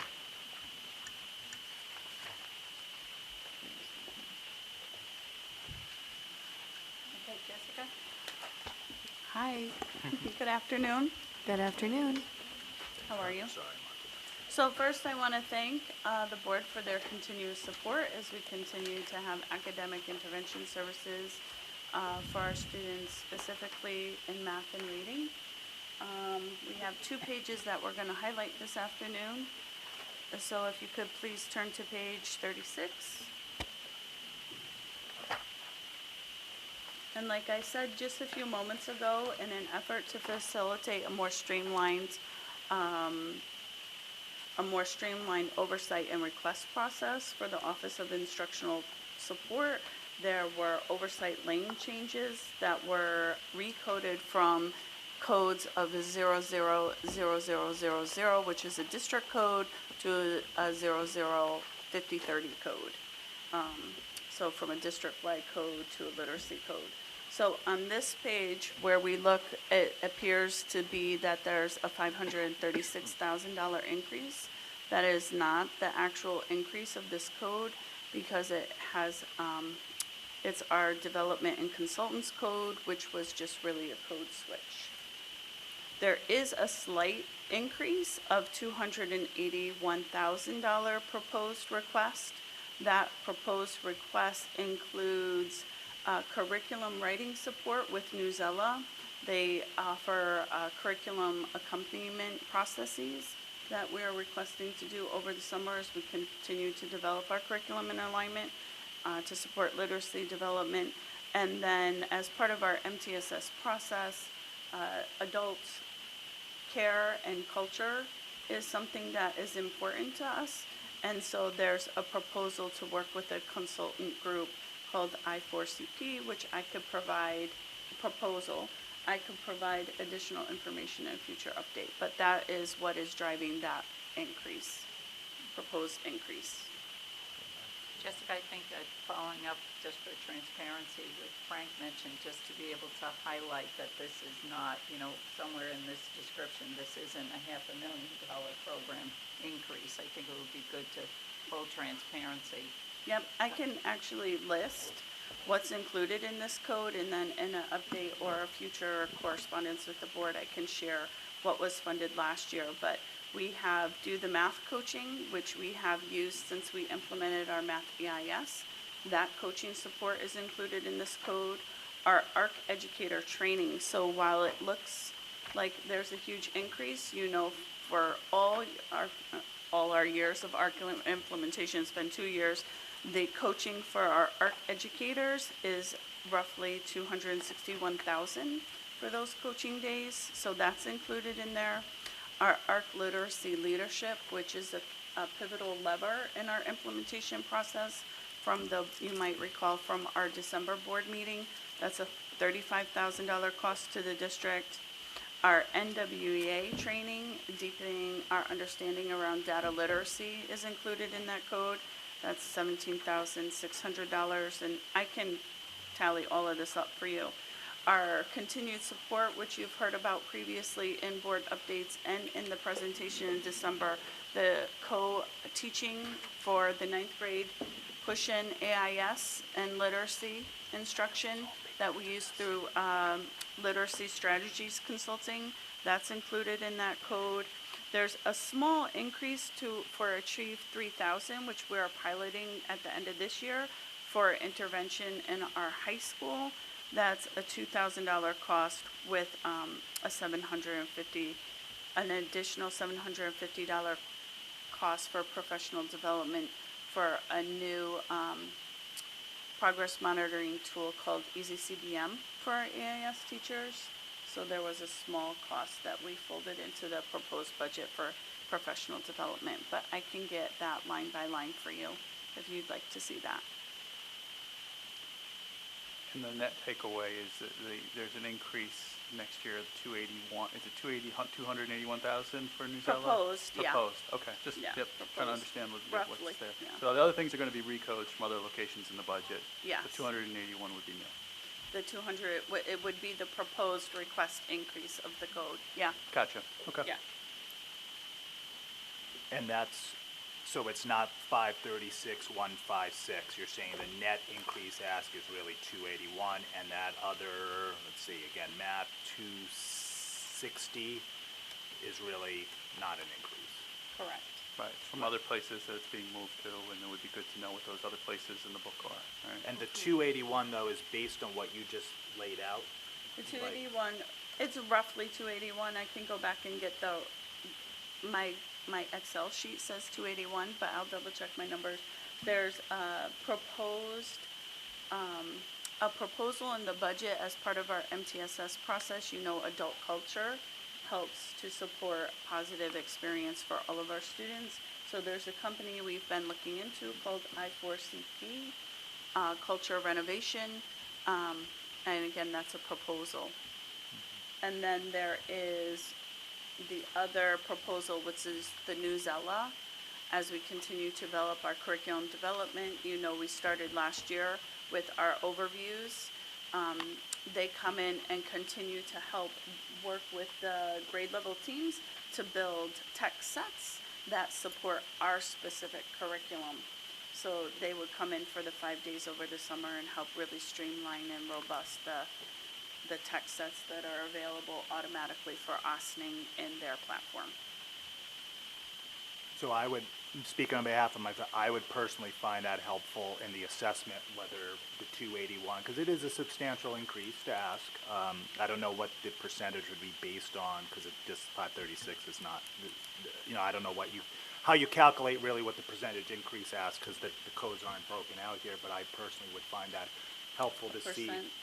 Yeah, well, the percent, but more so, what is it, what do you, basically, what do you want? You want this I4CP, it's Newsella, we have Newsella now, getting more Newsella is gonna do X, I4CP is gonna do something that Y was doing, or it's a brand new Totally thing. new. Just Okay. understanding what these things are and what you think they're gonna help with, and yeah, if you have, again, data points on like Newsella, we saw a 5% increase in literacy because we had it, now I want to go get more of it, and we think projected that's going to lead 10% increase. Like that's stuff I think personally I would find helpful. I don't know if fellow trustees find that as well, but it's a pretty I think that's a little in significant. the weeds for me. I'm not sure that I need the data about how effective you feel like Newsella will be. You can just let me know how much Newsella costs, if you would like it.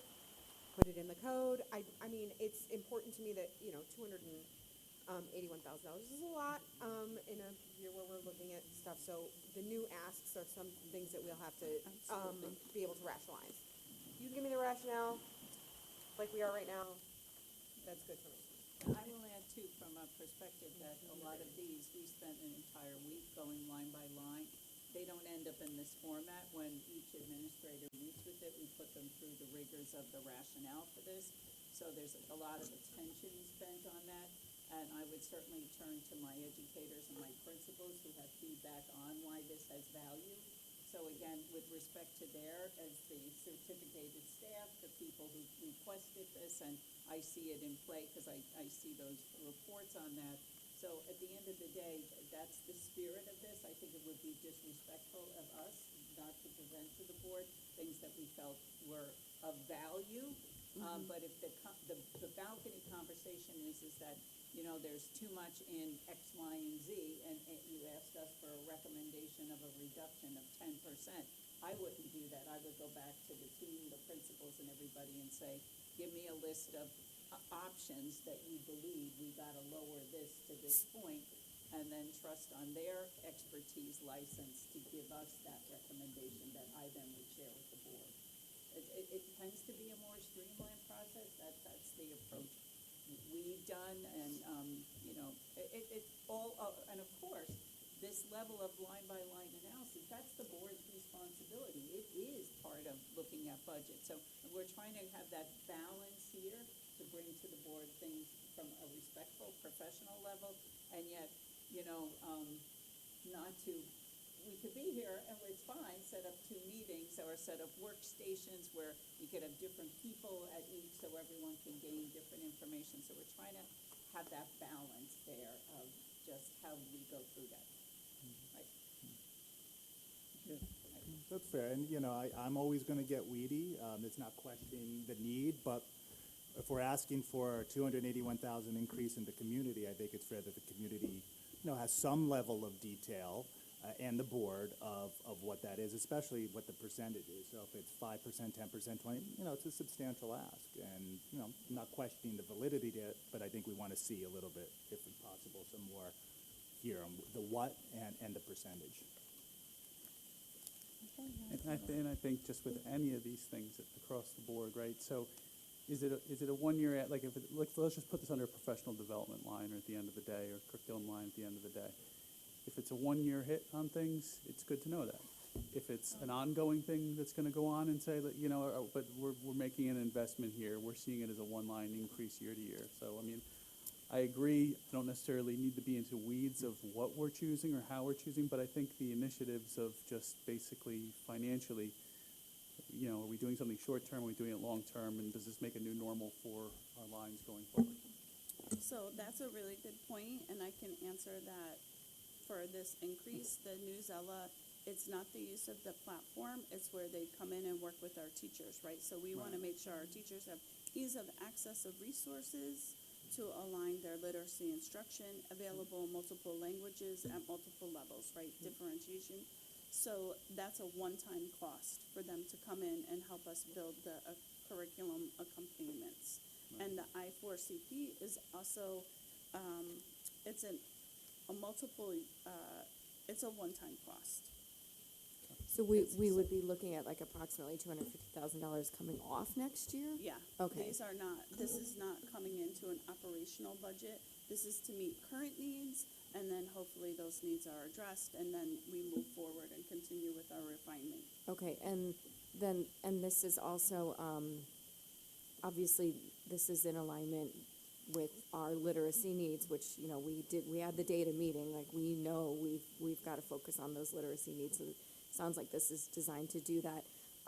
Just a little bit of background about the budget setting process, just because we do have 2 new board members. Before coming to this meeting, our superintendent does engage in what I'm learning are sometimes anxiety-provoking meetings about what is going on in their schools. Sorry, they're all nodding yes. They're all nodding yes. You know, what they are seeing anecdotally as well as data-driven, evidence-based supports that they need. And then they analyze that, and then they go to our superintendent with, here's where we're at, here's where we'd like to be, these are the resources and the asks that I would like to help get us there.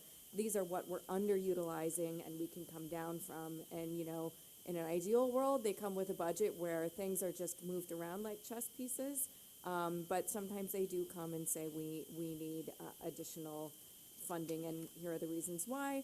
Mary, and certainly Ray as well, when he was here, push back, make sure that they can justify those asks, and then there is a filtering process of some sort before it ultimately ends up in the budget book and in front of us. Right, and then I think at the end of the day, the conversation about can we afford it. 2 things I've learned here is if we have a note to self is that if it's a one-time increase, we should flag that for full transparency. And also to make sure that we identify if we're moving, if we put it in this code and it's just a code switch, that should be flagged as well, so someone doesn't see something as a big increase. So again, trying to add, so for me, it's a learning experience too about how this board wants to go through this. So that's important for me to learn and understand too. So I appreciate the conversation. Yeah, that's good because I think ultimately, at the end of the day, it just makes it for a faster, smoother conversation. Just That's to see what I'm where, trying to do, too. just to go from one to point, just so we're not sitting there, you know, causing everybody to kind of say, where did it come from, right? So.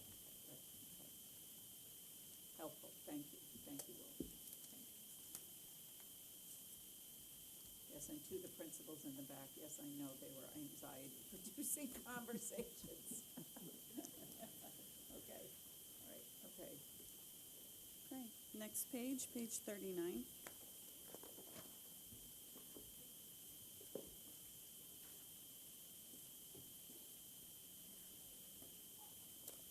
So this is our textbook code. You can see that there's an increase, a proposed increase. That increase supports our new sections of dual language, the ARC materials that would be required to support 1 section at Park and 2 sections at Brookside. Additionally, there is a small increase to support toolkits, which are hard to predict what toolkits we might need in every building if students come in with different needs. So just providing schools with some flexibility. Also, there's an increase because last year we did use building-based textbook funds to support our ARC consumable materials, and we are requesting a proposed just district-wide, since it's a district initiative, to have those materials purchased district-wide, allowing buildings to have the flexibility of their textbook codes to remain as a building-based function. Out of the 1.1 here, there's a note here that says 1.1 million is the ask for next year. It says the district receives state aid to defray expenses for textbooks. What is the defray amount of the aid and the percentage of that 1.1? Do we know? Will they tell us? When do they tell us? It's per book, and it's based on enrollment. So I believe the number is $48.25 per book, $48.25 per book. and then it has an increase in years, maybe decades. It's $48.25 per book based on the enrollment that's captured by New York State. So the 1.1 million, we would not be getting that back in state aid. Right. It's a small fraction. So out of the 1.1 million, we can't estimate how much we'll actually get back on that the actual net out-of-pocket cost will be. No, the state calculates that, and they provide us with the data. If you look at the state aid runs, you can see it. It's like $70,000. Oh, okay, it's in the runs? Okay. Yeah. When we say textbooks, is that a combination of hard copy books and electronic, or? So it can be. What it includes now, I just focused on the increase. What it includes now is our foundation materials for our early primaries, our early literacy development, Haggerty materials, our ARC consumable materials, our ARC toolkits, our reading intervention materials, so leveled literacy intervention materials, ARC materials for new sections, that's more expensive than just the consumables, because when you open a new section, you have to buy complete libraries for 4 units. Our foundation, that one is online. We have Foundations started an online platform for teachers, so we purchased that platform for teachers. That's at a cost per teacher, not student. And then in this proposals, also we've had an increase in high school students' independent reading, because that's been one of our initiatives. So while the building budgeted for textbooks or hard copies of books for independent reading, I kept a request for an additional $20,000 to help support the high school in that purchase. Thank you. Jessica, I have a question. Maybe you explained it already and it didn't sink in with what I'm seeing. But for this textbooks code, what is the difference between district-wide and district schools for textbooks? So district-wide is typically when the district says there's an initiative that we assume Right. the cost. Okay, so that's where you're moving like the art consumables and stuff, and then district buildings, there's some subcategory that we're not seeing here that's gonna be Park, Roosevelt, whatever. Right, so, principals can chime in, but I'll lean on middle school and high school. They have other departments that require textbooks, like social studies, physics. Some of the things that were purchased in the high school textbook code were the SAT prep materials, right? So they need the flexibility to purchase those materials, and they know better what that purchase looks like, as opposed to a district-wide person who's doing a district-wide Initiative. initiative, yeah. So if you look at page, let's say in your budget book, and again, this is trying to strike a balance of granularity, providing the board the information they need, and yet do so in a comprehensive way. On page 208, Ms. Langley has asked for Algebra Regions 1 review books. Obviously, for those of them, I picked that one in particular because I think everyone in the room has taken the Algebra Regions. Maybe I'm wrong, maybe Andy did. I was in Massachusetts, you took it, okay. So maybe we've all taken the regions. So she's asking for $4,836 for that review book. So that would be specific to the building, and trying to, so the goal here, and again, board feedback is the most important to me at this, was to give, from a district perspective, the district district big initiatives in curriculum and instruction in terms of literacy. You're going to hear from Kim about special ed because those are huge K-12 things. Clearly, with my principals here in the right in the back, is that the vast majority of their budget is in people. Like, so that, like it's the staff, the numbers. They do have building level, whether it's an algebra textbook or they're going to ask for another piece of that. They have those, but the big cost drivers for professional development, for literacy, they're here, and for special ed are at the district level. So trying to provide the board with, it's all here. Please, you're encouraged to take a look at it, and we can go to a line by line, building by building, or, the goal today was to give you a big balcony conversation about cost drivers on a macro level, to drill down to like the 4 departments that haven't presented to you, that are very specific and different, which they did this morning, to do district initiatives here that blend curricular and specialized, and then obviously we have building level budgets that were all part of their request, and then things like field trips and I need 30 issues of this, or I need more glue, or I need more paint, or different things. So they're all in this book itself, right? And sometimes that would be, correct me if I'm wrong, the anxiety-producing conversations that you had in my office. Yeah, okay. Just as a side note, Harrison hasn't slept in my arms since he was like 2. We've officially succeeded. Sad to say, the budget discussion has lulled him to sleep. Yeah. That's what I was just gonna say. I just wanted to identify the increase that Maria saw in her budget. What's happening there is when we collapse codes, sometimes it includes different codes. So STAR actually handles that. So it looks like one code, which was 2331 151 11 4250, which is the high school code, is an hourly code, and the total for that code is $155,000. That was collapsed into that code, where it wasn't collapsed into that code for this school year. So it's not an increase in the budget, it's just, it's being grouped and pulled up in that section. So we can take it out and put it back where it was before. So it's just a matter of moving around. And flagging it and identifying what it is. Yeah, it's summer school, hourly staff, TAs. Right, yeah. And then the other thing about the textbooks, the principals get a per pupil amount every year that's a given, so they don't come and ask about it. I just give them a number. And a portion of it is based on textbooks and the enrollment times the $48.25. They get that apportionment based on their school's enrollment, but they don't have to use it all. Use that amount, they can put it into supplies, so that's their per pupil amount. I've got a couple quick what I believe balcony questions on the textbooks.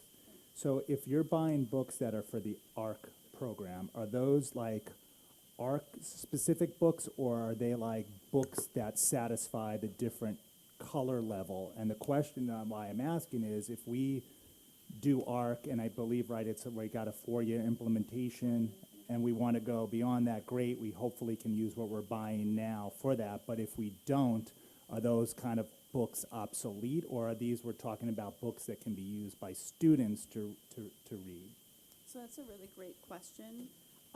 The majority of the textbook code right now is for consumable materials, foundations, and art. So the workbooks that come along, the word workbooks for our primary students in foundations and art, and then the writing books and the reading notebooks for ARC lab.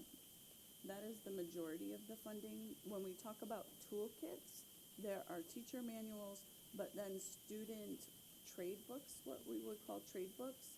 Trade books are your regular books.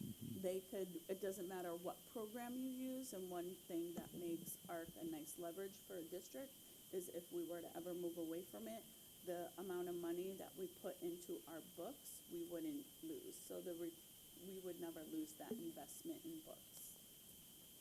So they are ARC books, but ARC doesn't make, in other programs, you might get what is considered a basal or, you know, like a bound book where they've taken trade books and put them into their own book, and you're buying that book, and then if you move away from that program, teachers will have to rip the book apart, or you lose your money, right? It's like a traditional textbook. In this type of program, the books that we buy can be used for whatever. And so this, so is, will we see hypothetically, Frank, I think, you know, that you had a good point about some of the other lines here. Next year, will we need to fund this again at about the same amount, or what we're buying now will cover off at least for a couple of years of the ARC implementation, or essentially the way ARC is, they come back and say, hey, now you got to buy the next level books and the next level books, or does this cover it going forward? So the majority of it covers it going forward. What is the highest driver in the cost is new sections to support our ENL students and our dual language program. So the majority, about over 50% of that cost is to support new sections. So we're going to see continued with the program, which you'd see without sort of any program, but just trying to understand, I mean, I think you're getting the picture what the board's looking for. If there's a big change, is this a one-time hit? If it's not a one-time hit, what's the initiative we're trying to do, that kind of thing.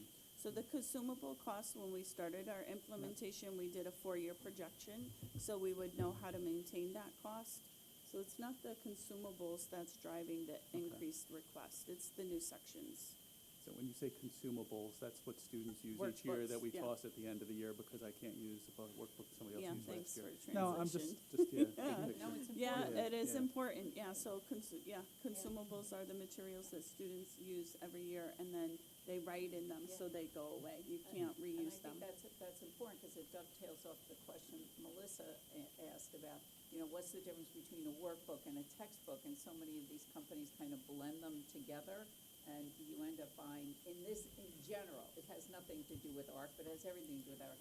You end up with more consumables each year, and the more you get your materials via online, the next year they want you to pay the subscription for it. So I think building up an independent library in terms of hard books that we have is also a good strategy too, in case you don't lose the whole program when you, exactly. Yeah, you want that level of flexibility. I mean, clearly the vendors don't want to see their revenues go down year to year. But I think that's the big picture. What we're trying to see is, are we on the hook just now? How much now? How much do we do as this year to year run rates kind of thing? Right, exactly, exactly. Yeah, and that might be the nature of the beast. Again, I'm not in education, and that's supporting their revenue model, but a 1/3 year-over-year increase is a lot. Right. And so if there's ways like the consumables can be non-consumables and either be reused, or if the online, like whatever it is, if, you know, but, you know, it sounds like, you know, you'll be forced to 1/3 increase this budget every year because that's what they're looking for. I just don't know if there's a way out of that or a way to control the cost, but it's a big ask. It's a bet. It's a question we actually had a meeting on, Rob. It's a great question. We at Cabinet this week, Jess will tell you, that was our conversation. So the consumables decrease over the years, so the cost to maintain the program decreases if you did not have to add new sections. Right. So the driving cost is the actual tangible books for new sections, those classroom libraries. Which they're always going to add because there's always going to be new things and they don't want to lose those lines, right? I mean, that's kind of what we're up against. The question is how are we managing that? Right, exactly. Yeah. Well, we're adding the new sections, they're not. We're choosing to take more offerings from them. No, so we are adding new classrooms. So when I'm so glad you asked that. So if we have to add a new classroom, we can't pull from other classrooms to give that classroom a library. We have to support that classroom with their own set of materials. So that is the highest driving cost, because that classroom is essentially empty. So it needs a full set of math texts, a full classroom library, full set of toolkits, whatever's appropriate for that grade level. So now that's the biggest driving cost. So when we're on adding average, it's sections- about $40,000 just for ARC for new sections. So for example, if you are in Brookside and you've got 16 sections in 15 Brookside, sections, 17 in but Madison, yeah. when they moved to Claremont, there were only 13. there's one additional section now you have to buy for, because the grade you're moving up to didn't have the same amount as the one coming in. Right, so when we first initiated ARC, it was a $2 million purchase because we bought classroom libraries for all of our classrooms. So now, whenever we add a classroom that didn't exist previously, we have to buy the libraries to support that classroom, which would happen with any other literacy program out there on the market. You would still have to buy a library so students could independently read and a teacher could do small group instruction. Yeah. But I can definitely give you the breakdown. So when we're talking about class sizes and sections, it's just something to keep in mind for Yeah. curricular needs. Yeah, Right. I can Yeah. definitely provide a breakdown of the cost analysis of materials that students use annually that we need to repurchase and classroom libraries. But if there are no other questions, then that's it for my pages, so I appreciate you and thank you. And again, thanks for the questioning, because we're learning to tweak the process, and we know what to give for more information for the board for the next budget session continuation on Wednesday night. Kim? Good afternoon, is can you hear me now? Yeah? Okay. So good afternoon, everyone. I would like to thank the Board of Education for always supporting special education, and my colleagues for being here this afternoon, and for all of their support with special education as well. Our work is not possible without the leaders in the building who are supporting our work and always implementing our initiatives on a regular basis. So just a brief thank you to everyone, and saving the best department for last. So, so I am going to start on page 43. I will not talk too quickly. I will try to be as detailed as possible. Please stop me at any time if you have additional questions or need clarification. If I can't answer it right away, I will definitely make a note and get back to all of you or put it in my next Board of Ed update. So starting at page 43.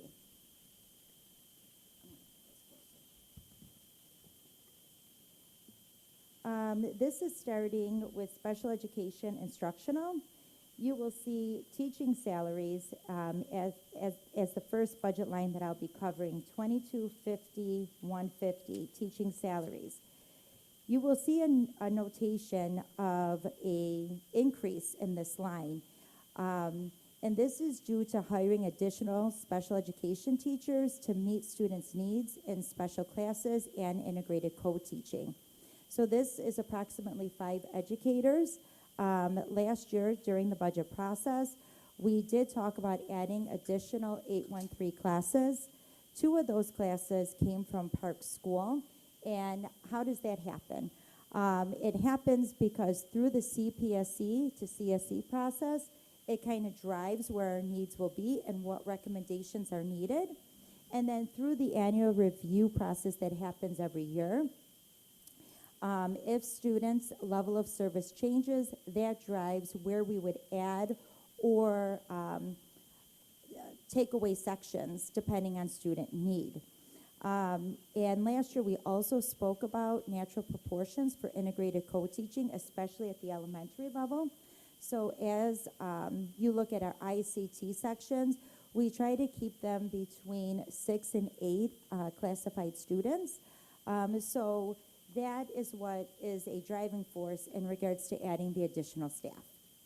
If you look at line 2250, 151 and 2250, 153, both of the increases in this line are based to contractual increases based on new contract negotiations that happened after the budget. So there was a new contract that was settled with teaching assistants, which primarily has driven the increase in both of those lines. I am going to go to my next page, or I'm sorry, I'm going to go to the bottom of this page.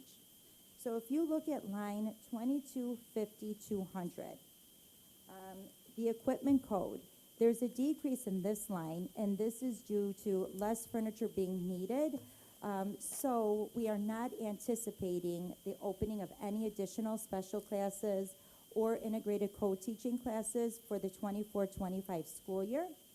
But even though there is a decrease in this line, we have budgeted for additional sensory materials, and we are working towards core communication boards in each building. And a core communication board is really a device that displays photos, symbols, or illustrations to help students to express themselves, especially those students that use AAC devices. So even though you do see a decrease in this line, we have had the ability to budget for meeting those additional needs to assist our students with communication throughout our buildings.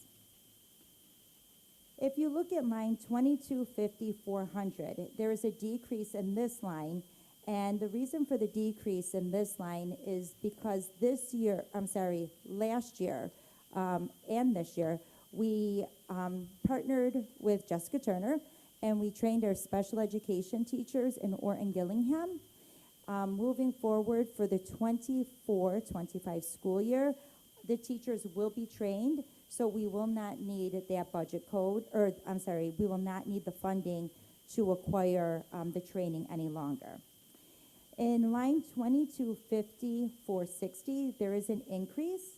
The increase in this line is due to a read and write program that we're utilizing for students that have difficulty with reading and writing, as well as online subscriptions for Boardmaker, Boom Learning, and a speech language pathologist toolkit, which helps our speech language pathologist progress monitor.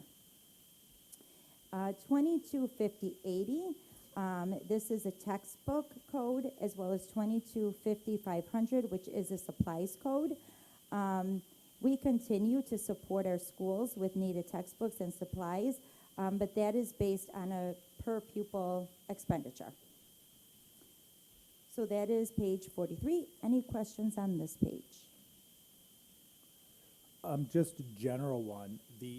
At the top of the page, I think you might have said it, I just want to make sure I didn't miss it. 1.6 million on the increase at the top. Is that generally the increase is just because we have a larger number of students classified, or what's the general sort of thinking of why 1.6 million increase? So the teaching salaries is due to the hiring of 5 additional special education teachers. So that is based on, we added 2 teachers at Park School to service students in our 813 model. We added an additional ICT teacher, and then we added 2 additional elementary teachers, which encumber the 429,000 in that line. When you look at the teaching assistants as well as the one-to-one, that was due to new contract negotiations that were settled after the budget period of time that occurred last year. So Alita could go into a little bit more detail in regards to that. If you have you want to answer, Alita? Did I cover it? You covered it. Yeah. So it's not necessarily because we went from X number of students to Y number. It could be the same number, but we had a. I'm just. That is correct. So for example, when we added, so out of those 2 codes, we really hired 9 teaching assistants to service the new classes that we added. New classes, okay. But the additional funding, with the exception of the 9 teaching assistants, were all due to contract negotiations. So we ratified the contract for support staff after the budget books were printed and adopted. So the funding was in the budget, but just not in those codes for the increase. So right now it looks like that large of an increase because it wasn't in that code, that increase. But certainly we planned for that increase in other parts. Any other questions? So the planning for the increase, does that include, because I see that in the brief summary, it's potentially this can also include students returning from out-of-district placement. So is that something that's usually pre-planned for, or how do we gauge the need for that from year to year? So I will talk about that when we get to out-of-district placements. What we do is currently we are going through annual reviews. So we have a discussion around students that we're potentially looking at bringing back to the district or doing trials. So which means is that a student that we're thinking about bringing back from an out-of-district placement, we may bring them back for 6 weeks, give them the opportunity to reacclimate themselves to the district, and then that recommendation is made to bring that child back fully to any location.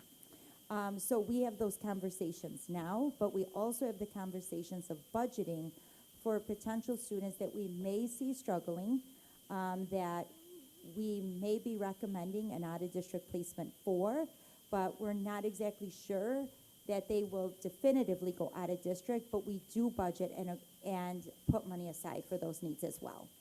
That also, it also includes if they would need one-to-one assistance. Thank you. And that I will also emphasize when we talk about the budget codes for out of district and numbers.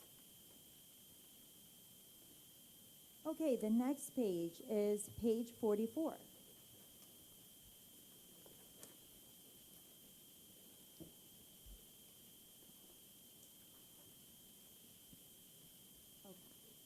So at the top of this page, you will see staff salaries and clerical support. Budget code 2251-150. You will see an increase due to contractual raises and the recoding of staff salaries. In budget code 2251-160, you will see an increase for an additional clerical staff member to support the student support services department. Our department is growing. We actually added 2 assistant directors within the last few years, but with that, our needs in the buildings are growing. So our clerical support supports our buildings in regards to all of the CSE processes that happen. So sending out of meeting notifications, setting up initial meetings, acquiring testing from our clinicians. So we are looking at adding an additional clerical support person.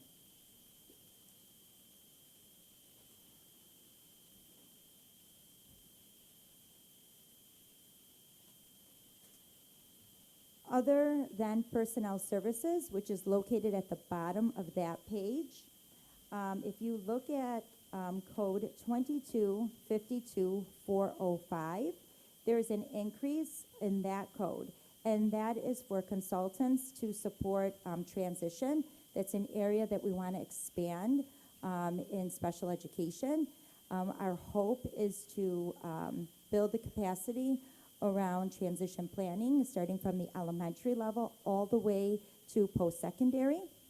A consultant to support parent sessions that can be done bilingually, as well as a consultant to help grow and enhance our educational practices within our classrooms with a keen eye on specially designed instruction for our teachers.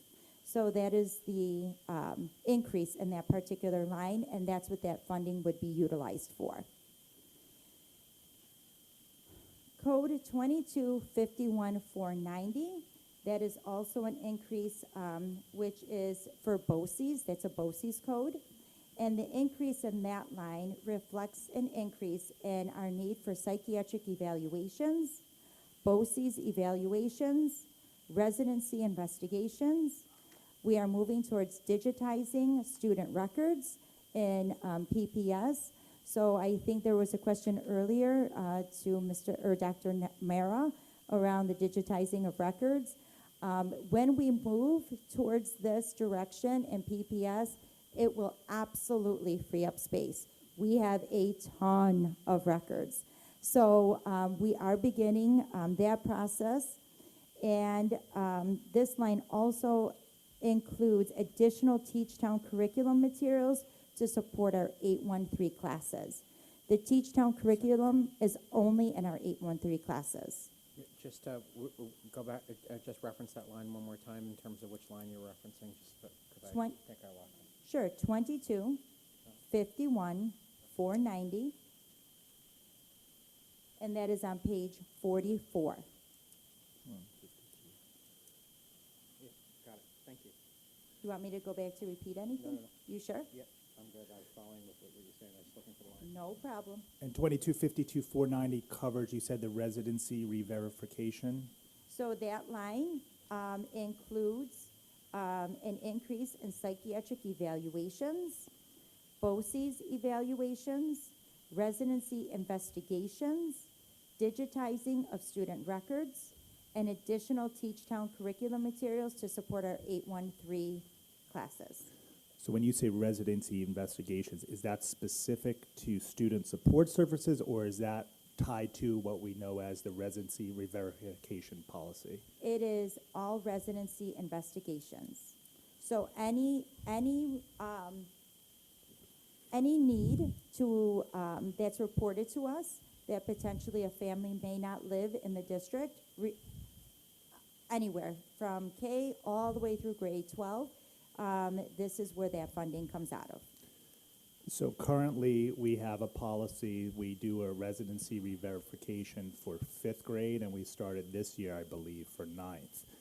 If the board were to continue that policy for next year and beyond, and/or add grades to that, it's got to be talked about at the board table, do you believe there's enough here to cover that, or not? Absolutely not. Okay. Well, this This is just the doesn't- investigation. yeah, this cost. doesn't, This is a like- portion Yeah. of that N- cost. No, I This is- understand, yep. Yeah, there's two separate things that we're talking about. In this line, it's just investigations. This is outside of residency re-verification. So moving towards a residency re-verification and adding additional grades is another conversation that would not be included in this line. Right, okay. This is just a normal course of business. This is normal course of business. That's what, yeah. that's Yep. what- yeah. Right, but if the board were to adopt, continue the policy as is, or adopt, I don't know, a broader policy, what you're saying is that any investigations that result of continuing the same policy or adding to it, you don't think there's enough funding here to do that, because it's presumably, just if you add more grades, you may need more investigations, it may not play out, but. It's not even the investigations as much as it's the time. So we would need staff to really dedicate to additional grades. Right now, it's a lot, with just 2 grade levels. So if we were seeking to expand or continue, my recommendation would be to add a part-time staff member to focus on that work, which I did not budget for in this budget season. Which is that's what I was trying to get at, but if we kept as is, are you saying you think we're budgeted appropriately, or not? If we kept everything as is, policy-wise? We would have to, if we decide to continue, I think we should have a conversation about adding to the budget to make that happen. Okay, thank you. Sort of to that vein of discussion, that line 490, is there, because there's a lot encompassed in that increase, is there a way to, down the road or by our next, by Wednesday, get that kind of breakdown of what portion of that the investigations might be contributing to that increase? I can tell you right now. Oh, thank you. So psychiatric evaluations is 25,000. BOCES evaluations are 29,000. Investigations is 50,000. The records project is an additional 15,000. Teach Town is 20,000. And we budgeted for IDT, which was moved from budget code 2254, which is 100,000. Thank you so much for that.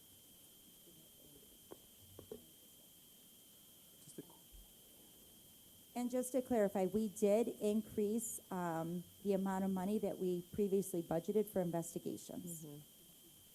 I will say, just as a highlight again, in terms of mental health and wellness, IDT programs are in such need and in such demand in New York State, so. So we also, I'm glad you brought that up, Mary, because we did increase, not knowing where our students are with the upcoming school year. So we always just create an opportunity for ourselves to have money budgeted. So we're never in a predicament of not being able to provide our students with the services that they need. So we always assess how much money we spent up to this point. I also go back and I do a 3-year trend, and I see incrementally how things have either increased or decreased, and then I make a projection based on those numbers to help me budget for the upcoming school year. Again, an intermediate day treatment program, a child might go from a very small intensive clinical setting back to a regular high school. Can children make that transition depending upon what's happened? So IDT programs are highly successful research-based approaches to do that. And if space allowed, we'd love to do them inside of our schools. Absolutely. Just a question, and it's sort of related in that vein. So the digitization of the records for this and the amount of space we get back, not for today, but is it a classroom? Is it 2 classroom sizes? And how fast could we get that project done? And, and is this realistic to think that that will give us that kind of opportunity? So we house all of our records at 400. Right. So we do have a room that we call the records room that has a lot of boxes.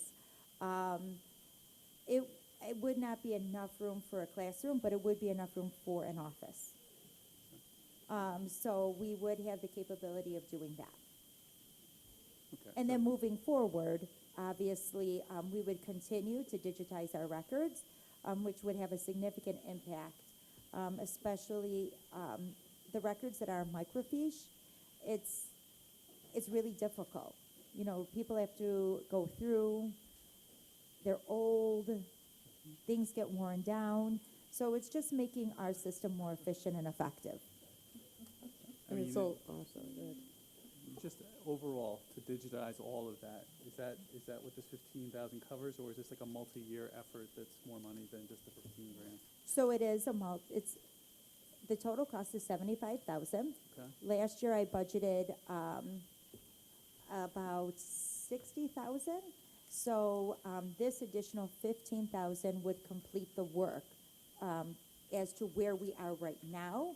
And I would say moving forward, it will be an ongoing cost, not as significant as the $75,000. I don't know what that ongoing cost will be. I would have to work with BOCES in order to acquire, moving forward, if we keep up with it, what they would be charging us. Yeah, I mean, the nature of the question is really more around how fast does the space get freed up? How much space are we talking about? It sounds like we're finishing the project that would free up some space this next school year.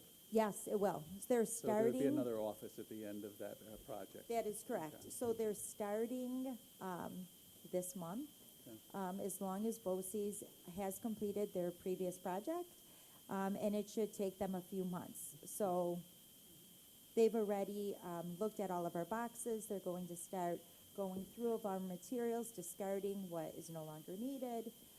So it should be completed by the end of this school year. Kim, just for clarity, that when you say digitizing, this is like a scanning it to making it so it's like you can pick it up because it's like optical character recognition. You can just do a search on it like it's like PDF documents. That's what this would becomes, right? Absolutely. Right. Okay. I just wanted to make sure that I With was all the indexing associated Right. with it, so you're not looking for proprietary systems Right. to use it to access electronically. It involves backup. Mhm. It involves, Iron Mountain solutions Correct. and data cloud solutions. So all of the above. So and I think the ongoing maintenance of that just is really much more of data maintenance in a cloud. That is correct. Yes. Okay. And there's an example of some of our sensory equipment right behind you. We have purchased sensory equipment in all of our classrooms, but we are expanding it. So I just wanted to point that out. All right, any other questions? All right, page 45, line 20, budget code 2252-100. You will see an increase in this line. This increase is due to the recoding of positions from grant-funded positions back into the general funds. So that is where this increase is coming from. If you look at the bottom of page 45 and code 2252-405, you will see an increase in the consultant-related services. This is to address the need for feeding therapy for some of our students, and a bridge forward consultant for mental health and substance abuse. And then if you look at line 2252-41, tuition other districts. There's an increase in this line to address students placed in public schools that are accessing special education services. 2 students were recoded in public school from private at approximately $110,000. And then we had 2 students that we weren't anticipating going to an out-of-district placement in another public school. So that is in this code at approximately $233,000. So Kim, correct me if I'm wrong, but when you utilize a public school for special education services, the amount of money is stackable. That is correct. Right, meaning you can get state aid on it rather than a private school placement. That is correct. So all of our public school BOCES programs, we do receive funding back because we do stack for those students, and then based on their placements, we do receive a certain percentage back for each of them. So we do like when we have specialized placements, but they utilize our public schools, right? So even though there may be an increase, that is now stackable where it wasn't before. Any other questions on that page? Oh, I'm sorry, I missed a line. My apologies. 2252-472, which is tuition for private placements. There is an increase in this line, and this goes back to a question that was asked earlier. If we anticipate any students that potentially could attend an out-of-district placement, so we do budget for that. So in this line, we have included the possibility of that occurring. And then we have 4 students in this line, in this budget code, that moved into Ossining that needed an out-of-district placement. So we have to begin to accrue those costs. And 2 students were budgeted in a BOCES code, but were now placed in the 472 code due to a change of placement. So that's what acquires that increase. Any questions on that?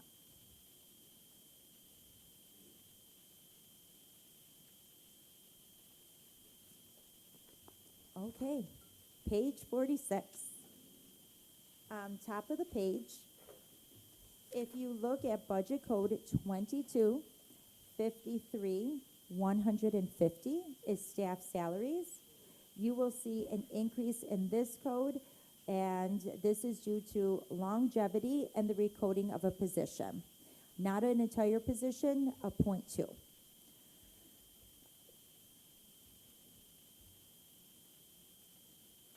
And then that is all on page 46. If you go to page 47, at the bottom of the page, you will see budget code line 2254-490. There is an increase in this code. And the reason for this increase is 5 students were not budgeted in the previous school year that were in need of out-of-district placements. 4 students were budgeted in 472 and are now in the BOCES code. The students that were placed were in need of one-to-one teaching assistants, so that also increases that budget code.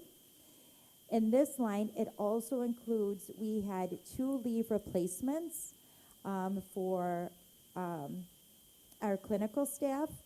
So at that point in time, we seek out assistance from BOCES to support that.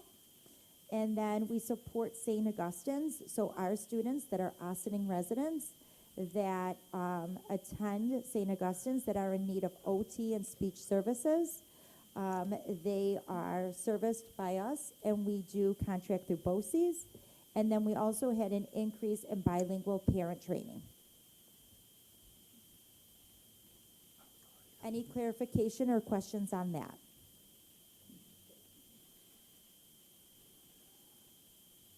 Okay, page 61, psychological services. 61.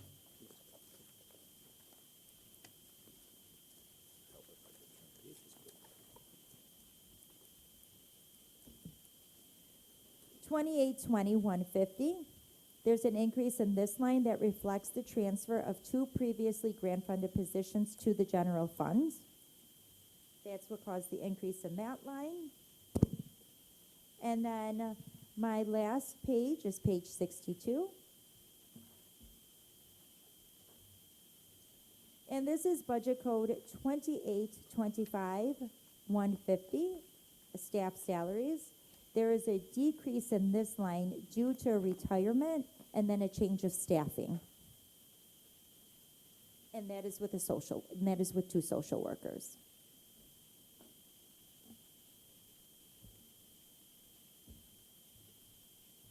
That summarizes special education. Any questions, concerns that I could answer? What is the 81,000 increase in consultants? Which line and what page?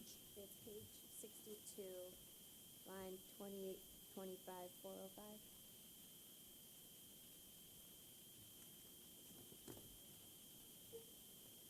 Give me 1 second, and I'll look.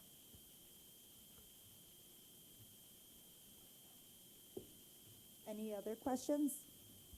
Yeah, I was gonna just ask, we learned at the beginning of today that this was essentially a rollover budget, but there's additional staffing here. Is that to meet our state mandates? There's not an additional staffing. No? No. I thought you had mentioned like 5 additional That was positions. from last year. That's what increased that budget code. We requested that last year, and Oh, those, okay. those positions were added. Got Based it. on, yep. But I think if the spirit, think of the question is that we got additional foundation aid, they were grant funded, they became part of the general fund last year, Correct. correct? Right, okay, so they're part of that 2 million additional since 3 years ago. So the question is, out of the ones, Kim, that got transferred into the general fund, how many of those are mandated and required? So, we did not do any grant-funded positions for special education teachers. The grant-funded positions were clinicians. So that included 2 psychologists and 2 social workers that were grant-funded that were now added to the general fund. Okay, thank you. I You're understand.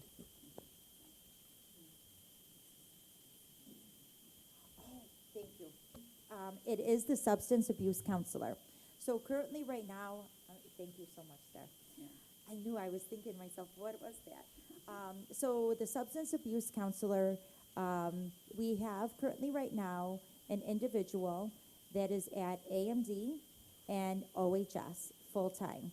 In the past, we had 1 substance abuse counselor that was split between both buildings, so the need was to add an additional. We are looking at the potential, once our mental health grant positions are approved, to possibly transitioning this position out of the general fund into the grant-funded position for the mental health grant. But until the state approves the positions that we proposed from that grant, we kept it in the general fund in the interim. Thank you, Sarah. When can we expect a decision on that? We reached out to the state last week, and they're behind reviewing the positions, so, the entire grant. So we're hoping as soon as possible, but we're on their timeline. As soon as we do hear back, I'm in close communication with Alita and Star, and then we would back out that position.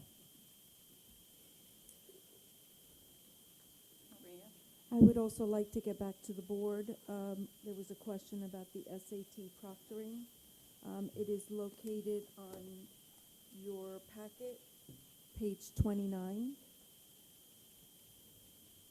And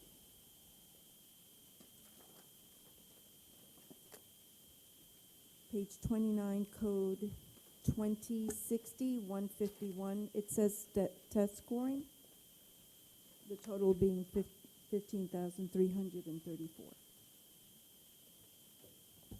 Was that proctoring, Roger, or you're asking about tutoring? Tutoring, Tutoring? not proctoring. Proctoring is not, that's different. Okay? So I'm talking about specifically SAT coaching, tutoring that they had for a number, Yes, we offered do. to students, right? Okay, thank you. Any other questions for special ed? Yes, I have a general question. Sure. Which may be today, maybe Wednesday, or just food for thought.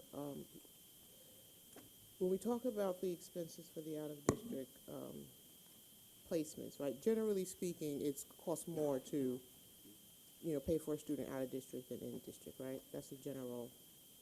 It depends on the funding that we receive back. Okay. So if we receive, I believe our per pupil cost is about approximately how much?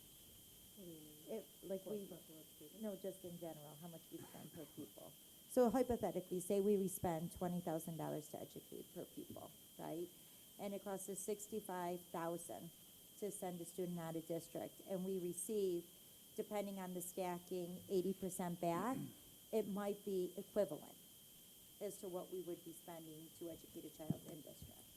So it all depends on the student's needs. If a student has related services, that increases the cost. If a student needs a one-to-one teaching assistant, that increases the cost as well.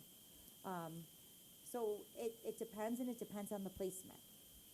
Right, and to that point, this might be too much of a meta question for today, but I'm curious to know, when it comes, there could be a myriad of needs that would cause us to have an out-of-district placement.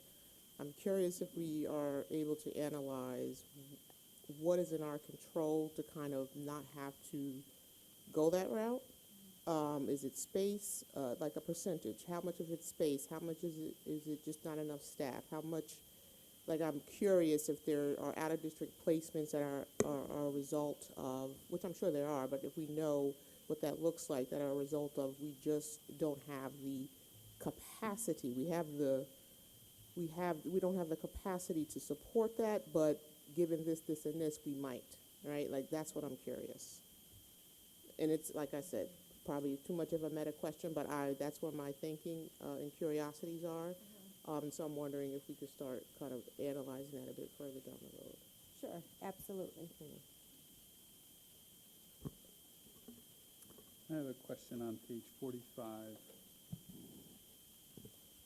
The codes 2252, 471, and 472, the out-of-districts, one tuition, other districts, one private placements.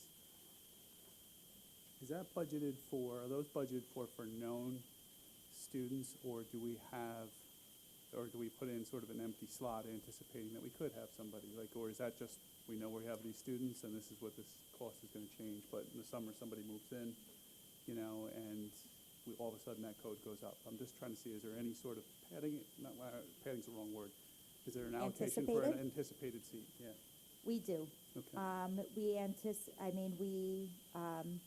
For code 2252, 472, we budgeted for additional anticipated needs.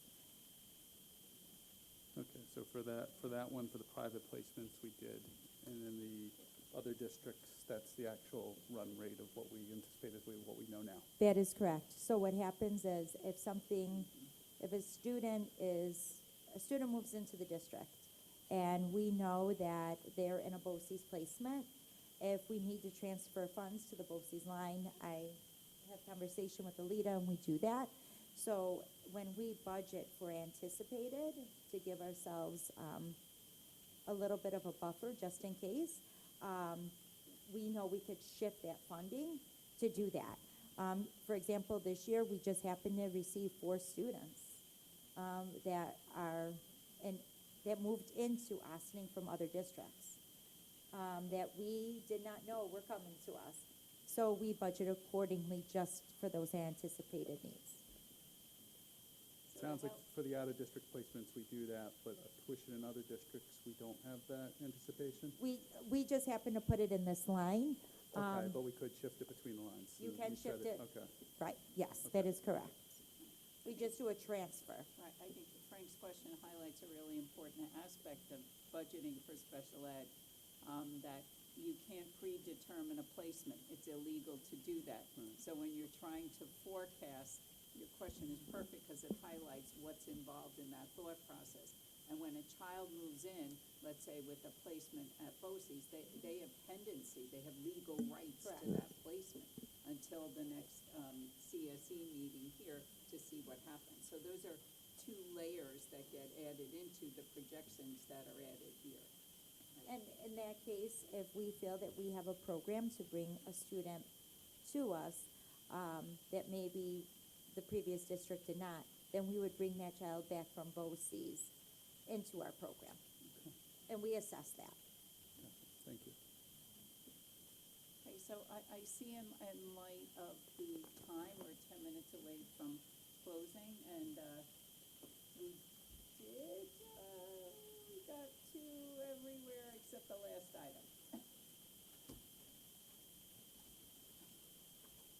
So I think also why we have our, and I guess my ask of the board is again, this is new for me, a budget process that's reflective of your roles and responsibilities in terms of development and approval of budgets. What else do you need in terms of how to go about, adopting a budget? I think we have more, I heard today about more of a breakdown about that 6%. Like what part are capital, what Lita and I have been talking about that, the maximum allowable levy, the drivers behind that. In addition, we do have, just for the sake of time, because they're all here, our building level principals. Oh, I have to go home. Right, hello, wave. Okay. And again, you have your budget book, it's right there. You see everything they're asking for in this. You're obviously within your rights, and it is welcomed if you have any individual questions for them. But again, the thought today was to do balcony, to talk about the bigger pieces, to talk about the stimulus funds, to talk about major cost drivers, positionality in terms of the level and the rate, and to go through the big ticket district level items, and then to do the 4 budgets, which mirror Mike's budget, Chris's budget, Jim's budget, and Jared's budget are all district level budgets. So again, from that perspective, I guess the team is looking for feedback from the board regarding next steps, next meetings. Does anyone need another meeting? What do you need? Okay, so thank you, everyone. This was great. Really appreciated all of the hard work that's put into this. I appreciate our principals sticking with us through today. And thank you for your patience with us and answering all of our questions. So I had sent some questions in advance of today's meeting, and I think quite a bit of them were answered, which is great. I'm just trying to pull that up real quick. I think all of us would want much more detail about the proposed after-school plan, right? I am interested in learning more about our tax cert reserve fund and whether there's any excess there from 2013 and 2019, and if it has been factored in at all in the budget. I'm interested in taking you know, I think I saw that there was a plan to take some funds from ERS and TRS to cover some of our projected increases. And I guess I'm just wondering if we can get an explanation about the reasoning behind the recommended amounts. You know, I think just in conversation over lunchtime, like Christine had mentioned, you know, could we look at my house, for example, and help me understand what this would mean, all things being equal, coming down to an example of a home. I know that that's incredibly difficult to do, but I can speak for myself. It would help me. I think this. Please don't read into this as I've landed in any particular place, but I'll just tell you mentally where I'm coming from, which is I feel like this budget season would have been easier if we had been able to pass the bond in March. And I think I have to take into account that plan at the same time as we're considering this budget, and then also take into account that this beautiful plan and proposal that's been put together, which I understand the board hasn't yet adopted for our facilities improvement, is really necessary in order for us to do all of the things that we have already incorporated into our budget and that we want to keep. And then some of the things and the asks philosophically that we've made to our administrators going forward, even if it's not a dollar amount, it's not possible to do these things without the improved facilities. So it's sort of a balancing act between budgeting and then understanding that we're also asking our community to support us in that effort as well. I think I'd like to see, you know, if I'm going to go out and advocate in the community for a certain budget going forward, I'd like to, anticipating some of the feedback that I'm going to get, I'd like to see if we were to keep this at 0, for example, here are our recommended cuts. Here is here's what you will not be able to do. And then, you know, I'd also like to see a middle road, and then, you know, obviously we know what this proposal is. That would be helpful for me. I'm not advocating for any percentage there, but I think that analysis is important. Okay. I know you want to go home. I think everyone in this room does. I promise you we will get there. So I'm just saying what I feel would be helpful for me. I am one of 7. If other folks feel strongly that that's not what they want, or they want different things, I'm certainly open to that. But someone had to get us started on this, so there you have it. I would agree. I don't think there's anything different that I would say on that. I think, you know, look, my thing is that there's so much that we need to do, and so much space that we are really limited by, and that's tough because we need to make the environment, you know, better for our students, our teachers, and to be able to see, you know, what we can do by way of facilities plan improvement, you know, or facilities improvement plan that's kind of like the gateway to doing so much more. And I kind of feel like that to me is just a really big need, because we can ask for so much of these things, but if you have to go down into a basement cellar that's not even handicap accessible, that's a problem, right? To go work out and what have you. But there's so many, that's just one of many things that are out there. So it's just, I concur with what was said. I did want to add just 2 additional, a little bit more granular things. Is it possible to get an explanation of where the 5% salary increase is coming from, just in broad strokes? And then I was also, I did want to say, the federal funds is a difficult situation for me personally as I analyze this, because those were unexpected when they came in, right? And then when they did come in, we were obviously very grateful, but I never was expecting, I expected them to then roll off, right? I was never expecting that we would then absorb them permanently into a budget. So it would be helpful for me, you know, is there a strong recommendation now from admin? Yes, like absorb this, that is our strong recommendation, here's why. Or is this something of, look, these are designed to get us through learning loss, we're not there yet, but we would like to scale them down over a period of time, what would that time be? And something like that, philosophically, I would be comfortable using some form of reserves to sort of bridge that gap and scale it down as we seek to find a way to possibly roll this into the budget. That's all, the other thing I wanted to add.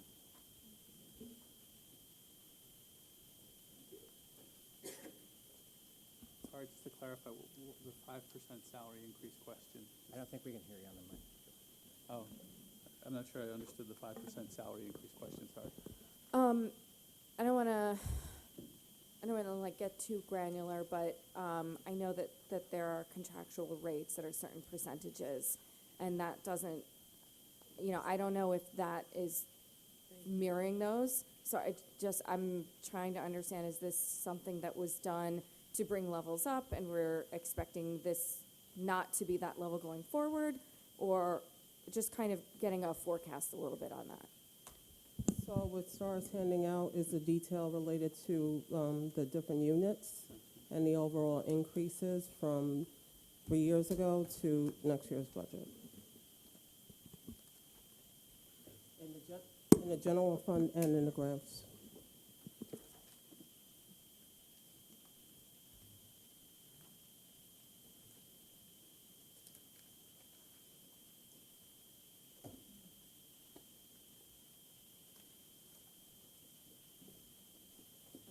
Do we have do we have anything around vacancies and what the number of vacancies that might be if, there was, we're going to move somebody from one position to another, or if they want to move from one position to another, there's some vacancies around that, and how many vacancies we are projecting to have by the close of this budget? Yes, but no. It transfers based on retirements, or that will be coming within a very short period of time. But I think the question, correct me if I'm wrong, Roger, the question you're asking, are any of the retirements positions that we could absorb in the budget, or do we need to? Yeah, it's not retirements, it's just leavers, just anybody who's like left the district for, not necessarily retirements, but. Right, and the question is then, if we have someone who left the district, what did we do with that position? Yeah.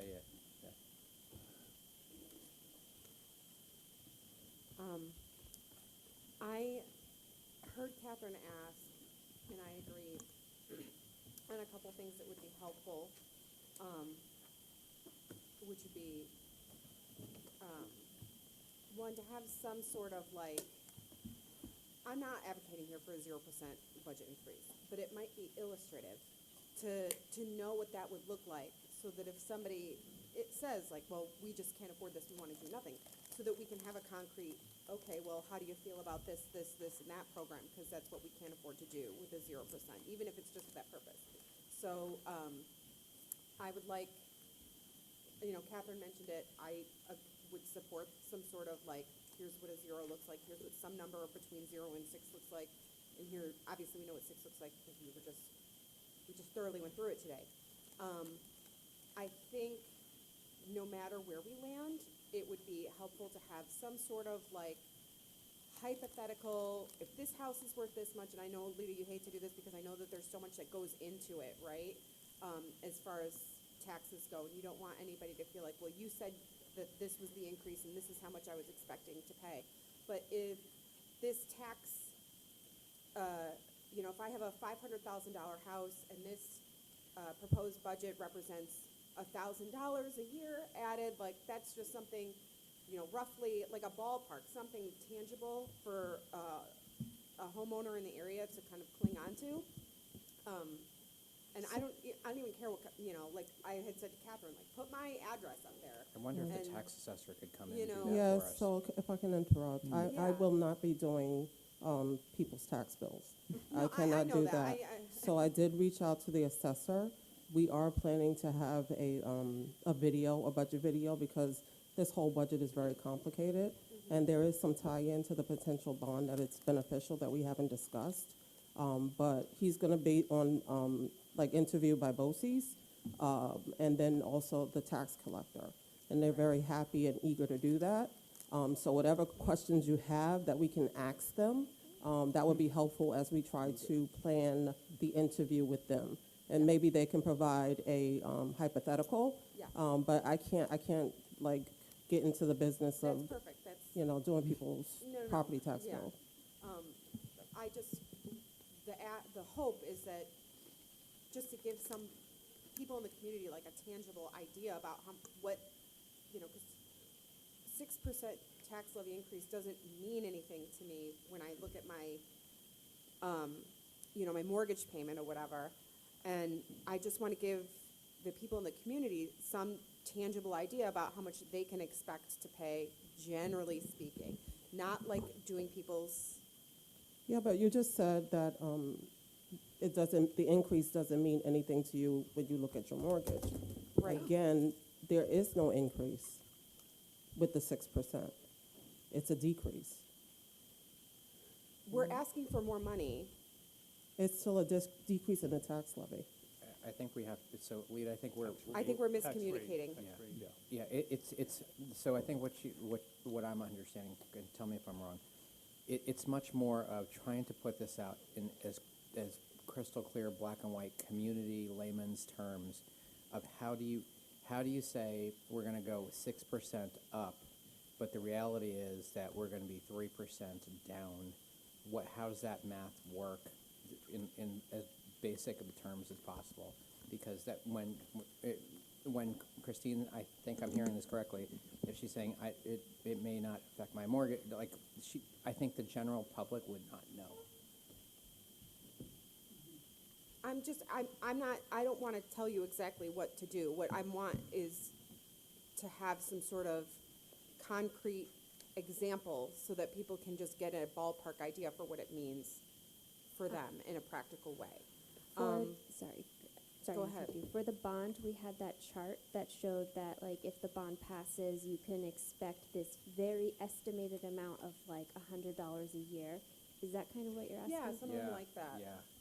That was really helpful for a lot of the community, and I feel like it wasn't that widely circulated. Like, we had it at the board meetings, obviously, but I shared that with people in the community, and they were like, oh, okay. Yeah, then it all of a sudden it feels more affordable. Because people hear 6%, and I know it's not true, people hear 6% tax levy increase, but we see it over and over again that people think that their taxes are going to go up 6%. We know that that's not true, but then we don't know what to say instead. Well, everybody's is different is not going to be an answer that gets people to come and vote and support the budget.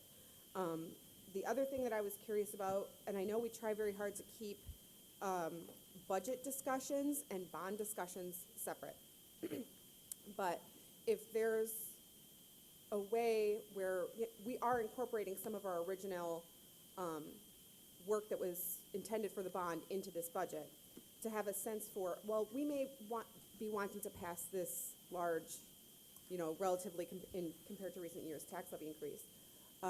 But if we do that, this bond rate is going to go down, and we may not have to increase the tax levy at all when we pass the bond, or it may be so insignificant that it will be easier to pass that bond. If we can, to the degree that it's possible to communicate, we might just be paying more for this as part of our regular budget instead of the bond, to kind of,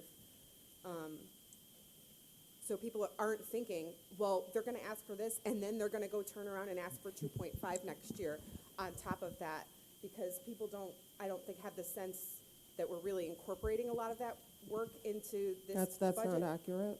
I had meetings last week, this past week and a week ago, with our fiscal advisors, and we are definitely looking at the impact of this tax levy increase on the potential bond. Right. And as I mentioned just a second ago, that it looks like it'll be favorable. However, I will not commit to that right now until I have more information about exactly where the tax levy increase is going to be.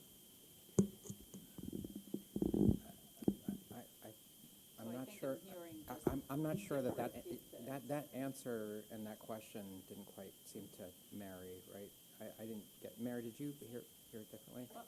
I think, what Christine, I think, is asking, and let me rephrase it, all right, whatever decisions we make with this budget, does this impact the bond total? Right. Right, I think that's. And that's what I said. Yeah, I think that's the thing we have been working on with fiscal advisors and multiple meetings. Like if you take the HVAC or you take the driveway out of the pool of money and you move it Right. into your budget, what does that do with the total of the bond? Right, that's right, because that's essentially in the list of things that we're asking for. If you swapped, and said, hey, we're not gonna do this now, but we'll put it in the bond, and we take it out now, that means it's the net effect between one versus the other. I think that's something, it's a conversation. to be had. I guess what I want to know is if I'll be able to say, listen, I know that this is a relatively large tax levy increase compared to years past, but this bond that we're looking to put out, we're actually going to be able to ask for less than we had anticipated originally, because we're shifting some of this money into the budget instead. And I'd like to have some sort of, because the follow-up question is, how much? What's the difference? And I don't know that right now, and I know you, it sounds like, are still working out the numbers as far as that's concerned, but that's something I'd be interested in going forward. In the vein of, or the spirit of streamlining the information so it's more understandable to our community, is there two different things being asked here? Well, technically there are, because there's the bonds and there's the budget. So is it being asked to clarify the bond, the impact the budget will have on the bond, and then also you want examples given for the budget? You want a scale from 0 to 6% of the budget and what that impact looks like and how it differentiates, so you can communicate that, those tiers, those different tiers. So you want a 0 to 6%? Oh, I don't kind need of like breakdown? 0%, 1%, 2%. I'm just You some want number 0 in and between. 6. Yeah, a number between 0 and 6. Okay. Can I throw out, I'm a bad poker player, so I'm gonna suggest the number. We have a 0, we know 6.2. So Alita and team don't have to look at 1, 1, 5, 2, 3, 4. I'm gonna say, look at 2, 0, 2, and 6.2. And the reason why is, generally, people, for better, for worse, look at 2 as like, that's the cap. So, not a good poker player, so I'm gonna say 0, 2, and 6.2, so you're not doing 0.5%, 0.5%, 0.5%, and that gives us a starting point to look at that. And the other quick piece of that, I would tend to agree with the ask, and if it's the assessor, great. But the reality is, for whether at 0 or 2 or 4 or 6.2, the average person who's a homeowner or a renter, because this does get passed on to them, just wants to know, what is it out of my pocket? That's all. The formula is great. Admittedly, like, I think I'm gonna say it like, I don't even clearly understand how you get to it, but the reality is, a homeowner, condo owner, a renter wants to understand, is this gonna result in more in my pocket or less? And I know there's other factors, because yeah, you could go 6.2, and some people will pay more in the community if they're a homeowner, and actually some may not. So I think as close as we can get to that, I think that will be beneficial not only for here, but yeah, for other things we want to do. So again, 0 to 6.2 would be my vote to start on that for now. The 2 will be you're just doing capital. You're just doing capital.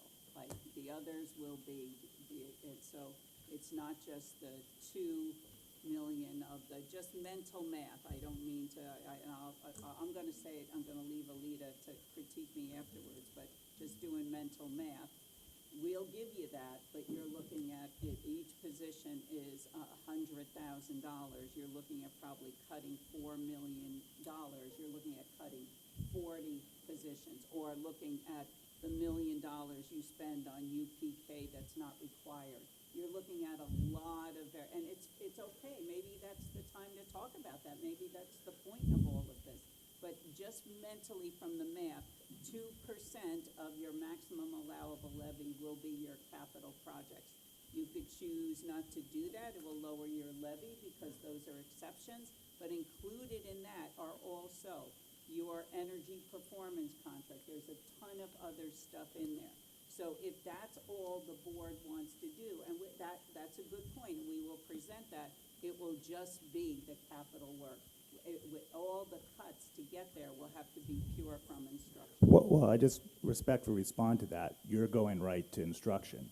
There's 30% increases across some other line items. So we could say like, oh, that's gonna be 40 positions cut, but you've gotta look for 4 million, and it could be 40 positions, or it could be, you know, fewer something else. So I don't think we should give the presentation that if we cut 4 million, it's got to go right for positions. We're at a $181 million budget. There could be 4 million across 500 line items. So just for clarification, but my point in putting that number out was just so the business administration office, and I sat on the other side of this previous years, there was, go back, try a 1.5, 1.475. I don't think, maybe that's how, it's best to be done, but I don't think we should, I think we should give numbers to work towards as per consensus.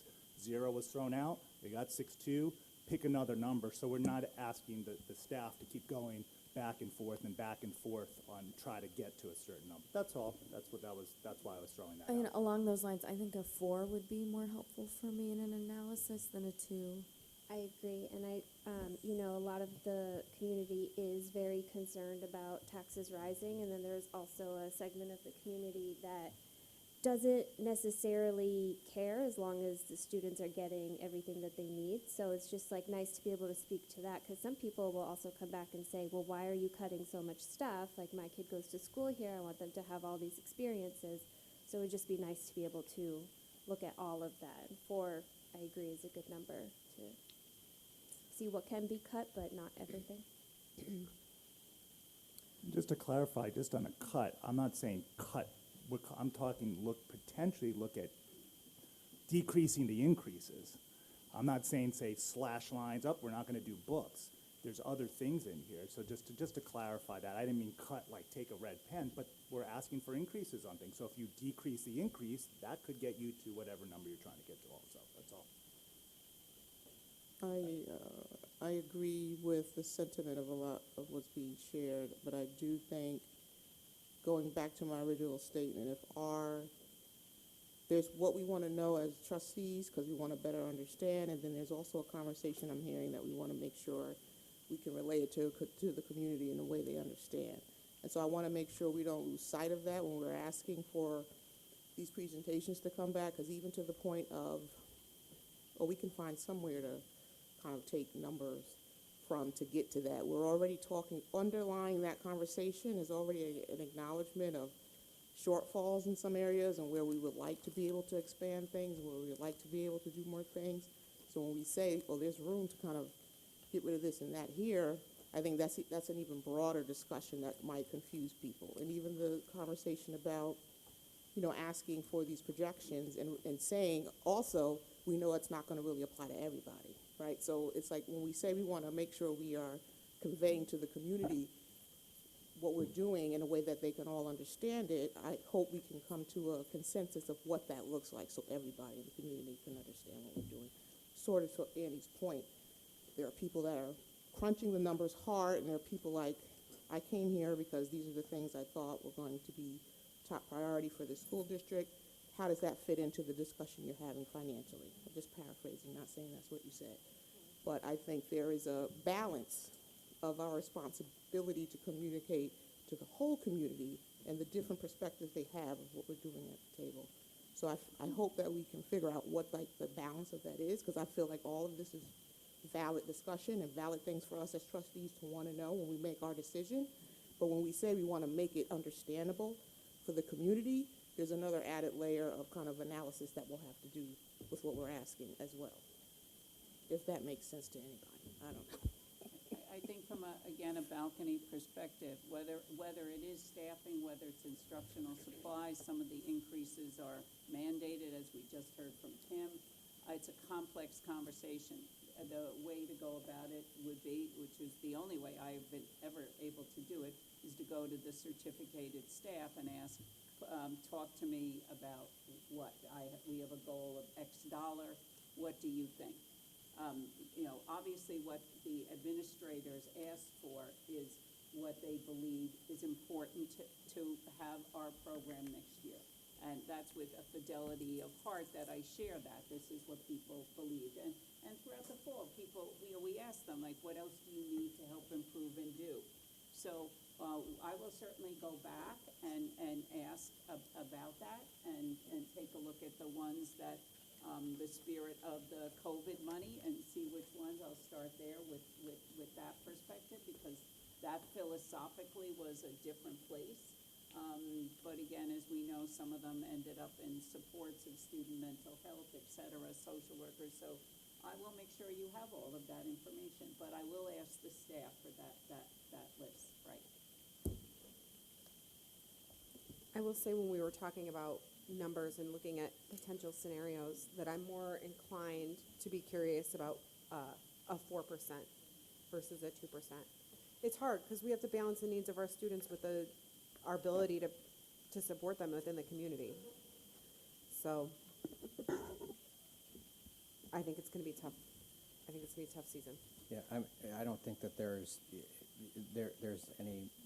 anything wrong with all of the asks that are here. I think the thing is we just have to have some approach where we have a very clear path towards giving an explanation to our community, especially when we go in the late summer, early fall into the facilities project. Yeah, no, I understand, and I also think just, again, the global picture, some of the increases that you heard, right, increase in health, increase in ERS, increase in TRS, even if we did a flat budget, we're asking to go to find the delta for those increases in the things we can control, because we can't control those cost drivers, most unfortunately. Right? Yeah, I mean, if there's some, I would say if there's any monies, I mean, I know you guys looked at the reserves and what have you, but if there's anything from there that we can use to fund, for this year, I want to, ideally, I'd love to be able to get us to a good place with a bond. Yeah, if we get that over the line, that's a big win. And there's so many things that that we all would like to see the district do, but it's just what we hear over and over and over again, space, space, space, right?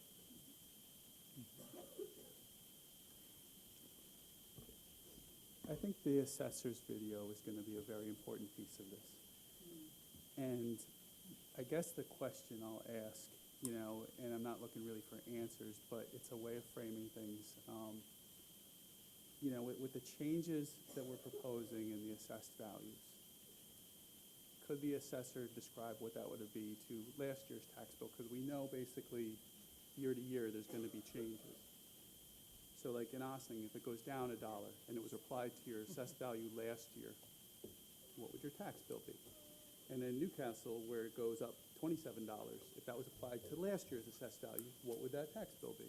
And in Yorktown, same thing. That's one level of representing this. The second piece of that is, well, you're not going to, but coming forward, you're not going to be assessed at last year, and here are the factors that weigh into some of that change.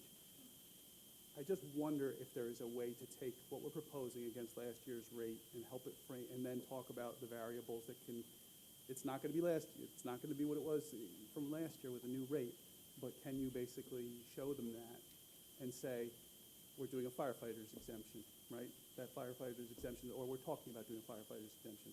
That will have an impact on people's assessments at the end of the day, across the board. That's going to happen all after the budget vote. The assessor's reassessments happens afterwards. And that makes Alita's job very, very difficult. And this is why she doesn't want to tell people what the value is. But can the assessors somehow help us convey that message so that people get a better understanding? I don't know. But this video is really key to this conversation. And I think the chart that Alita shared from New York State shows how a decrease can increase, be flat, or decrease in the same community. It can impact, right. Right, and the Ossining community is in the situation where in the past we have had a reduction in full valuation. Now we've had an increase in full valuation. And so that alone could mean less taxes even though your school levy's going up. Exactly. But that's a hard conversation to get around, and I'm trying to see how we can put this into perspective for people so they can see it without us stating things which we never should. This is what your tax bill is going to be, because the assessed value changes after we vote on this budget. Exactly, in August. But it's trying to give people a sense of, which I'm hearing, what it's going to mean in my pocketbook. Just that sense of that. Yeah, I just remember last year, even though it was an 11% tax rate decrease. Decrease. I thought it was an 11% tax rate decrease. Yes. Yeah. Okay, so, even with that, you know, I heard people who were worried because they're like, they can't pay bills, and like, I think you were only looking at a 1 point something potential levy last year, so it's. We were zero. No, I know the zero was passed, I'm talking about at the budget meeting. Yeah, the starting spot. So, that's just the kind of thing that I would like to be able to answer if somebody in the community talks to me and they're like, I can't even pay my bills and you're asking for whatever percent. That's it. Yeah, I think that's a fair point. That's all, that's really gonna help us. People want to know, What they is don't it? want you to do their taxes for them, but to have a ballpark idea of kind of like what generally to expect. And whether that comes from us or the assessor. It has to be the probably assessor to might- yeah. explain that. It has to be. It has to be, it's the only, I mean, there was a question at AMD where Alita and I were in the fall at the facilities, and we were talking about that it was a zero levy, and a person in the audience says, well, that's not true, because my taxes went up $600. And I remember having to say, that could be anything, that could be the village, that could be water, that could be the county. The school couldn't raise your taxes, the levy, but how that levy impacted through the tax assessor to wherever you live and where you live and your value, and what other taxes you had to pay, I have no idea. Right, or if you had, in your municipality, you had a commercial property come off the books, or something along those lines. All That's the gonna above. change, right? So there's so many variables that happen after we make this decision. But I'm trying to see how we sort of frame it, so that if this was last year, this is what it would look like. But going forward, just know that these things are still coming, and so your bill will be different. Yeah, I mean, we built some good talking points, I think, when we were preparing for the bond. I think we can have our conversations in that same spirit, right? One last thing for me, the way, my understanding, someone please help me if I'm incorrect. If your tax, it's additive, I don't know if the word's compounded, but what that means is, so if the basis for next year, the 25-26 budget, will be based on the levy of this year. That's your starting point. So you raise to here, and then the next year you here. You don't go back down. So it is something to think about. So if you pay $100 more, whatever we net out this year, let's just say it's $100 out of pocket calculation. Then the next year you're paying that 100 that you've increased, right, and whatever the following year. So it is something to think about, because it's not just only a few bucks. It's compounded and added, and the levy is based on your present, and it keeps going and going. So just something to think about, what the percentage ends up being for the community. Because the net is, we as you calculated, it's a fairly high tax rate. And if you go take it in that direction, it's compounded every year. I guess the only comment I'll say to that is context is really important in those comments. We live in the state of New York. You live in you live in the New York metropolitan area. I think this board has had one of the lowest, if not the lowest, increases across the board over the last 4 years. I mean, we've had years of decrease in this. So the last 6 years, you'd be hard pressed to find a community that has not increased more, even with declining enrollments, to keep their schools competitive. This is the challenge of this board, if we want to maintain programs and quality, to help frame that for the community at the end of the day. Because you're right, Rob, the taxes in New York will continue to rise. 20 years from now, the taxes will be much higher, unless there is a significant disruptor event. But I don't think, from the conversations we've had at the board table, and I don't think what the community really wants us is to disrupt what we're offering the students. I think that the points about, we talked about the federal funds and some of the things, and some people say, well, those funds, after-school programs were not, there was a portion of that was in the general fund prior to the federal funds. My ask would be what was that dollar figure versus the dollar figure now? Because we did maintain this for the community in the past, and we did it for a smaller set. And if that's a place where we're not ready to go at 600,000, but we're ready to go in at the 150 that we did before the federal funds came in, I'd be interested in that conversation. I do think we're going to, we know what those programs mean to students at the end of the day, and you will have a decline. You can't offer the same services. Now, can you combine a few things to basically, to your point of, there's a couple curriculum lines where you decide, we're going to delay doing this curriculum thing for another year in order to keep to try and do an after-school program. I mean, that's where we're asking the educators to give us their recommendation at the end of the day for what they think they can get the most out of the district from that period. And I would say we should ask those questions, but also be ready for the professional response to come back that may differ with all of our individual opinions at the end of the day. And I think the additive piece, the model works both ways. When you add it to the district budget itself, the next year it isn't that big. You make that increase based upon, much smaller levy increases earlier. So you make a bigger leap and then it's at a level, so it doesn't need to go up as much. I mean, that's how the models tend to work. So, and to be clear, the last thing we would want to do here, I would imagine I'm speaking for all 7, is to have folks, go, well, I like my after-school program in this, and then folks who go, but I want my intramurals, and I want my modified sports, and I really do believe in this, and, it creates this polarizing conversation amongst everybody. And it is just most unfortunate, I want to circle back again, that the big drivers behind these increases are based on things that we can't control and the loss of federal money. Yeah. I would also just add in there, because there will be conversations around the fact that, look at all this money you got in 3 years from foundation aid, and now all of a sudden you're asking for a 6% increase, and you're getting a little bit of foundation aid this year. Maybe it wasn't as much last year, but what about all that money? That's going to be something that'll come up in the community discussions too. And again, those conversations are easy to answer with data because they don't cover all the costs. And foundation aid was never meant to do that. It was never meant to, I remember having to go through it with last year when I worked for the commissioner. There are increases based upon certain needs. Do I want the foundation aid formula updated to include the cost? It hasn't been updated in a while, the exact variables.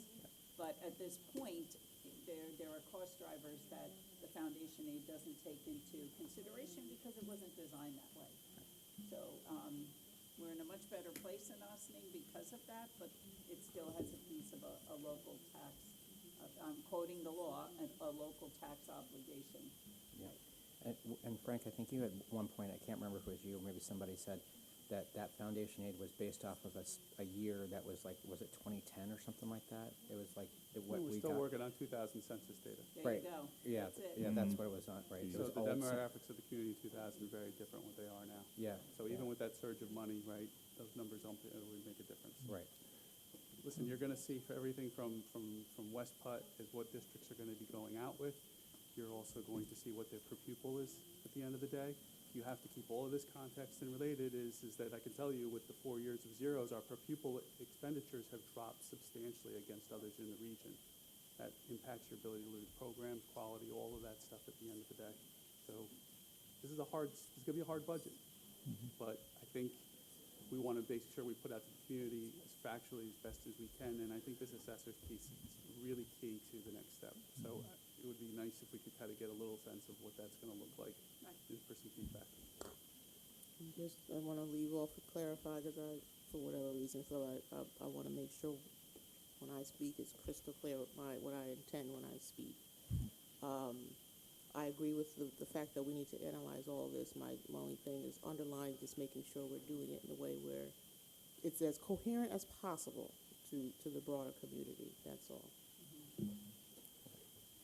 Catherine, Mary, on next steps moving it forward. The question for you is it helpful, beneficial? Because again, nice, everyone's been here on a Saturday. I know, Alita, you've been working hard, all of the cabinet as well. Is it beneficial then at this point you mentioned a 0, you mentioned 4, we've got 6-2. I don't know if 2 is going to get voted off the island, but I'm still going to keep it out there. Is it beneficial then for the next step to now, okay, let's go a 0, a 4, maybe another number, or do we wait to do that? I mean, I'm okay with you analyzing and coming back to us with a recommendation of, this is what my recommendation at 0 would look like. You told us what 2 is, 4, and we know 6, so hopefully that shouldn't be too challenging. Right. You tell me. Right, yeah, I mean, it ends up in, I agree, I just want to end on this note, it ends up in those nuances of things. You know, you could go back and ask everyone that has a program budget, I gotta find, I don't know, $500,000, cut everything. Now, you gotta realize, they had some increases, but the stuff really didn't increase, and there were increases in health insurance and ERS, so whatever, I can do that and ask them, what's the delta behind that? Then you have this additional. You know, a global perspective would be, what are you covering that isn't mandated, right? Like, what isn't mandated? Right now in Westchester County and in Putnam County, there are places that are talking about kindergarten, because kindergarten isn't mandated, or they're looking at half-day. We could end up there, if you will, you know, too, as well, because everyone has that different perspective. But if we, you know, I will turn to the staff about all of that, but again, the global point, just for mental math, it'll turn differently when Lita and I sit down, but basically it's $100,000 per position. 1% here is roughly $1 million. So if you wanted to cut, I'd have to turn around even a 0.5%, I'd have to ask every single administrator, cut your budgets by $500,000. Cut whatever materials, supplies, whatever you have by $500,000. And in the land of the tax cap levy, once you cut something, it's next to impossible to get it back again. And there's a negative consequence of cutting your capital. And I think that we would be really, That's really in a key. horrible That's position key. if that was a recommendation. Yeah. I mean, I'm not saying it's your recommendation, but No. we should not cut a capital line. No, that's where folks end up with negative tax caps. That has a double, there's a It has a penalty on that with a double-edged tax sword. cap. Yeah. I'll quote financial fiscal advisors who said, we never advise school districts to cut their capital for that reason, because of the muddiness of the tax cap levy formula, the murkiness.